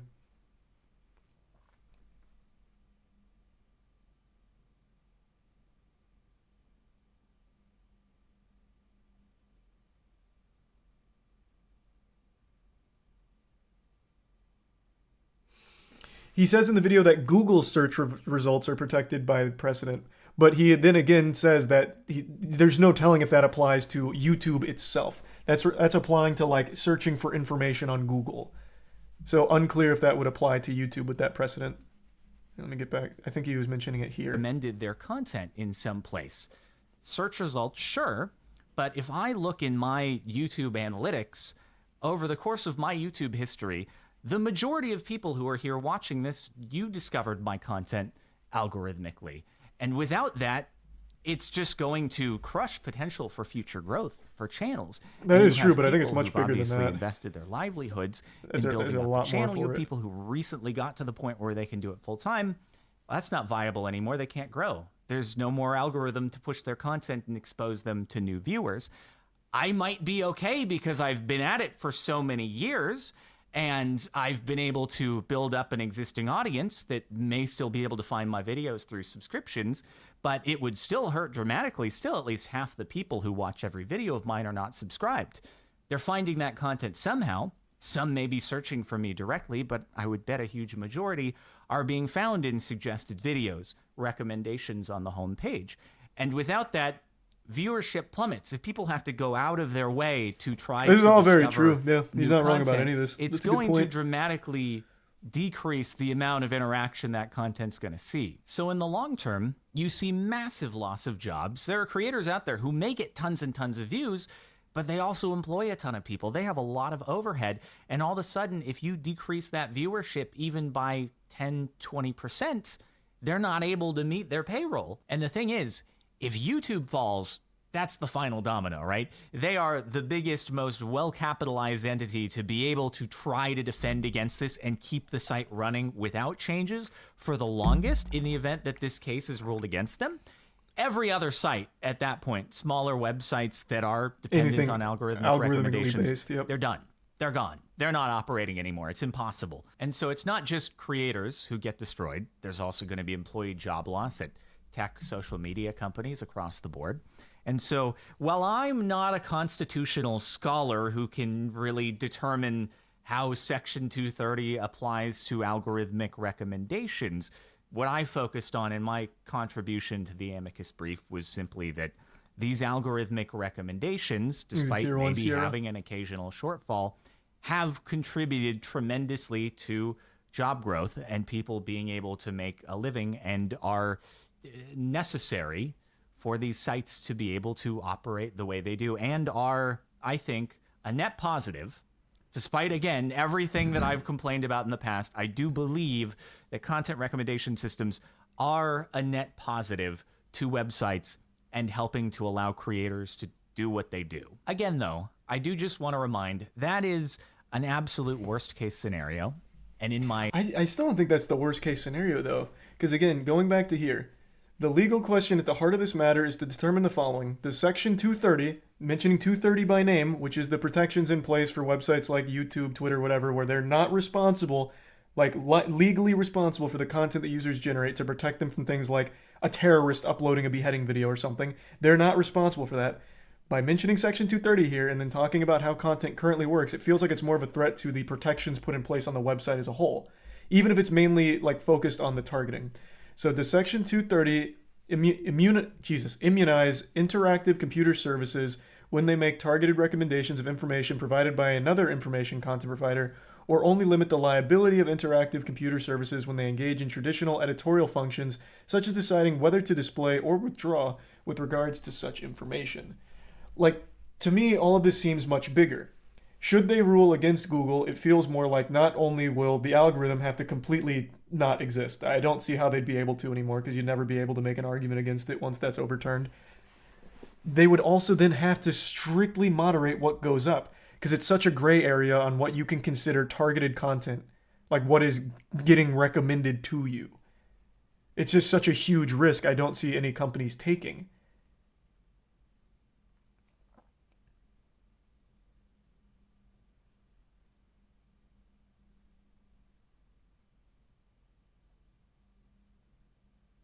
I mean, it's what the world needs. That's really short-sighted. So let's say, like right now, let's use like, I'm trying to think of something that's not too extreme because I don't want to go like too crazy with it.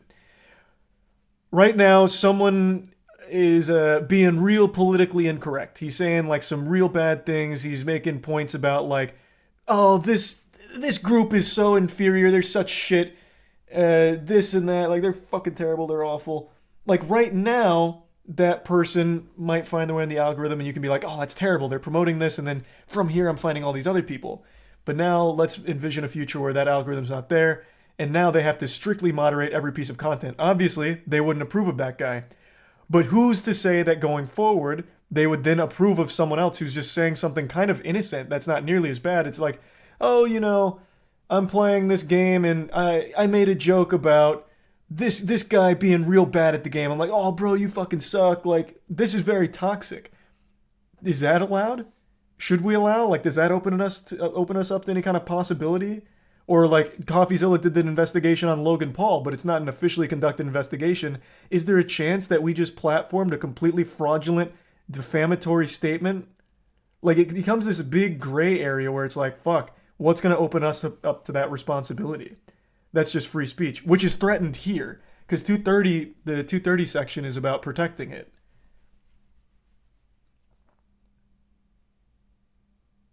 They can easily moderate their content with AI. No, they can't. That would be a problem.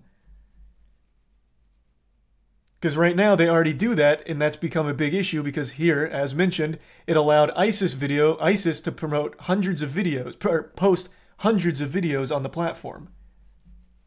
It would then need to be a massive overhaul and be manually reviewed in order to make sure that doesn't happen again.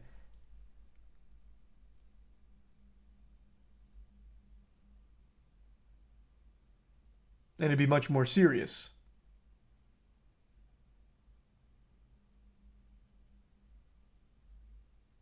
They already suppress discerning political opinions. But you can still find them. Like, imagine like if you right now search for discerning political opinion, you can find it and a ton of creators and keep yourself in that bubble. You can do that for anything. I mentioned that monkey torture ring. If you look into the monkey torture ring, watch a video, you can find the entire echo chamber. It's all still there. Which is obviously like a bad thing. You don't want that to be promoted, but that's the reality of it at the moment. And then if they rule against YouTube and it's like, this is no longer protected by Section 230, you are responsible now because you have recommended this. It is you endorsing this content. They're going to be very, very, very, very selective on what can even be posted in the first place. They'd have to be. Or they'd constantly just risk being open to a lawsuit.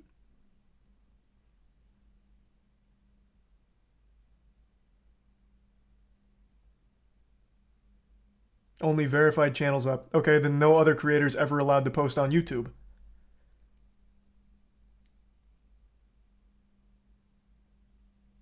So then you have no small creators anymore, you have no new creators, and you have no new viral videos because you're not a verified account. There's a prime harrowing.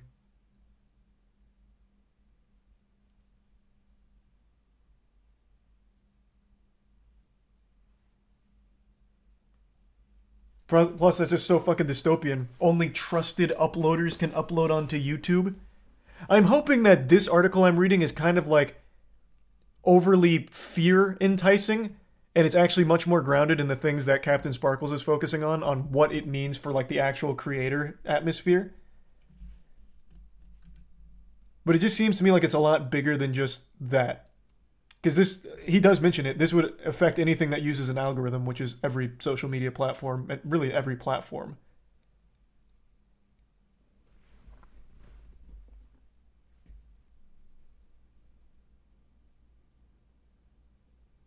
I don't think there's a solution for that. Well, you need to carve off some kind of like stipulation to get like with the modern times, like algorithms control every piece of information out there. It is what it is, and everyone benefits from it, even though it might not seem that way. Like even the guy who mentioned the discerning political opinions being suppressed, without the algorithm, they wouldn't exist. They just wouldn't even be allowed on these platforms that don't like that. Like let's say it's run by someone who just doesn't like your political opinion, they would probably just not allow it because it opens them up to a potential liability with it. So no matter where you stand, you do still benefit from it.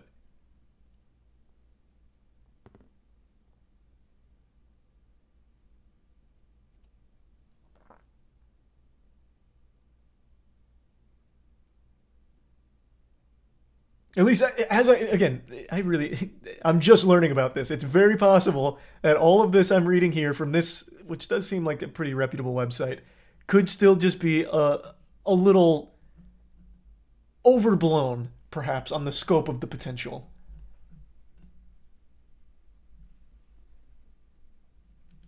I would like to hear more from, like, lawyers and stuff, as CaptainSparklez mentions. I think he's done a great job breaking it down, like, in its, like, most plain state. Like, here's what it means, here's what it is. 12, almost 13 years now on YouTube.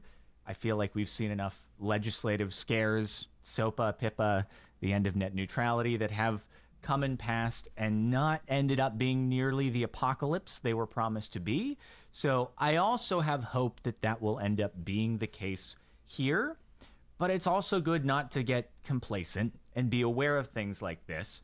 And even though in this case there isn't quite as direct a way to participate, you can always call up your local representative and voice your concerns in the matter, in the hope that maybe at some point there can be legislation that is actually passed in order to enforce that algorithmic content recommendations are concretely protected by Section 230, despite what may end up turning out from this case. If there are elements that are ruled against Google, there could always be legislation in the future that is passed in order to protect this sort of thing.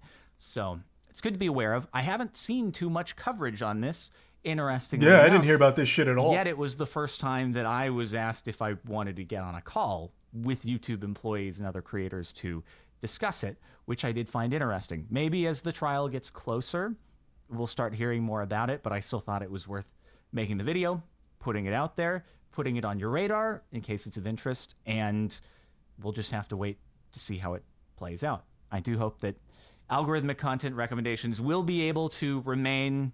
As much as I've complained, again, I do think it's necessary. So with that said, thanks for watching, and I'll see you next time.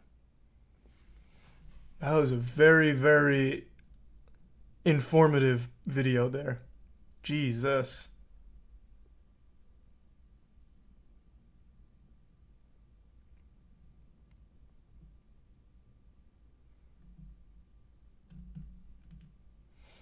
Only in moderation can this be accounted for. That's just so delusional. Billions upon billions of billions of billions of minutes of content is uploaded every hour to YouTube. If it can't be moderated by an AI or something, some kind of system, then it can't be allowed at all. They just wouldn't allow that much content. They'd be selective. They'd only allow what they can actually moderate, because they'd have to.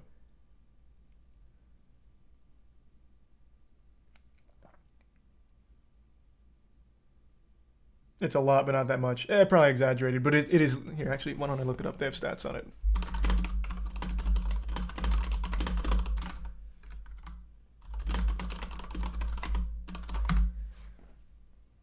Here we go. How many hours are uploaded? This was June 28th of 2022. How many hours of video are uploaded to YouTube every minute? Over 5,000 hours of video are uploaded to YouTube every minute, which equates to 30,000 hours of freshly uploaded content by the hour. So 30,000 hours of freshly uploaded content every hour.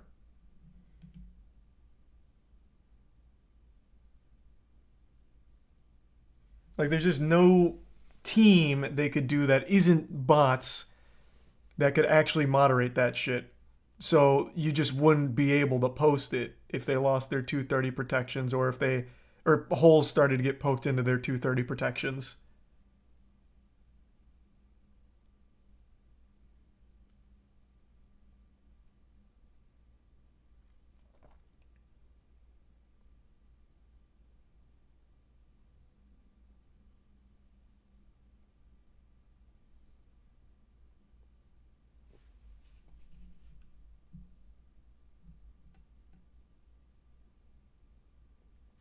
If I'm an idiot and trying to find out if the Earth is flat and YouTube algorithm suggests flat Earth content to me, the algorithm has contributed to me believing the Earth is flat. Well, that's the argument they're making, that YouTube is now responsible for that. though on a much more like serious scale about like ISIS videos and recruiting. But yes, that is the argument. They are now no longer hands off. They are now actively contributing to it. Thus, they're like the facilitator. They are the ones providing you with those things. That's their argument. Thus, they no longer get the 230 protections in that case.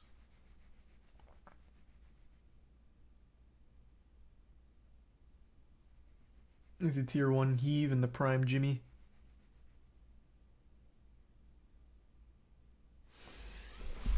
Ugh.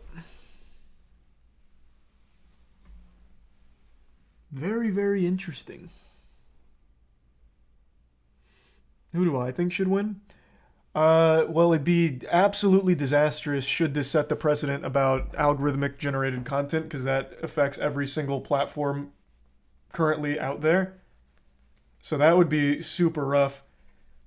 I hope they reach some kind of middle ground where they can recognize that, yes, this is a problem. Here's how we can fine-tune this to ensure these awful things don't happen with the algorithm. So they carve out like a stipulation like, okay, here's how you can keep these protections in place while using these things, and this is how it's going to work. I think that'd be better for everyone. Because the algorithm's not, it's not great right now. Like, under no circumstance should I be able to look into monkey torture and find thousands of channels and videos of people torturing monkeys. Like, that just shouldn't even be, like, a possibility. So, like, the algorithm needs some tuning. So hopefully they can find a way of actually tackling the problem with the algorithm, the overall issue, and stop suppressing things as well. I don't like the suppression of content.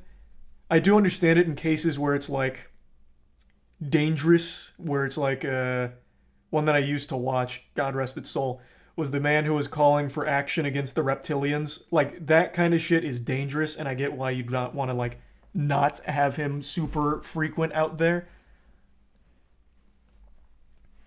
But I mean, as just like genuinely differing opinions that aren't like the mainstream ones, suppressing that shit I've never agreed with. So the algorithm needs tuning, and hopefully that'd be the best outcome here, I think, as opposed to just the complete abandonment or the complete throwing away of the 230 protections because of it.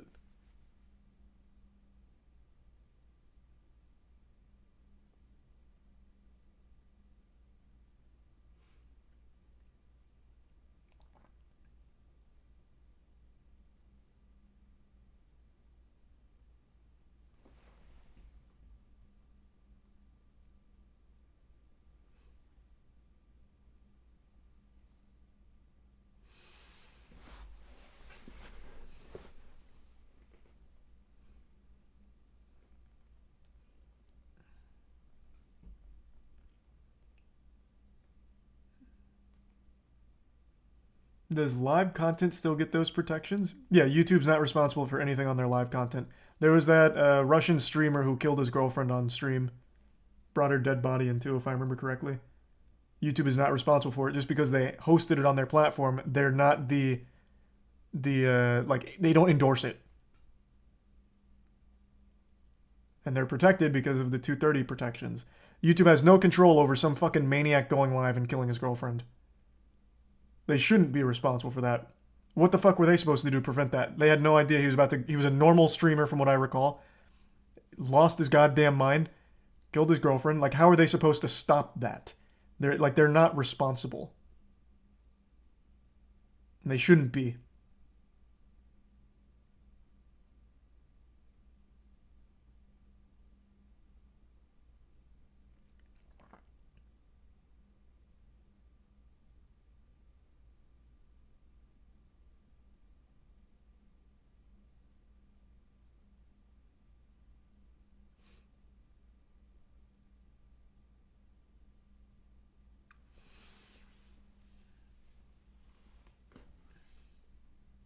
Why shouldn't they be? Is that a real argument? There's no way. Why shouldn't they be responsible for someone going live and doing some horrible shit like that? Well, because if they're held responsible for that, they're going to be held responsible for everything, meaning, once again, what I talked about with this, which is what I think is most concerning. I don't know how realistic it is. If they start being held responsible for everything put on their platform, they're only going to allow very squeaky clean things that aren't going to get them in hot water. It'd be the only safe way of running the platform. You wouldn't be able to freely post a video. They'd have to check it beforehand to make sure it's even allowed to go up. There would be no free speech anymore. It would all have to be highly monitored and approved content, just like publishing for a newspaper.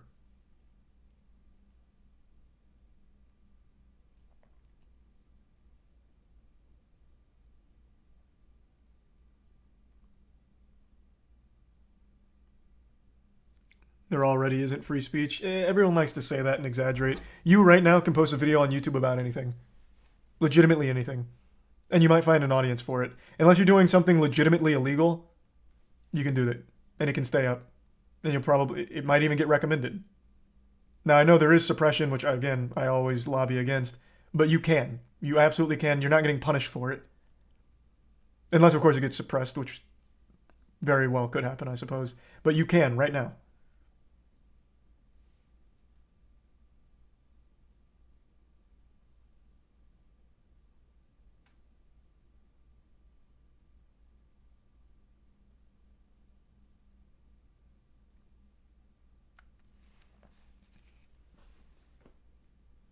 Is the resub Seiya and Sauce?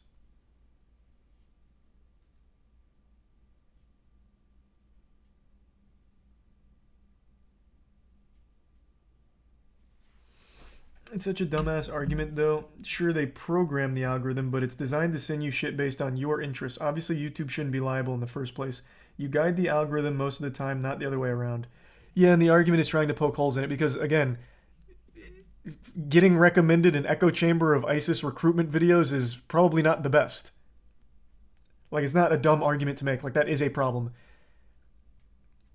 Like, even, like, let's say one of the ISIS recruitment videos was disguised as a fucking Minecraft Let's Play. Like, I'm playing Minecraft, also, I was just reading about ISIS, it was kind of interesting. And then all of a sudden, you are getting recommended more ISIS recruitment videos. And now you're in that echo chamber, even though at first you didn't want to be. You did find yourself there. Like, there is a problem with algorithm recommending shit like that. There was even a problem with the algorithm recommending, like, children doing very questionable things. There does need to be tuning of it. But just not, like, an outright throwing away of the 230 protections because of it.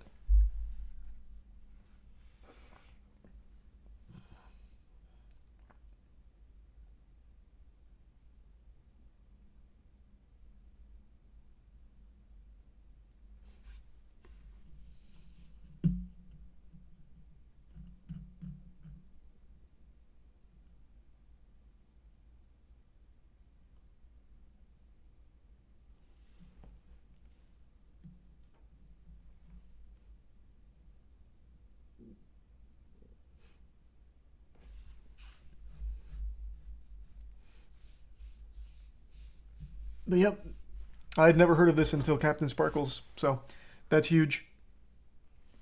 I'm definitely going to be keeping my eye on it to see how it develops and try and get a better understanding of it, because right now it's all pretty surface level. I just learned about it. I'm hoping I'm wrong about, like, the scope of it. Like in the Doomsday scenario, I hope CaptainSparklez is more accurate on it, where it's mainly just instead of like a complete destruction of the entire site, like I feel it would be. So I'm going to have to definitely do more on it, do more research on it.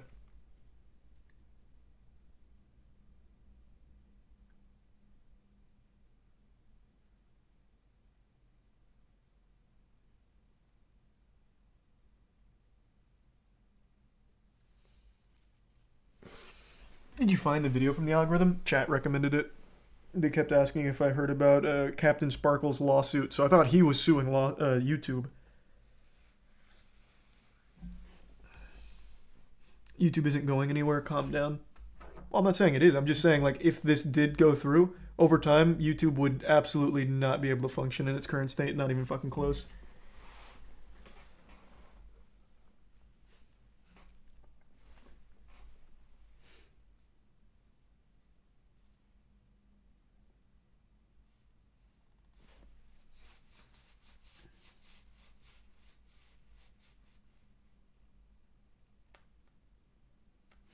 Honestly surprised this hasn't started rolling out sooner. There's been certain things that are kind of close. Like I remember like, what was it, SOPA or COPPA or some shit? I don't remember. Just not, I don't think they've ever tried to go for like the Section 230 protections until now. At least not to my knowledge.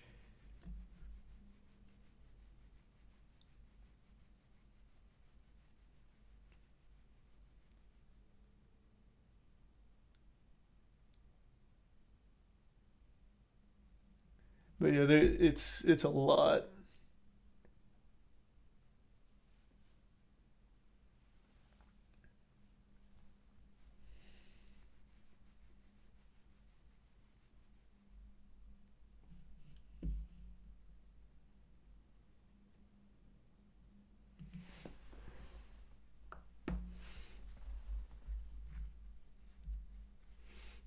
How would they fix some of the stuff? What, like with the algorithm? I don't know, man. I'm not a fucking engineer. If you want like my dumb little reptile brain idea, let's say like again, anyone can post anything to YouTube. That's the beauty of it. Let's say someone posts like, I'm getting people together to commit this mass murder. Sign up here so we can go do mass murder together. Like, let's say that video gets made. It shouldn't ever get recommended. It should somehow be identified, ideally. But let's say it doesn't and it slips through and some people find it. Well, with the algorithm currently, like it would give you, you'd watch that video and then the recommended videos would be similar things like, hey, talking about mass murder over there. You ever heard of like ISIS? It feeds you more things to keep you in that loop. Whereas like, ideally the algorithm would be like, oh, you just watched the video about like, joining mass murder. Well, that's not good. How about we recommend something to get you out of that headspace? Here's Roblox or something. I don't know. Steer it away from those kind of things. Sounds impossible. Probably. I'm not a fucking engineer. I also think some of the things the algorithm actually does seem impossible to me, but I'm just not smart enough to comprehend it. Thanks for your big bubble.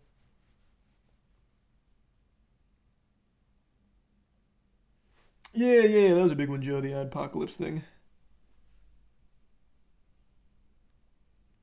Or just remove the videos. Well, yeah, that's, again, you would have to identify them.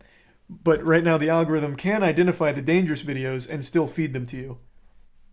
For however brief a time they're online. Because YouTube did take down a lot of the ISIS videos, obviously. But for the time they were up, the algorithm could recognize them and still feed them to you.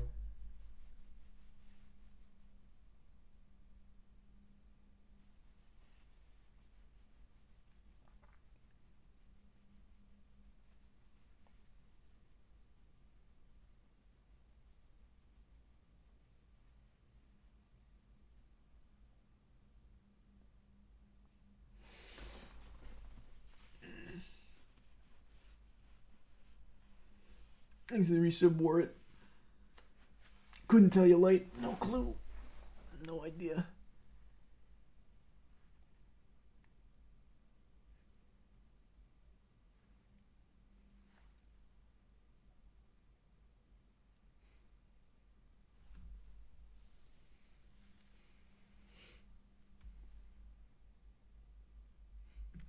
Obviously the algorithm is shit right now, but arguing that because the algorithm recommends it, it's a direct endorsement by YouTube is a dumbass leap in logic. I can't believe it. Well, I mean, that's the argument they're trying to make, man. I don't know what to tell you.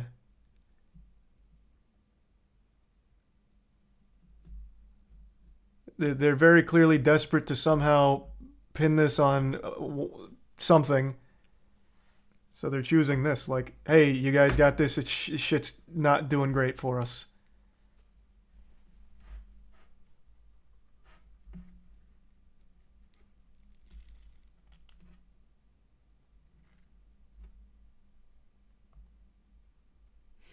Don't forget, Logan Paul's Japan video was #1 trending when it came out.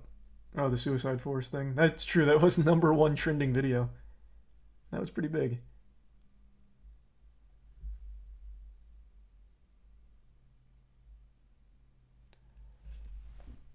Thanks to the gift subs.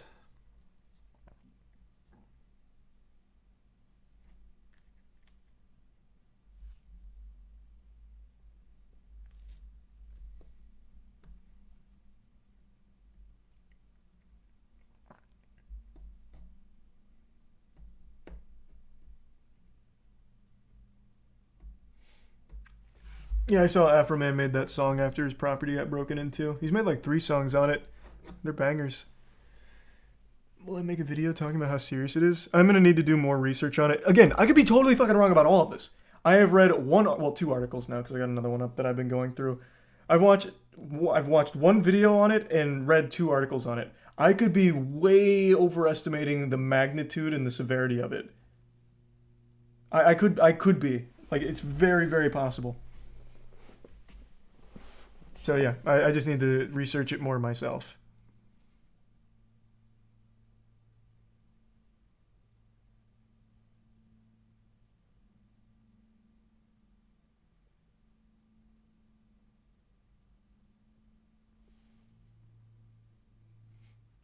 But yeah, big ups to CaptainSparklez for even getting the word out about this, because I didn't hear shit.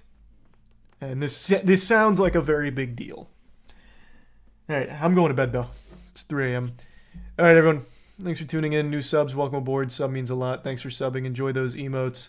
I'll see you all tomorrow. Have a great rest of your evening. I'll see you all tomorrow. Who's doing Amok runs? I'll toss you to an Amok runner tonight. Who's still on? Holy shit, everyone's still on. No way. Yep, Distortion. Yeah, literally everyone's still on. Distortion, Ouija, Maxi, Zach, Matt, Golden Spat. Jesus. I haven't tossed you to Distortion yet, have I? He usually goes to bed by this time. Oh, he is just now getting off. He's rating Maxi. Alright, who haven't I tossed you to? I tossed you to Zach. I've tossed you to Ouija. Let's see. Let's give you a new face here.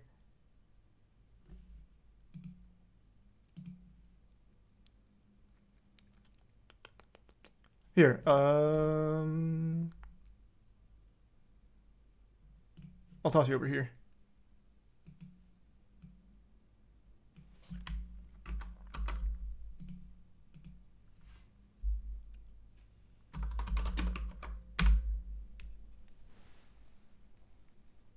All right. Thanks again, everyone. See you tomorrow.